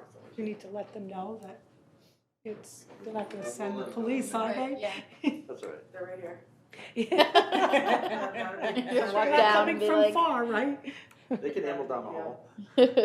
Yeah, so, like, they'll take the, if I put a car on tomorrow, they're only gonna charge me from tomorrow till June 30th. And then that car will roll into our fleet, you know, so it Okay. could increase the fleet from, Yeah, okay. so that's kinda how it works. Legal in the next set of pages? Yep.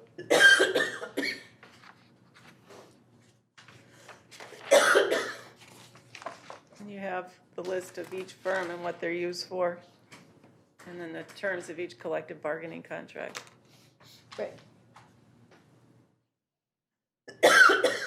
Like I say, legal's a crapshoot, because we always just put a placeholder of like $25,000 in, and I only do 2 of the lines for the legal budget. Well, our office does only 2 lines in the legal budget, which is for general counsel and for labor counsel. So those are the 2 largest ones, and it's kind of a $2,500 placeholder for each. 25,000. 25,000 rather, sorry. And so, Some years we're over, some Right. years we're under. so like this year, we're under by 52. So This year's much better year than it have in the past. Yes. We don't well, have any union contracts we're negotiating right now. Right, Well, we do, Yeah, we for do. next So- year, so but we we want- haven't had that impact on the budget yet. right, okay. That's just starting up, so. So you can look back in other years and see when we've had some serious union contracts. And then that lawsuit, Which one? the one with the Dizzy Bat lawsuit? Oh, I, that's the- education. Oh, That's on that's, Board of and the, Ed. Board of okay, that Ed, doesn't I don't impact have our anything. That's legal, under, that so when wouldn't we be- get a lawsuit like that, it goes right to Kerma, and Okay. Kerma's handling it. All right, sorry, yeah, So we're, that's, okay. That was my question. I was like, I don't understand the process for this, so, Yeah, so that's how those are all addressed. okay, so as soon as we ever, either the town or Board of Ed get a notification like that, yeah, it goes right to Kerma, they assign a law firm and work on our behalf. and then they work on, okay. So we have two contracts coming up that are both expired June 30th. Yeah. And they actually, all of them expire at the beginning. Wait, I was gonna say there's, yeah. They all expire at the end You of the probably fiscal eat year. up a lot of what, you'll eat up this year's on that, because they're already meeting quite a bit. Right, so clerical and police expire this year, and the transfer station and public works next year. 5-year average is almost 39,000. Well, 2017-18 was a rough year in labor. And the same ones will be going this year. Correct. Yes. Oh, so you can see that there's a history there. Maybe. It all depends on how many employee issues you have too. In some years you have, you have a lot of employees retiring and people need separation agreements or what, I mean, there's Yeah. just, it's like a moving. The average for a union, each union contract, or the range in the past decade for each union contract to be negotiated is between $10,000 and $50,000 per contract. 10 and 50. Per contract. Some go quicker than others. Yeah. I say that's a bad average. Range. That's a big range. Yep, some go smoother than others. And it's like none of our unions have 30 people in it even. We have a union with one Right. person. And that's another, Six big- people? Do you see big differences in their contracts from one period to the other? What justifies such a big difference then? Is there one department that always is striving for the stars and it's won't not, give up until they get the stars, and another one, Some need to go to mediation because they can't agree on their terms. right, that's And kind of that what I'm, costs money. Some have to go all the Right. way. One Teamsters one, I think we had to go to arbitration. it doesn't necessarily mean the dollars they're asking for, it could be The- other. thing. It Benefits. could be, Benefits. yeah, it's benefits. Sometimes that's all it takes, Sure. one little thing, and then that can drag on. Just And keep going. it's almost immediate, what is it, 8,000 for, is it 8,000 if it goes to mediation? I don't remember what it is to go to mediation, but you Fair have to amount of pony up money Sometimes it's right to better, them. I know. And that's where we have a great labor council Right. attorney. And he's very good. And he does a lot of towns and boards of education. And unfortunately for Lot of us, with mediation. binding arbitration and everything else within the state, we can have our hands tied on a lot of things. Yeah. Sort of one year said, yeah, should we increase that? Well, maybe, but in some years you don't use it. Right. Any additional questions on that? No. 109 is paramedic. Well, the only thing on open space that I did want to mention is that there may be some cost, but it'll probably be in this year, because there'll have to be an appraisal, they're looking at a property. Yeah, land use is coming in Wednesday. Yes. And open space will's coming in for them. with Historic District, and I talked to him about Maybe you can give us a budget. Well, I Yeah. talked to him about it. I said, you need to, he goes, oh, you need a narrative from me. I said, no, I don't need it, Cindy needs it. Who's that? Will? Yeah. Will and I do this every year. He's retired He's now, consistent, though. Yeah, that's true. Well, At now least he's you know what to retired, he expect. should have a lot of time to do it, so, okay. Yeah, but it won't be. This we have, this is basically contractually, correct me if I'm wrong, but agreed upon, and it was supposed to, 2 years back, it was supposed to have jumped up to $2 per, Every year from the implementation of this, it was supposed to increase from $1 to $2 to $3 to $4 to $5 with a cap at $5. But they've done okay, so they have chosen to not increase for, did not increase contribution. So it started in 2016-17 budget with a $1. So 17-18 they didn't increase, 18-19 and 19-20. So it's for the 1 to 4th year, they kept the contribution at $1. And this is supposed to help our residents keep their ambulance costs down. When a paramedic gets called, if the towns aren't doing this contribution, their rates are gonna be higher. Right. And there was a whole big study done by the River Cog because all the towns got hit with this. You know, everybody that participates with Middlesex Hospital and the paramedic program. So the River Cog kind of took the bull by the horns with this. They created a study committee of different selectmen from different towns that agreed to be on this study committee because they wanted the money all up front too. And they said, well, you know, we don't want to give it all up front. And that's why they do a quarterly bill. So our money is spaced out over a quarterly amount, and then the first couple of years we kept getting the same amount too of the bill, and I'm like, Jim Santacruz is the man that handles this, and I said, how do you account for population, because it's based on a per capita rate of Right. $1 per capita. So I said, how do you account for Like summer. population counts? And he said, because everybody's getting the same bill every year. And I know the population counts have changed. So now they're gonna start using, what the health district uses is the Department of Health,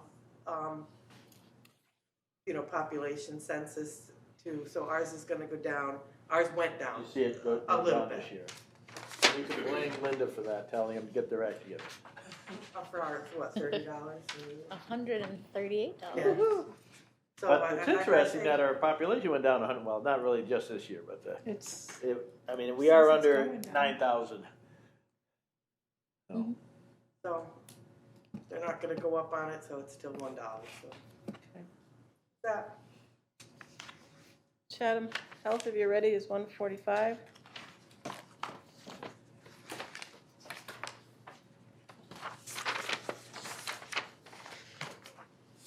so the health district, or the health budget, I call it, it's made up of more things than just the health district.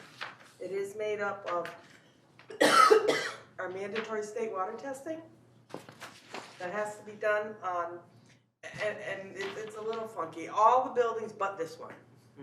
This building is in this building's budget. But the water testing that's in here is for the 2 libraries, the senior center, the Grange Hall.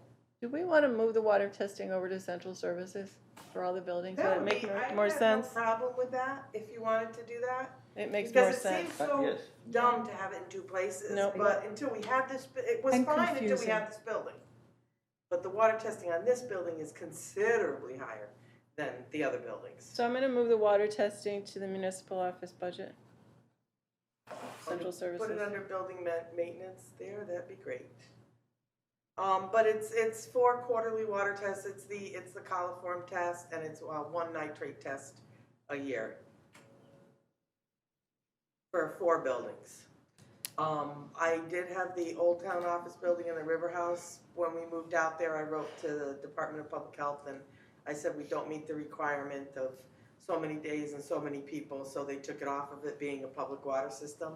So I don't have to test that anymore. I did get the Grange also taken off on there, but we as a group back when we were doing that, still decided to test that building since the food bank is in there Right. and it is used You rent so it. frequently, so we do still keep the quarterly testing done on that building, but those don't have to go to the state. We don't have to file them with the state.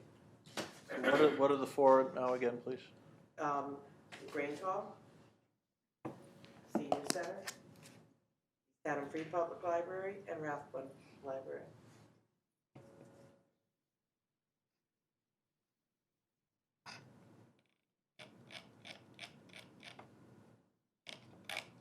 And those are state mandated, so gotta do it. Health district, this is a health district budget is based on a per capita. And I know Rob could probably speak more to the discussions on this, because he went to the health district meetings, but, you can kind of give an overview of that.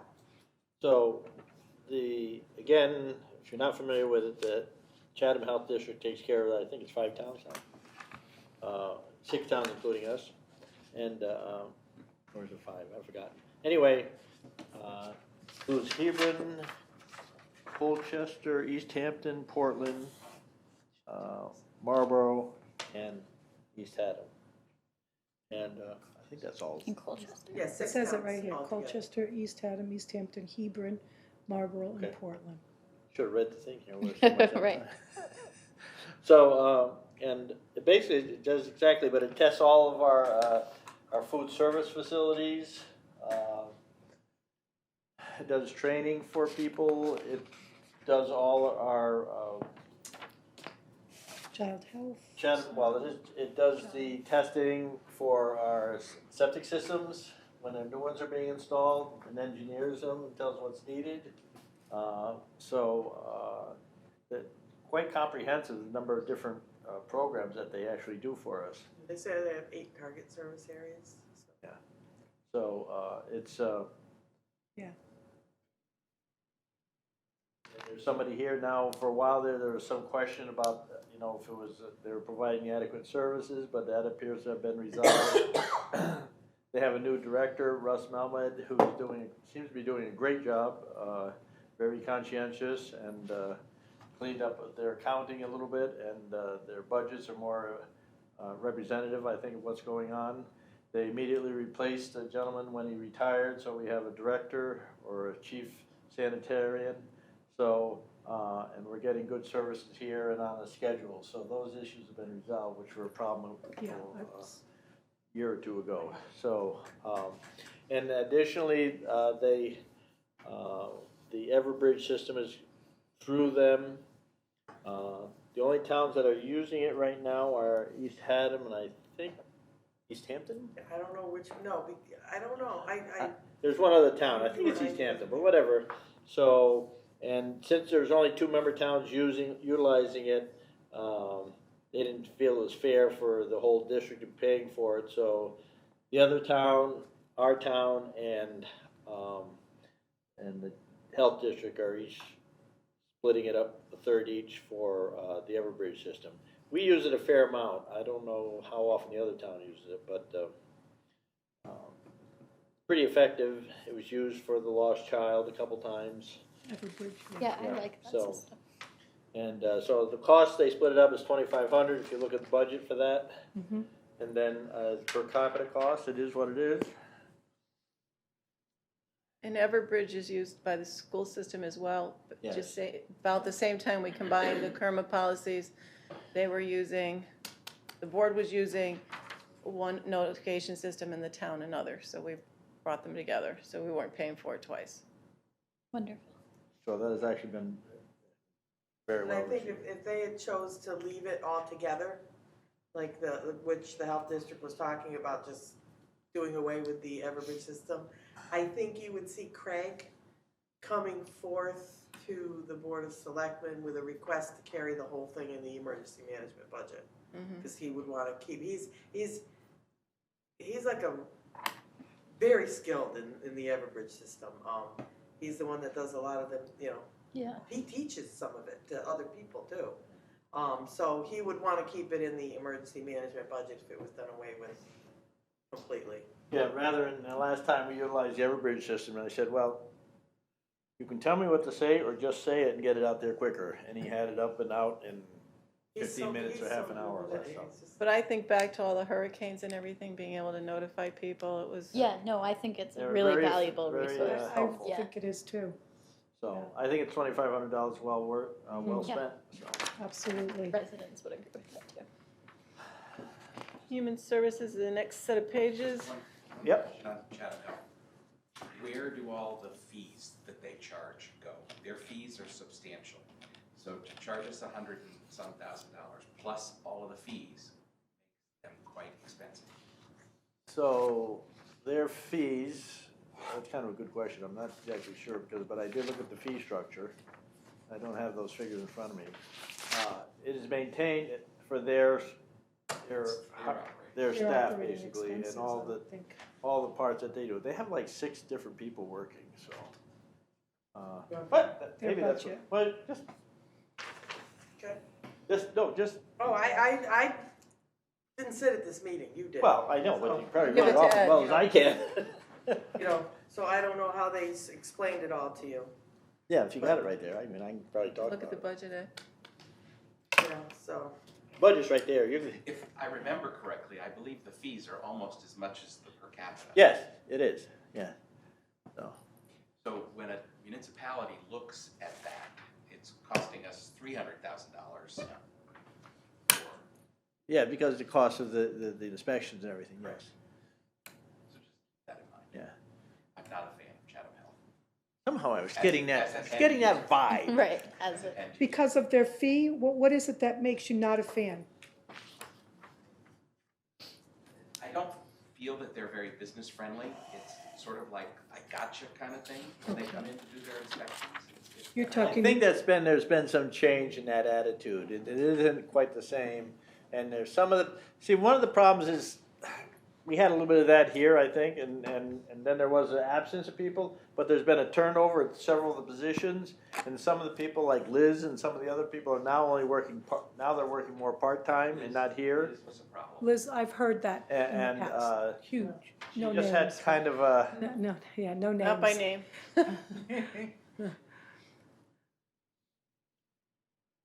I don't know what I and was saying before, have you but talked to anyway. people who have better experiences with other health districts? I know that several years ago when Haddam left the Chatham Health District. Yeah. Contractors were much happier because there was, in a timely fashion, they would come out to inspect septic systems. Chatham Health would make appointments and then not show up, and there the contractors got the ditches open with the. Right, yeah. They can't backfill, and contractors' time is money too. Right, yeah. There was a lot of that going on. I haven't heard that of late, so. In Well, my I was- opinion, Haddam was the one town too many for them. And Yeah. it was across On the other side of the river. river. Yeah. It was just, So, you know, the straw that. and a lot of that had to do with staffing. Interestingly, Killingworth just asked, I'm like, to have Chatham give them an assessment. But I think Killingworth also has their own sanitarian, so, and that person may have been retiring or whatever, so they're looking for other options. I I have, don't really think they're gonna go over there, but even if they were invited, I don't know if they would do it, but they gave them an I was just gonna say to Rob that I've heard exactly what you are telling us right now, but I've heard that in the past, and since they've had this new change of administration, I have heard that it's gotten better, but certainly you probably see it a lot more than us, so please keep us up to date with what your experiences are when they come in.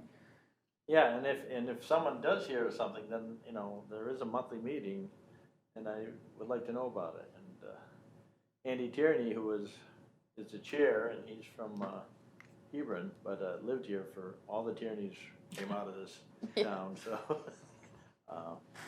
And he's very familiar with the town and can address the issues, and I think that was one of the things that was done when they started to see what the issues are. Yeah. And, I mean, sometimes I think people just have personalities that seem to be abrasive, whether they are or not, but some people, the same people that had issues with one person, the next person would say they're great, so that's. I've heard a lot of delays in the past, But they, Again, yeah, but there's they- I nothing think- going on like that now. No, not, I've heard actually the opposite, that things are getting done in a very Well, that's one timely of, manner.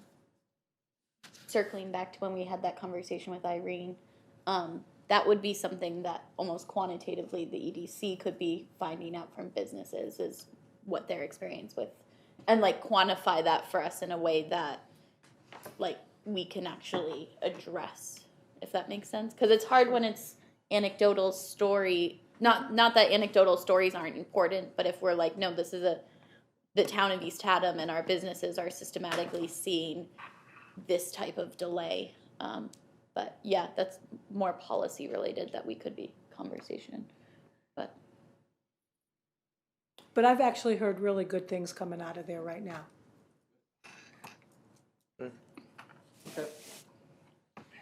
All right. Next pages. Where are we? Yeah, next page.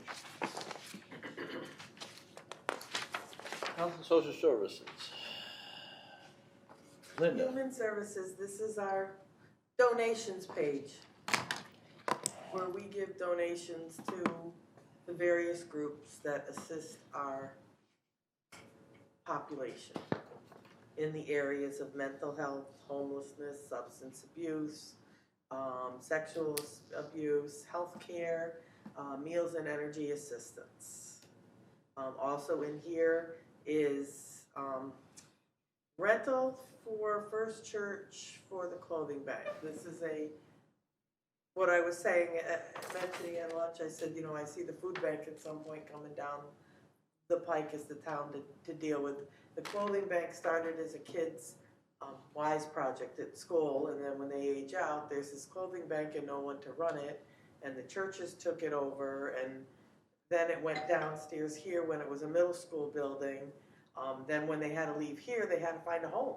And we housed the food bank at the Grange Hall, but there just wasn't enough space to put the clothing bank in there as well, so it was homeless. So First Church said they had space, but they're looking for rental. So we do pay them $50 a month for rental space for the clothing bank. And then, you know, Eddie's Shelter is a homeless shelter. I mean, I wish we could give more to these groups, you know, to help our folks. Community Renewal Team, that's what helps with the meals at the senior center and the energy assistance. Can you talk more, I think you might have skipped over, Regional 2 mental health. Region 2 Mental Health, that is the agency that writes the policy on mental health. And we get an assessment. Okay. If I remember correctly, that's an assessment rather than a recommend, it's a, Correct. each town gets an assessment for that. Okay.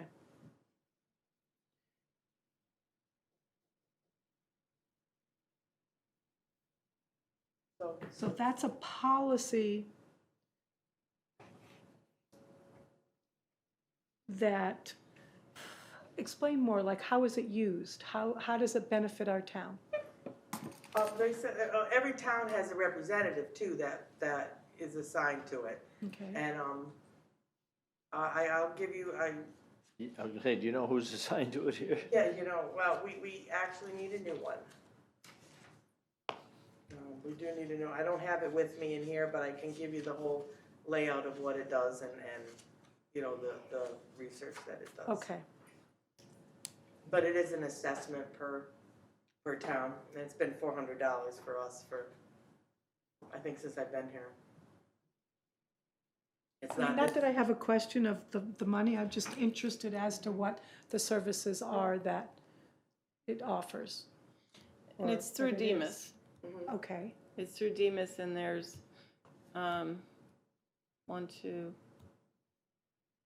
there's 5 regional associations of regional behavioral health action organizations. So it's through Demas, and each town in those different areas gets assessed a certain, I don't even want to say it's per capita. Is it it's not per capita, but it's a minimal amount towards the regional mental health Who used to be on that? Irene Hurden. Don't know who she is.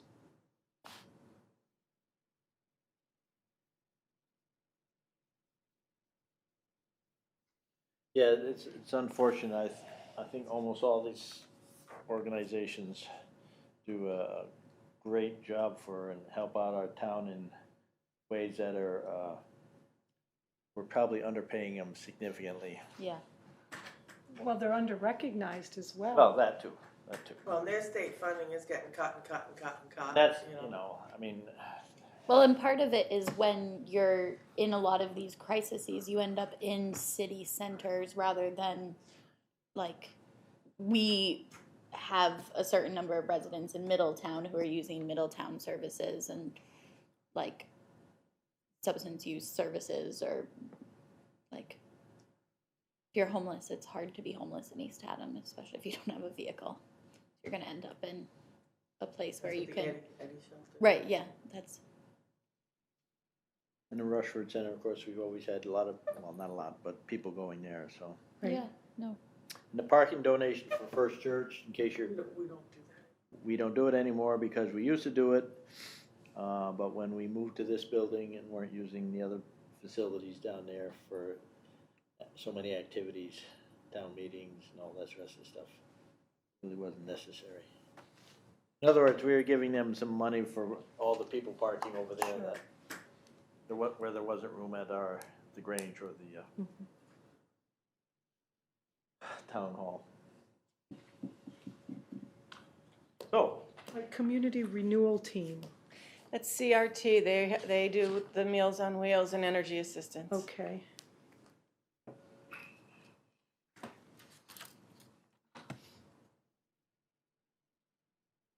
And we, as a comparison to other towns, do not contribute near as much as many towns that are our neighbors. and I'm not sure if the senior center gets a tremendous amount of donations, both for meals Yeah, and for I was impressed with how other much. activities that they do there, so that, I mean, They could open up a coffee shop at the senior center. Honestly, know, I was yeah. so impressed with how people step up to help them, but What he does for energy assistance far outsees our $500. Right, yeah. oh, Yeah, that's I'm that's not a big questioning help. like any of this money whatsoever. But I'm it- just really They interested. asked for $5,000 from us. Oh, okay. Okay. so, I mean, we can revisit this stuff while you're thinking about it the next few days. Yeah, well, this health and, this is all state funded. No, This is where I'm trying to figure out, like, who's health and social services? Who's human services? I mean, who's human Well, services? I'm not these sure are what just you're asking. I think these I'm are not like sure either, to be voluntary honest. contributions that we These make are in organizations. recognition Making that. them to organization. To these organizations. local, No, state? these I know, who are these these? organizations, like. So, Like, I don't know how to Rushford ask is it the right Rushford way. Center. I Right, mean, right. So they're behavioral health is through private? Middlesex Hospital. MidSAC is, yeah, the Middlesex County Middlesex County Substance. Substance Okay. Abuse Council. Okay, SACS is Sexual Assault Crisis Right. Center, or Crisis Services. Community Renewal is Community Renewal Team. So, Right. I mean, those are all agencies that we are do this doing, stuff, that we give them a donation to help support them. right. Right, so, They're quasi-public. right, okay. And they probably Right, get but some it's money not from like the state too. there's no Correct. one in our town That's that's looking overseeing. all- It's not like all of it's this. a department. No, The it's only- kind of so, us that are. The only kind of real health and human services are the pieces that come through Brad as municipal agent or Tony at Youth and Family. Well, that's what I was gonna say, so if Tony gets some person in a sexual assault crisis, she would be able to recommend them to go to a certain, Go to this, this particular. Sexual Assault Crisis Group. So, do we get requests from each of these organizations each year? Yep, normally, throughout the year, like, they don't seem to snap that our budgets are being done now. So I do catch up with them eventually and get their letters, and then they send a letter that's like an invoice to all of them, but yes. And do we they- get a request letter. Do they say how many residents of the town of Some East them do, Haddam? some of them do Eddie not. Shelter can tell you how many of our residents have used I them. Oh, tried really? to, Can you- yeah. Can you share that with us when you? Yeah, I mean, I was hoping people from our town I would tried, actually make I use of tried this. to get them to put that in the letters, like when I call them and talk Yeah. to them, I say, when you send your letter, can you share with us, you know, X amount of people from East Haddam came for a total amount of. Mhm. Right, yeah. So, the point being is that if we have that information, maybe we would like to contribute more. Like I have the community renewal team one here. So I'm not suggesting either that we need to change this, I just am curious as to Well, you may how want these to when you see the programs. figures, so. Exactly, Right, yeah. right. Like what community renewal team gave us was elderly services, 151, estimated value $62,000 and change. Energy and weatherization, number of individuals 210, number of families 119, $88,615.11. Then they have a category here, neighborhood services. I don't know what that is, but that's 9. 9 individuals, 7 families, $1,469. That's the statistics they gave us for East Haddam. Well, 500 covers it. Yeah, exactly. You know what, though? I think what would be helpful in building on the request is if we take the narrative and see what we can get and just, I can do a statistical chart of the benefits to our citizens, especially should you choose to increase it, to just show the benefits we're getting for a few, Yeah. for pennies. Or, yeah. Yeah, Exactly. pennies on the dollar, or less than a penny on the dollar, so. Okay, that would be very helpful, I think. I don't know if we'll make any changes, but it'd be helpful for us to make a Even if we decision. don't make any changes, we can justify what we've got in here and say exactly what Cindy said. Look at what we're receiving for pennies on the dollar. So in the future, if something happens, We had 0 from East Haddam this year. Right. And then the next year, they might say they have 10 from East Haddam. So If we it, can keep that. balances out. Yeah. But we can start to build that data in Yeah. our budgets just to show the value of that Right, these Service. are. teeny tiny budget. Yeah. Yes, It's, what, $3,900 a year, and Yeah. we're getting hundreds of thousands potentially Right. in value to our residents. Okay. Moving on to general government. sorry, I didn't mean to spend so much time on No, that. that was but, a good great. question. Finance office, 17. page 17.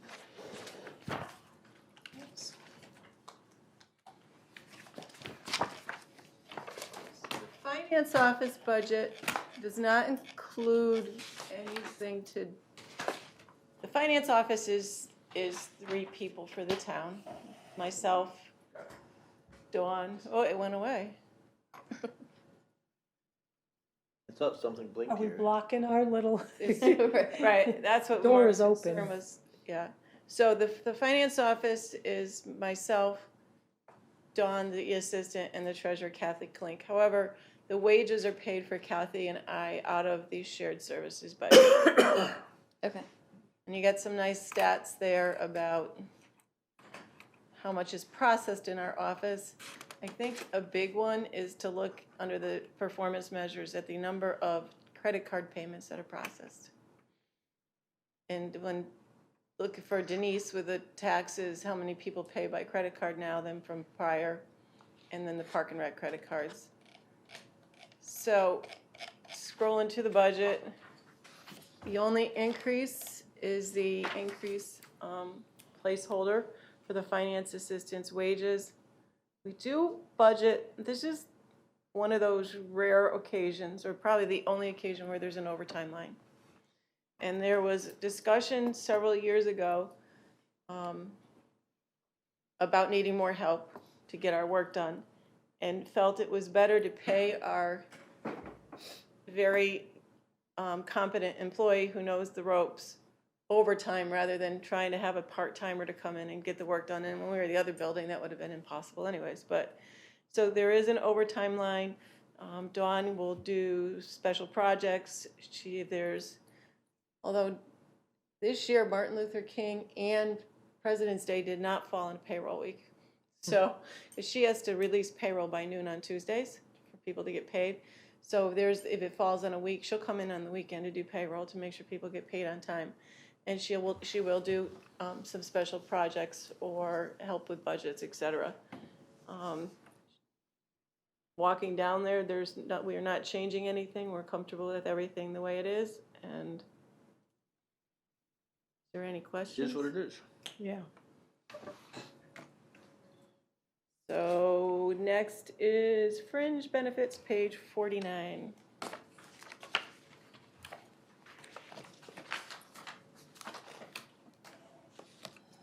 Hopefully it won't cut out on you, Ed. That's the first time today.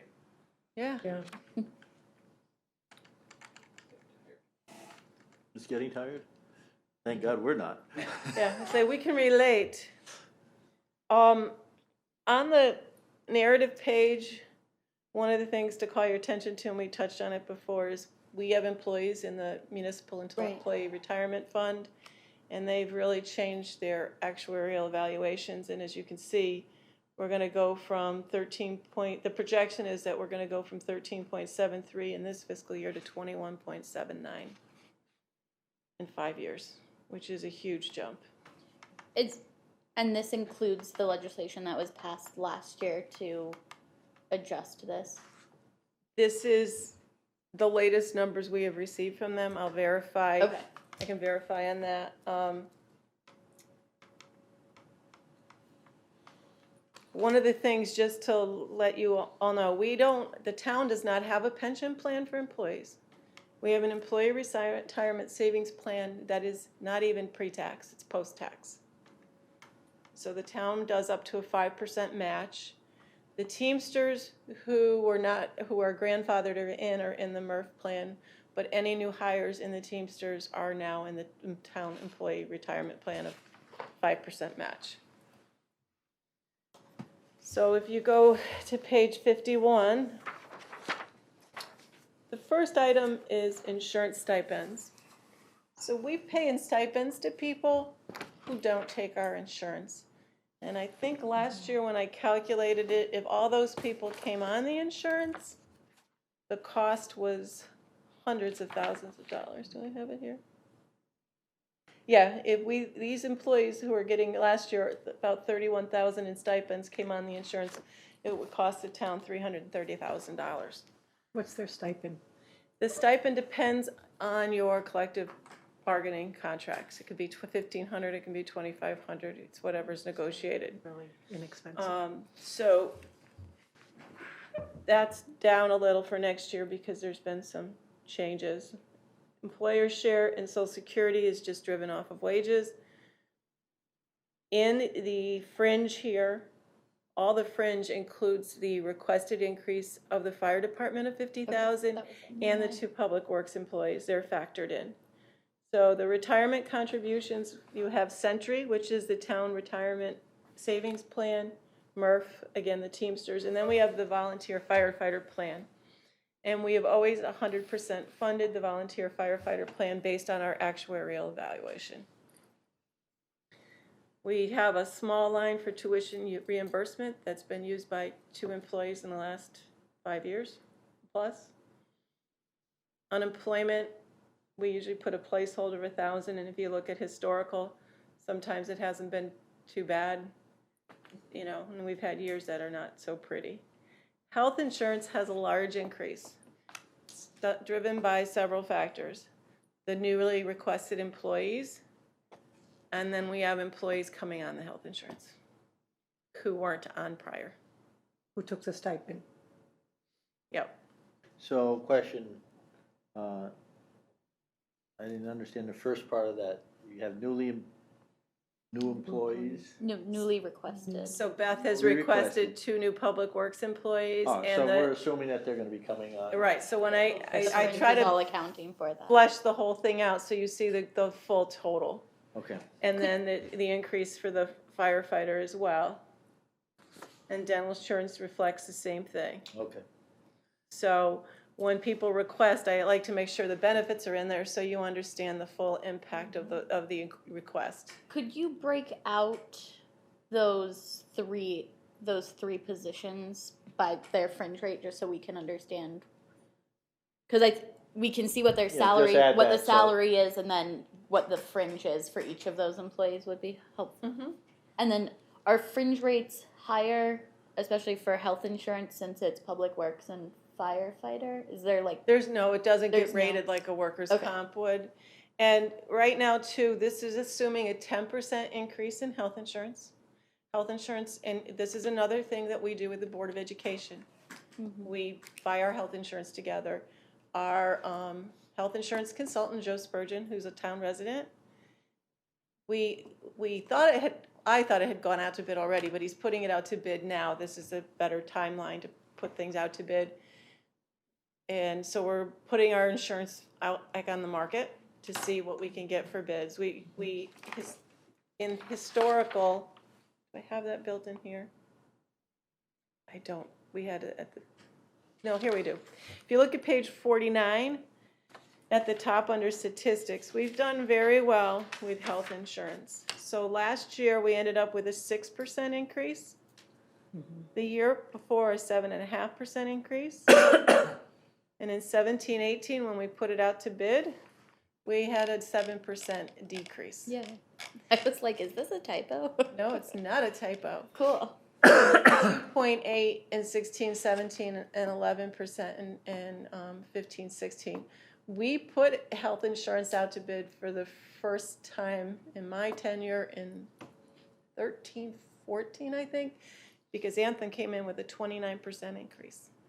And we said, if we don't lower it, we're going to go out to bid. And they said, this is all we can do, and we put it out to bid.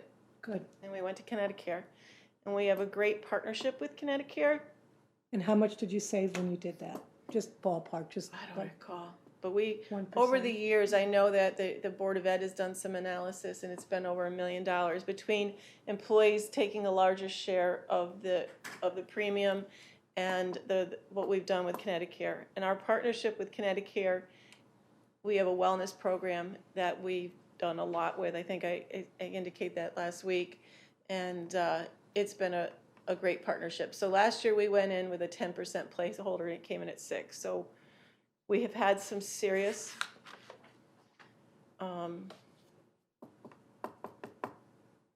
claims, or experience is a better word to use. So we're hoping that it's 10% or less. And if we, with the unions going out to bid, we can't, the insurance has to be pretty much the same benefits. It can't vary. But when we first went to Connecticut, I think a lot of people were nervous, but they did a great job in the transition. So that's who we're with now. In the HSA, everybody was freaking out. Right. But I love my HSA. I think it works out great. Are there restrictions with who you see and everything, or? Connecticut was fabulous. So when we made the conversion, they took and matched everyone's doctors up, and if there were doctors not in their network, they went and pursued them to get them in their network. And then, and lots of times when you change insurance and prescriptions, people would be in line at the pharmacy, and there'd be an issue. They'd call Dawn or Terry at the Board of Ed. They'd call Connecticut, and it would be resolved usually while they were standing at the pharmacy. Oh, wonderful. So Connecticut is very, very responsive. And a matter of fact, through the Neighborhood Assistance Act, we're getting 9,000. 9,000 actually. towards open space for the Neighborhood From Assistance Act. Connecticut? Got a check. Yeah, wonderful. So they're great to do business with, and they're very proactive in employee health and ideas. We've done the health fairs, the biomed fairs, the nutritionists, the exercise. People can play pickleball. They will pay for ride and stride, cooking donations, maintain, don't gain, yoga, you name it. Done a lot of programs. Yeah. They're talking about doing some hiking stuff, and we'd love to get Rob on board as well to help. There's greater participation at the schools in the town, but it's a little different when you have a whole bunch of employees in one spot that can go do something after school versus we're all spread out and kind of sporadic. But it's awesome. Yeah, I mean, the HSA was just, people were so used to paying, like, I pay my $10 copay or my $25 copay, I don't understand this HSA thing, but once, like, I think it's great, I got my glasses through there, you know, as an expense. And it's, in Connecticut, if you sign up for the health equity, you're looking at your insurance claims, what something's gonna cost you, how much you have in your HSA, all in one website. It's very comprehensive. It's so easy to pay your provider through there, you don't have to write a check to your doctor, you just go online and go pay provider, Done. they pay your copay right out of your account. So Great. we've had a great relationship with Connecticut, and hopefully well, we'll see who the low bid is. Yeah, hopefully they. Well, Well, they're not the low bid, but they're really close, maybe it's worthwhile. right, well, and that's, as in You can wait anything. all out. And you hear a lot of talk about the state plan. And the state plan can be less, but most towns who have done it, what they have found is because it's so much cheaper for the employee, and it's back to the old PPO, that all these people who are taking stipends all then jump on, and then your savings is eradicated. So at last time when we put it out to bid, the state plan, I think, would have saved us $20,000. And I was just sitting at the table saying, if you go to the state plan, I'm coming on, and there's your savings is gone. Right. Because I can't get shirts like this anywhere else. And there was numerous employees who would just jump right on, because why not? It's like the old days of insurance. So we'll see what the state plan compares for that. Page 69, Board of Finance. Quick question on the MRF. Now, we're getting, We're getting down in employees on the MRF. yes. So do we know how many? We're down to, we're probably gonna next year lose 2 more. I'm thinking 6. 6 more? No. Oh. 6 on the Murph right now. I was gonna say I think 6 too, but let me tell you.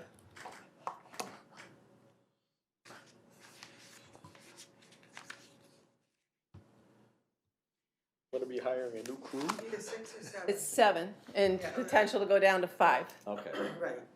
So, all right, that sounds about right, okay. yeah, so that was a good thing to do. Board of Finance, under staffing, Deb Danette, Town Clerk, does the recording. And while she's not directly paid, there's money that goes into her preservation trust fund. And we'll see that on the next page. The additional information at the bottom of page 69, let me get to that for you, Ed. The Board of Finance has a policy as to how much their contingency fund budget should be in relationship to the total budget. And I have the calculation on the next page. So there's a blank right now until the budget's done. So when you get to page 71, you can see right now for the general fund budget, the Board of Finance policy, I'm getting turned around doing both, says a 0.5% to 1% of the general government, town government budget should be in contingency. So based on the request so far, and I haven't dropped the capital in yet, we're at 6% for contingency, because the Board of Finance recommended 90,000 in contingency. 0.6%. 0.6%. Okay. Sorry. I also was like, Yeah, me too. What? I'm No. tired. no, it's okay. Again, Numbers are this is the chasing. big one. Right, yeah. Yeah. And I was trying to process it, and I was like, wait, Yeah. that doesn't, yeah. Thank you, Bob. Yeah. So one of the things we did in this year's budget is we put the transfer to the town clerk's fund in Board of Finance. Because I'm thinking, should she ever choose not to do it, they are budgeting for a clerk, and it should reside. Yeah. Right now, it was in the technology budget. I don't know how it got in there, but we're moving it out. Purchase professional services, that's the audit. Not the audit, no, take that blank line. The next line is auditors and GASB. So what that is paying Bloom Shapiro, and then we have to do for what was called GASB 45, I believe, it's our other post-employment benefits, and we have to have it analysis done annually, because that's reported on our financial statements, and while we don't offer post-employment benefits, we are required by GASB to show what it would be what our liability would be if we do. So GASB. I think it was GASB 45, But what is GASB? Government Accounting Standards Board, Okay.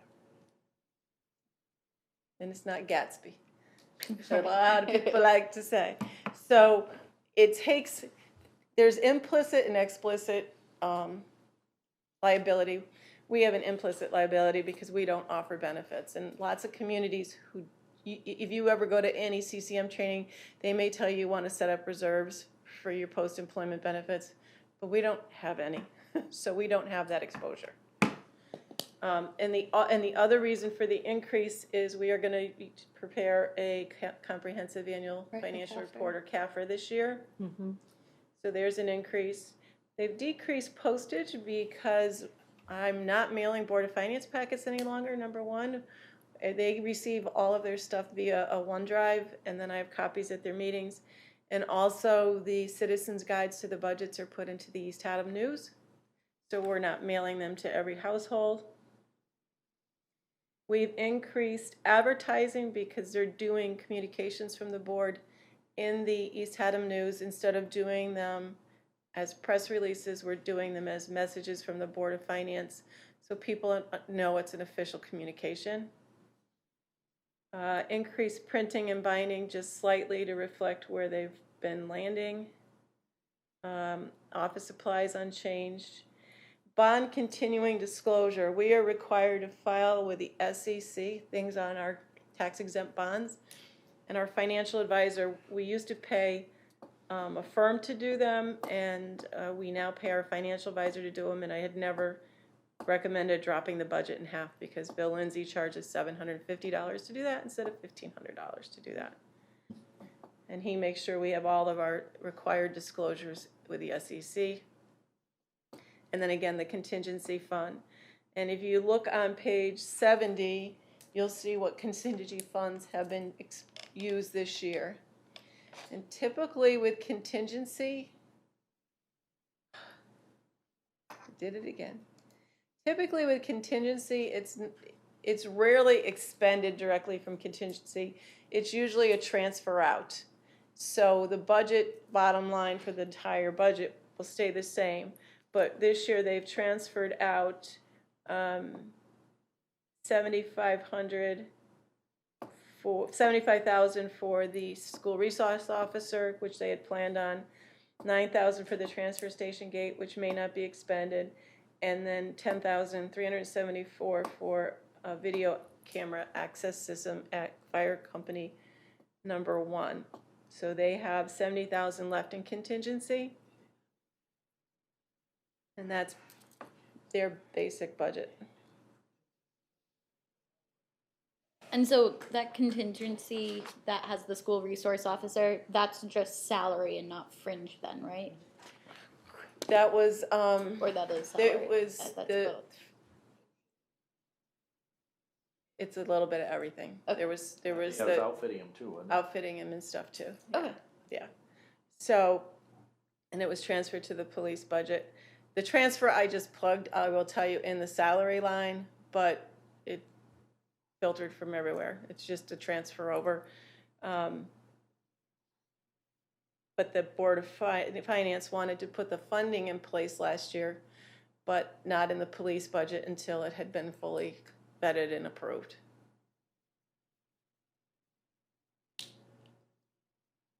And that was approved at town meeting in June to make the transfer.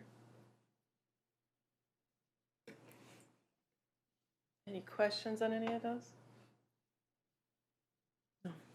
But there's some years that we haven't put in a contingency fund at all. That's Nope, that means nothing was transferred. If you see a 0, it means nothing, that's showing actual. That's showing Actual, so if it's 0, it meant there was nothing transferred or anything. We've had numerous years without any transfer out of contingency.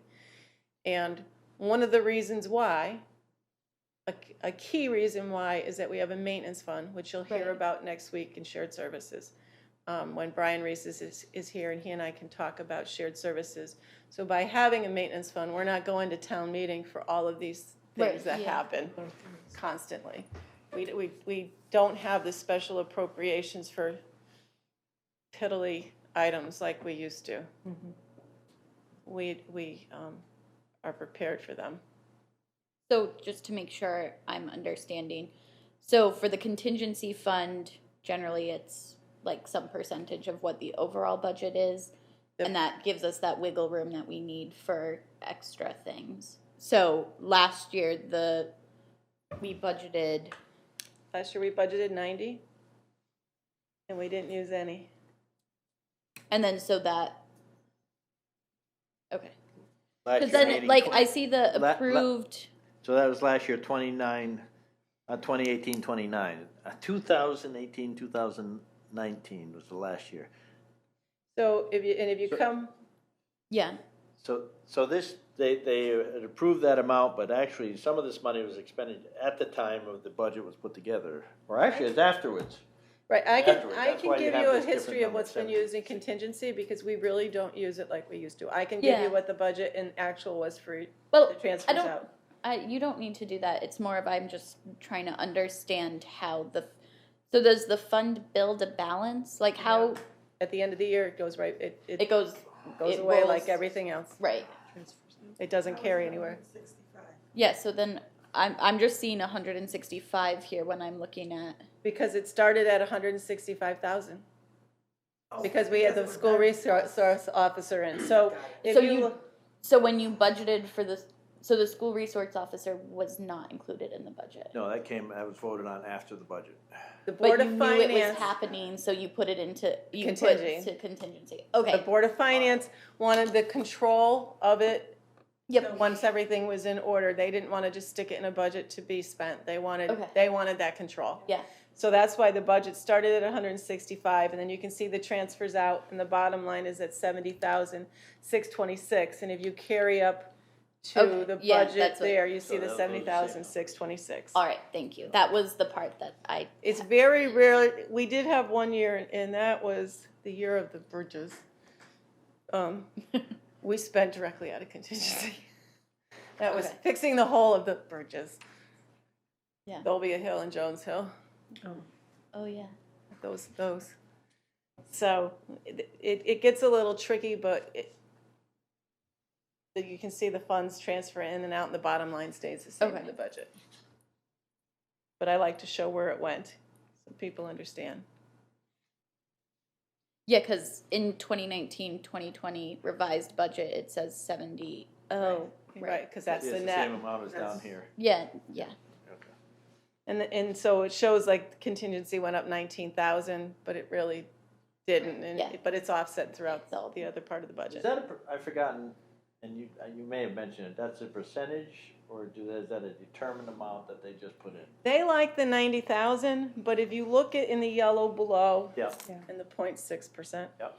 So say, because we haven't plugged capital in, Yep. say your budget increase puts it so that the contingency percent,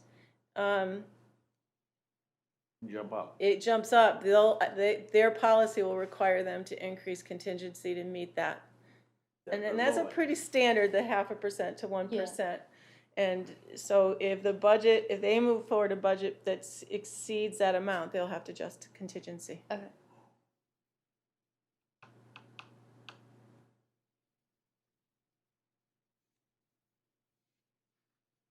And then I like to put below, what the range is based on what you see there. So if it was 1% versus.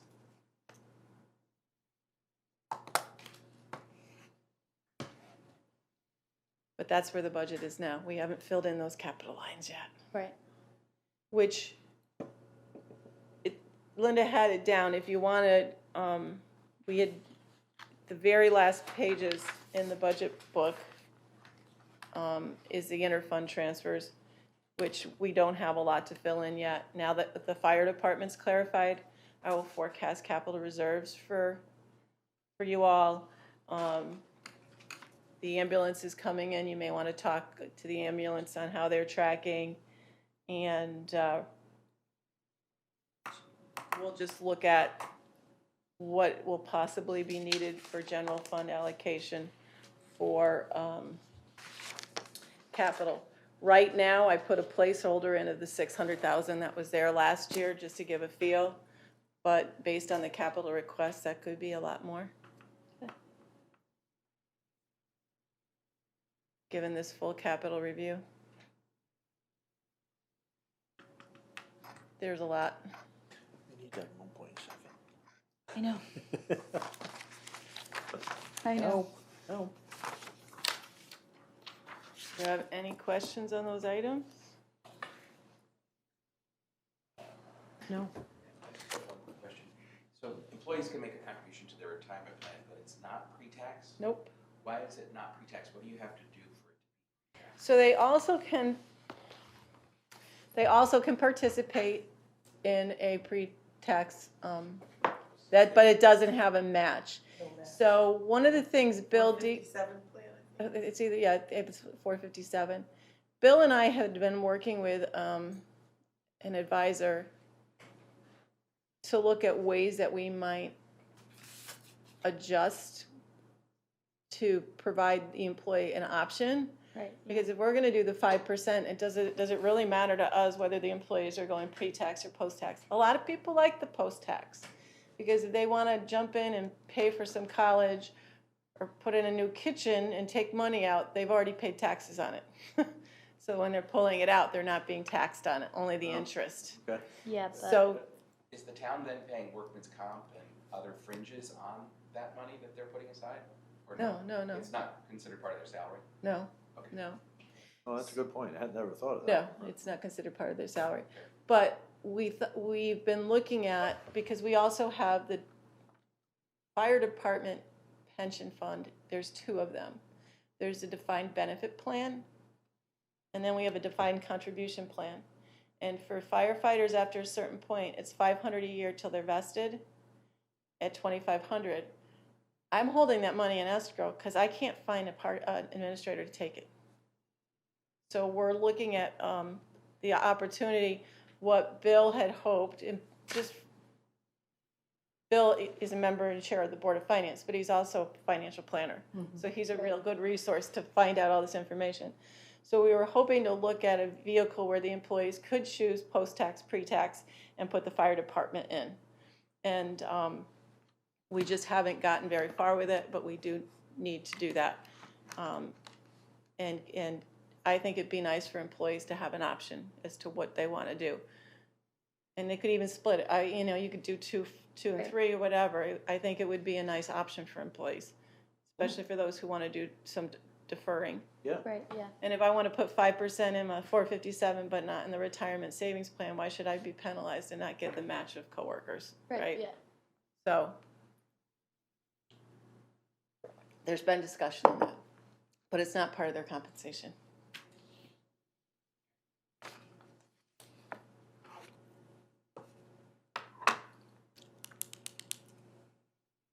Any other questions? Okay, so it's 20 after 3, we're scheduled for 4 o'clock. You want to look at some of these other things or call it a day? Can I just call your attention to one thing so that you're thinking about it? And Linda's not been able to solidify an appointment with them, and that's the Lakes. So we're still, I reached out to Randy Miller and I gave them either the option to Thank come you. at 4 o'clock on Wednesday or call in at 4 o'clock on Wednesday, because we could just dial them in right from here and yeah. talk to them. Or I gave them the option of Saturday the 22nd in the morning, like somewhere between 9 and 10:30, so you can get all your budgets met and then deliberate. So I And- haven't heard back. Oh, from you them. haven't heard anything? That was the last time. I You reached hadn't out heard to them, anything. but I hadn't, I gave them the options, but I haven't heard back. Because I think last year they sent, because Randy and Felicia are in Florida. Yeah, but somebody came So last year. last year they Yeah, sent too, Tim Varial, Right. I believe, to Okay. discuss the budget. And this year I really want to get him in, because according, I haven't really looked at their There's budget. some big they have requests. some- What page some you bigger on? So requests. you turn to Tab tab 2. Tab 2 first. Tab 2 is operating, of course, tab 5 is capital, but tab 8, they do a PowerPoint every year as well, which you can read in I've some seen good it. bedtime reading. Yeah. Tab 2, what page? It starts on page 165. So a few things, the lakes we started funding 8 years ago or so. Sometimes it gets a little blurry because it's been a while. And the boards would, a lot of it was to start helping them with remediation and education.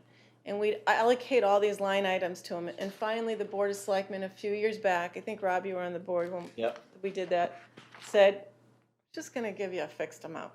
I don't really, just use it as intended. And the way it works is we match them, it's a 50% grant. Let me get to that.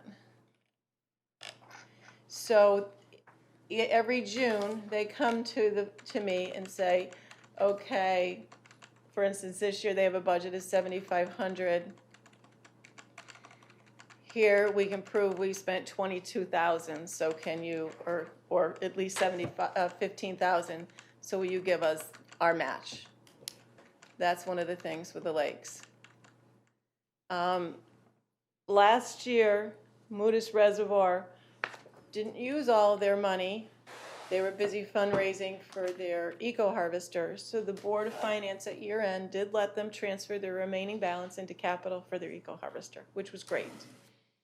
So this year's request for the lakes is $8,263 for Bashan.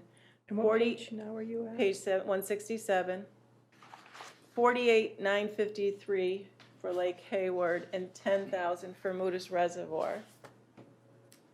One of the things that used to happen also is they'd all put in for certain amounts, and then whoever didn't use it, they'd come in and request that the money be transferred to Lake Hayward was the one that always got it. Mm-hmm. And the boards of selectmen and finance didn't feel that was equitable. They wanted to distribute it more equally. So the request this year is an increase of $44,716 for the three lakes. Does that include their capital request for? No, there's more in capital. So another piece of history, at one point in time, we started reserving for the lakes, and the balance was built up to $45,000, and that was then allocated $15,000 to each lake to use towards capital. So Moodus Reservoir used that 15 plus last year's in order to purchase their eco-harvester. Right. So Lake Hayward had requested some money for this year as well, and I have not heard if they've done anything. If you go to page I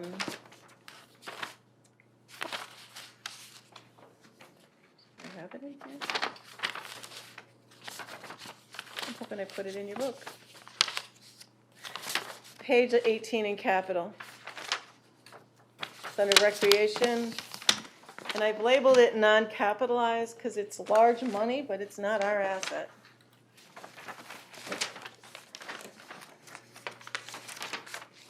So this year, you can see this year Moodus Reservoir had spent $20,550 for the eco-harvester.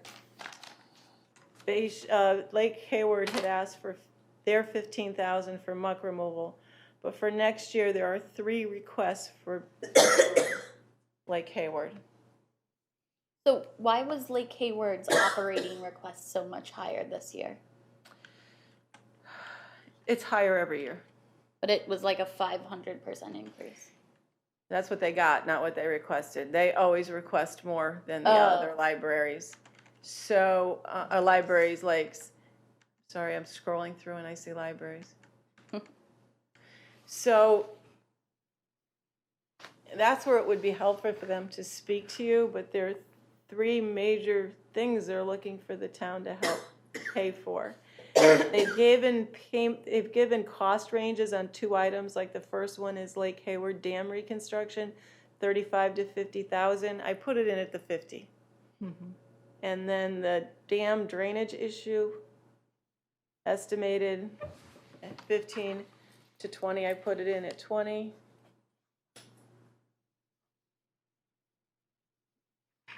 So these are their capital requests. Their PowerPoint, quite frankly, I haven't taken the time to read through it.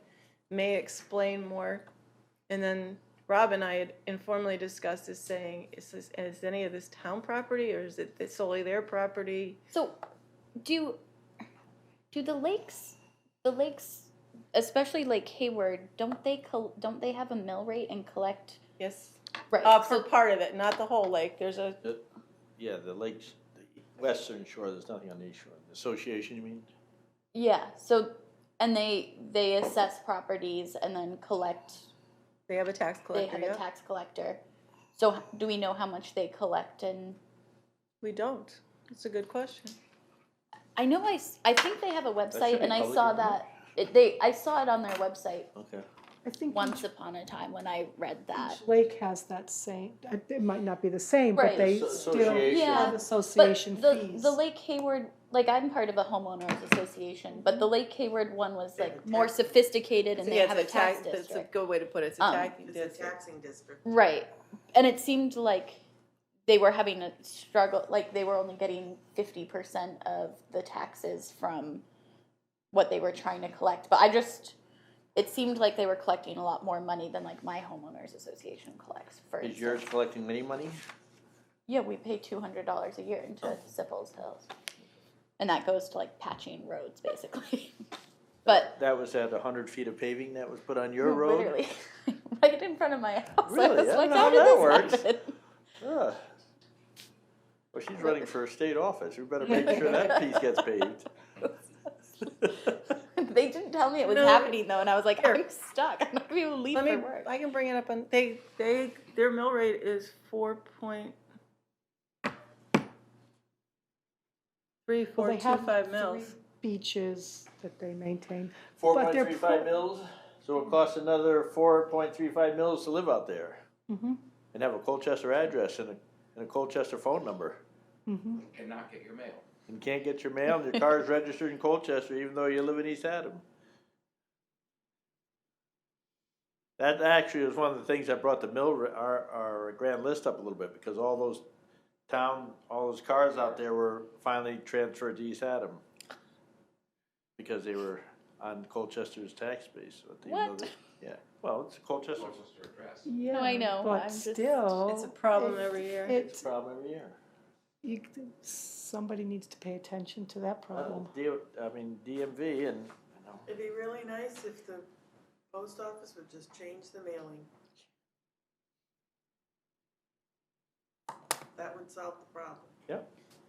And I think people in Salem, there's some of those same people out there get their mail from Salem. Mhm. Like Dobie Hill out there, Joe Busher, all them out there, they get it. They get their mail from Salem. So as of June 30, they had a cash balance of 160,000.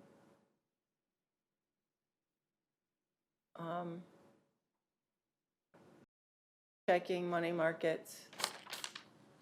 They had 160,000 cash balance. So, any indication of what they have for payment compliance?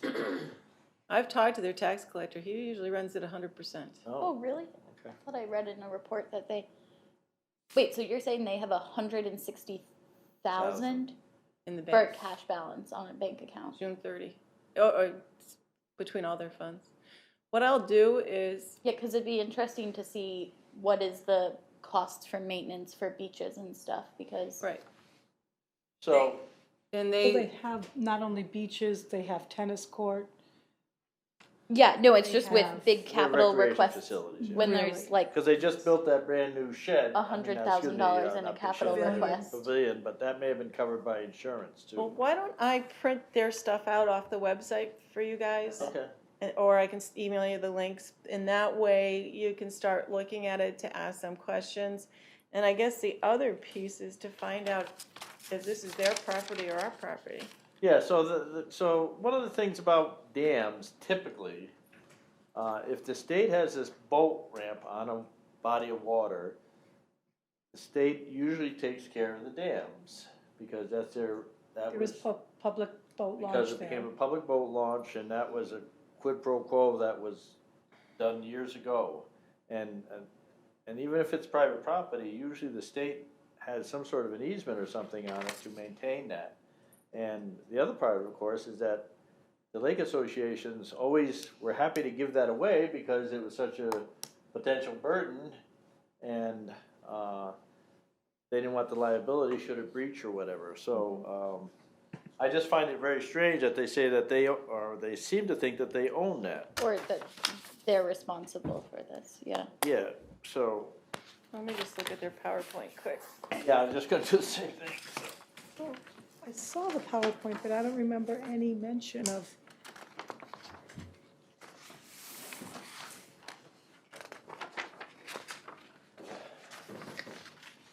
And their allocation, Page 7.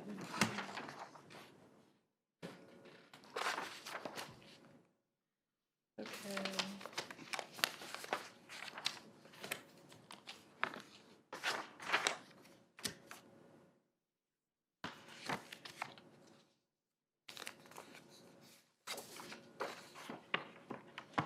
And the numbers they use for the allocation of real estate, the grand list, I've asked people who helped put that together if they could show us how they arrived at it, because it's not just the properties on the water, it's people with water views, and it's not a simple. So a lot of this talks about their share of the grand list. Okay, here they, actually on page 11, Right, that's- waterfront. Yeah. And other lakeside property.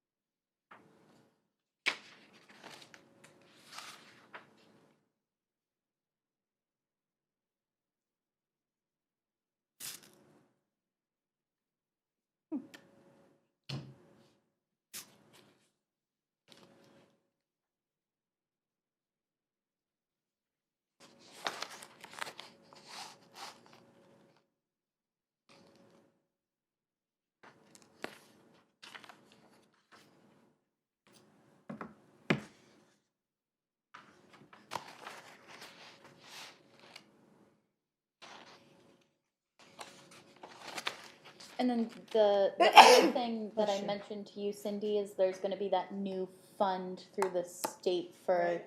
municipalities. I just was looking at it.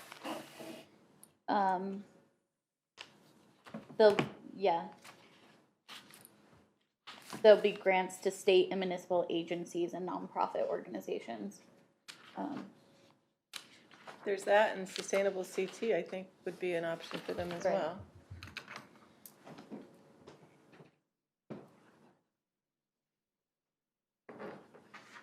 And that is, what is it called?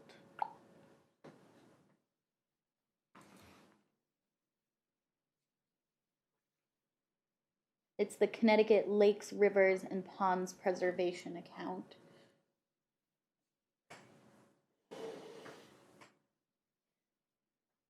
And as I turn to page 165 to make the note, Lake Hayward's budget request increased substantially over the current year due to two projects totaling $75,000, state-required dam repair and building biodetention basin. So they're saying the state's requiring them to do that. So it's gotta be then their property, it can't be town property, because when we did our. Not town property, Well, right, when we yeah. sat down with our insurance company, there's some database where you can go and look up dams Yeah, and stuff. the We didn't have it. DEP has one, and I was just trying to get on it, but I can't see what I need on my phone. It's a little hard on the phone. Now Cindy, did Randy Miller change his email address from when? I think so. Okay, that might be why he hasn't answered. Let me see. Well, that I would usually, do it. I usually email Felicia. Cause all of a sudden I'm looking at this email address here at credihct@yahoo, and I didn't email that. Well, the other email, I wonder if he changed it. We had an issue with Randy getting hacked. Oh, really? So Randy sent me an email in the spring, May, June of 2018, saying, here's the proof for Lake Hayward's match to send the check.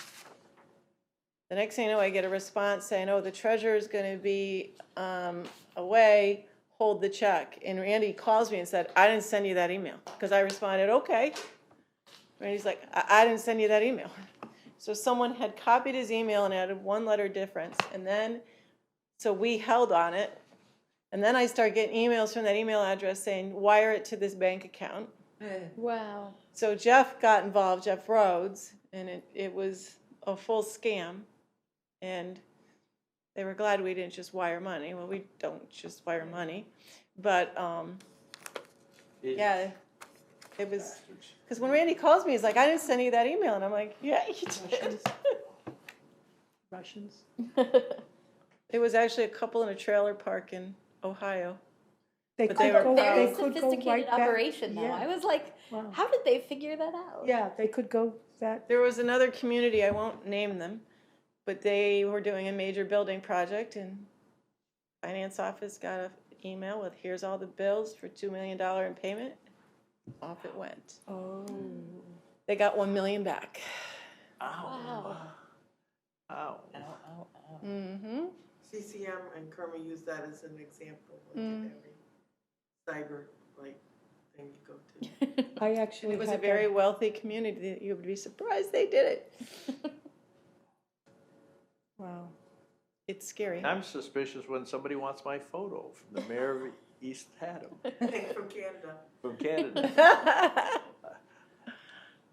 I don't know what they wanted to use it for, but they didn't get one. Post office. Actually, I should have sent him the headshot. Put you on a From the wanted back of the poster. head. I go to Rob, I need a headshot for the events magazine of you, so he sends me a picture of the back of his head. They weren't specific. Did he get you something? I was gonna say, I feel like I saw a normal photo in the events magazine, but We've had spam, another one where people kept calling that we hadn't paid them. We're like, we paid them, we paid them.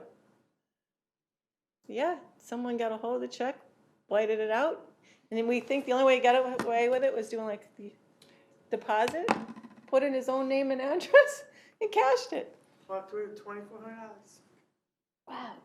And we're trying to figure out how that got to this guy down in Put his Virginia. name and address on there. I know, he Why put his is- full name and address on the check. And it was legit, his name and Virginia? address? Yeah, it was. Okay, that, You know, he's not too smart. He's kind of smart, but not too No, smart. wasn't he, didn't you Facebook him and he's heading to jail or something Yeah. anyway, so it was kind of his last ditch, like, I already got this many, why not get it? But we just did, the Well, he wanted to pay his bail. but they were trying to figure out how For his Right. bail. he got a hold of it. But Liberty Bank ended up replenishing our account for it. Good. I had a credit card company that I was getting rid of, and he was mad, and he actually started taking money out of my account. This Wow. was when I first had the business. He got $7,000 out. Wow. And we found it quick enough. I got everything back, but I also learned, this was when I first had it a long time ago, I learned to keep everything all separate, so Mm-hmm. they cannot get any money or very little money.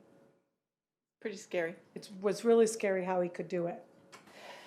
So, I think if someone will remind me, I'll make a note to myself, that won't necessarily remind myself.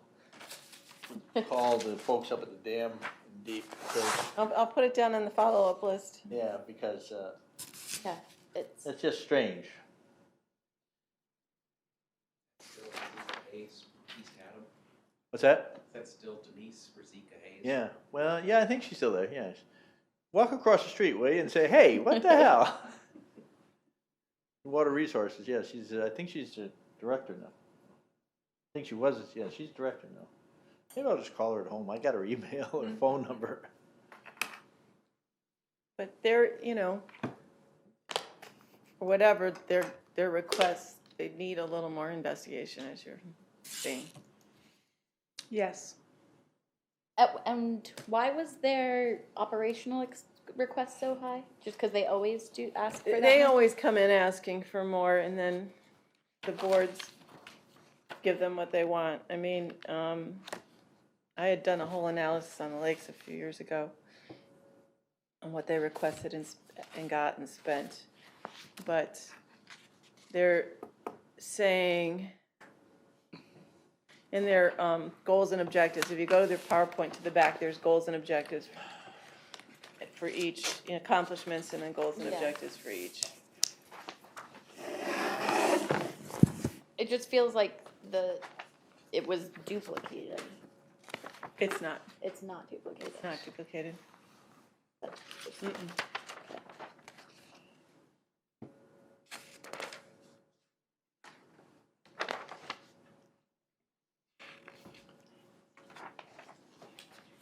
I mean, Lake Hayward is much more aggressive with the work that they're doing, but So what's interesting about the association, see, now your association doesn't have, outside of maybe your little beach, does that do anything? You have a little beach as part of your association, We have a right? beach and a boat launch, yeah. But you don't, but what I'm saying is there's all these little associations around, but they don't contribute to the larger Moodus Reservoir, do they? No, not that I know of. Yeah, I think that's what's different about Well- Lake Hayward. Their association contributes. Yeah, no, I know, but I'm just curious of like, if they are collecting money, do we get to see a budget of theirs of where they're expending that they money? have a lot of their financial statements are out on the online, website, yeah. so I can email you the links and look to print them out for you. Yeah,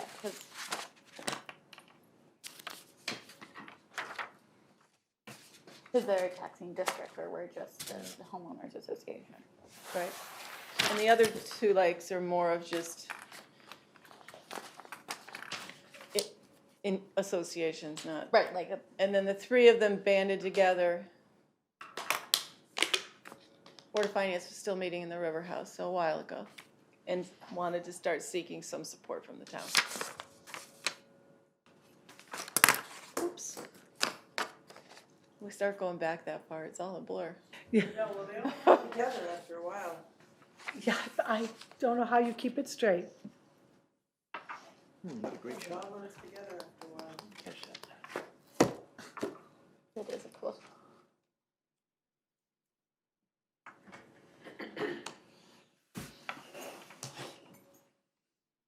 Okay. Another successful day of budgeting down. No, not really. 'cause One remember down, you said 4 to we go. haven't cut anything yet. Right. No, it's just another day behind us. We'll get to that Motion to point. adjourn? Can I just say Wait, wait, something? wait, wait. As you're looking, and you guys are gonna meet Wednesday, Yep. I'd strongly encourage you, if there's any areas you're thinking about cutting or you need more info, to let me know before next Saturday, so if I need to do any legwork or research for you all, that I have it in place, so that it aids you in your process. And you were gonna talk to them about canceling the regular meeting on Wednesday since there's not a lot of business? Oh, yes, thank you. Thank you. Oh, yeah. I'd forgotten it. So, our regular meeting of the Board of Selectmen has one tax refund and not a heck of a lot else. So that does not have to be processed immediately, so I was going to suggest that we cancel that meeting.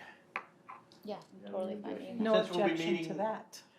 This way I won't have such a hard, like, Yeah, I'm gonna try to get the ambulance. Glad you coming reminded at me, thank you. 6:30, so if they run a little over into 7 o'clock, or if the lakes can come like at 6, quarter to 7, after the ambulance, get them So there, we then don't I don't have have to issues shut down. up against a hard deadline. Right. Yeah. I have Time-wise. no problem with that. And you guys have a budget workshop scheduled for the 25th Yeah, as well. Did you wanna look at seeing if people are available on the 26th if you need it?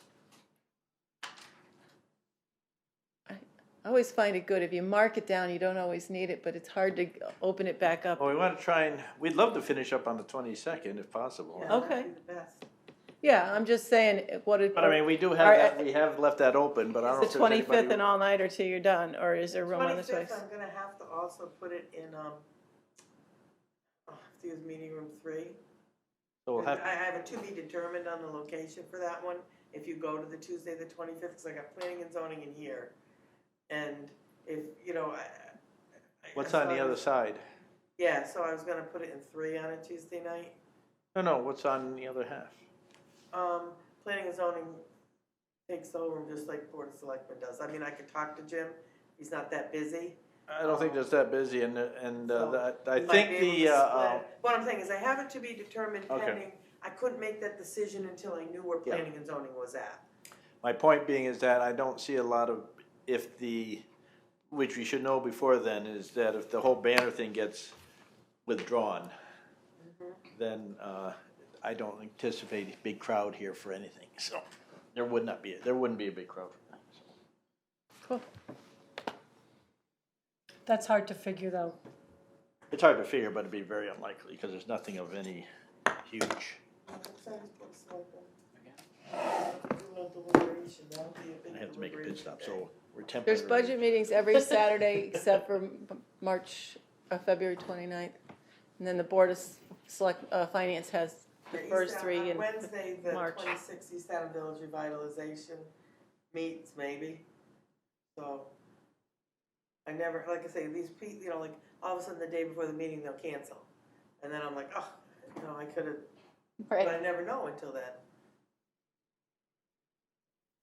But I could take I could take space that side of the room to go to. And the capital committee meets next Thursday, so we'll have more information from them. Yeah, Because, but we're hoping that, oh no, the 20th. but realistically, you know, as you're looking at the capital, there's a lot of items that have been requested for next year that really would have to be done with debt or with a savings plan. They're not like taxation next year. Those real big ticket items aren't, you know, I mean, you're not gonna put in for a $2 million building project is for taxation. Not usually.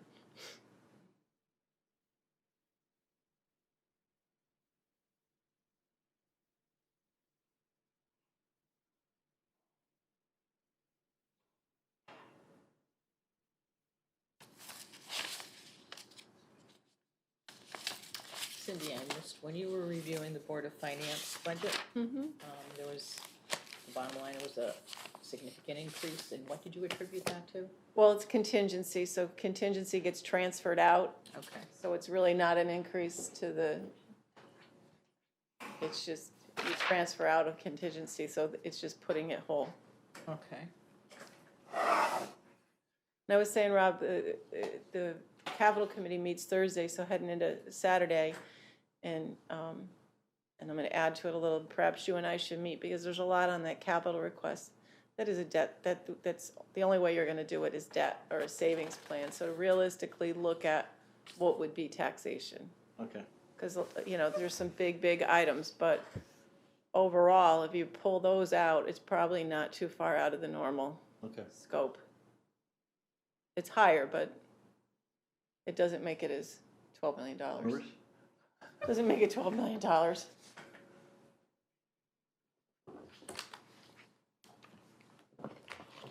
I think the Board of Finance is gonna have some real tussles this time. Or a lot of discussion about where to shuffle.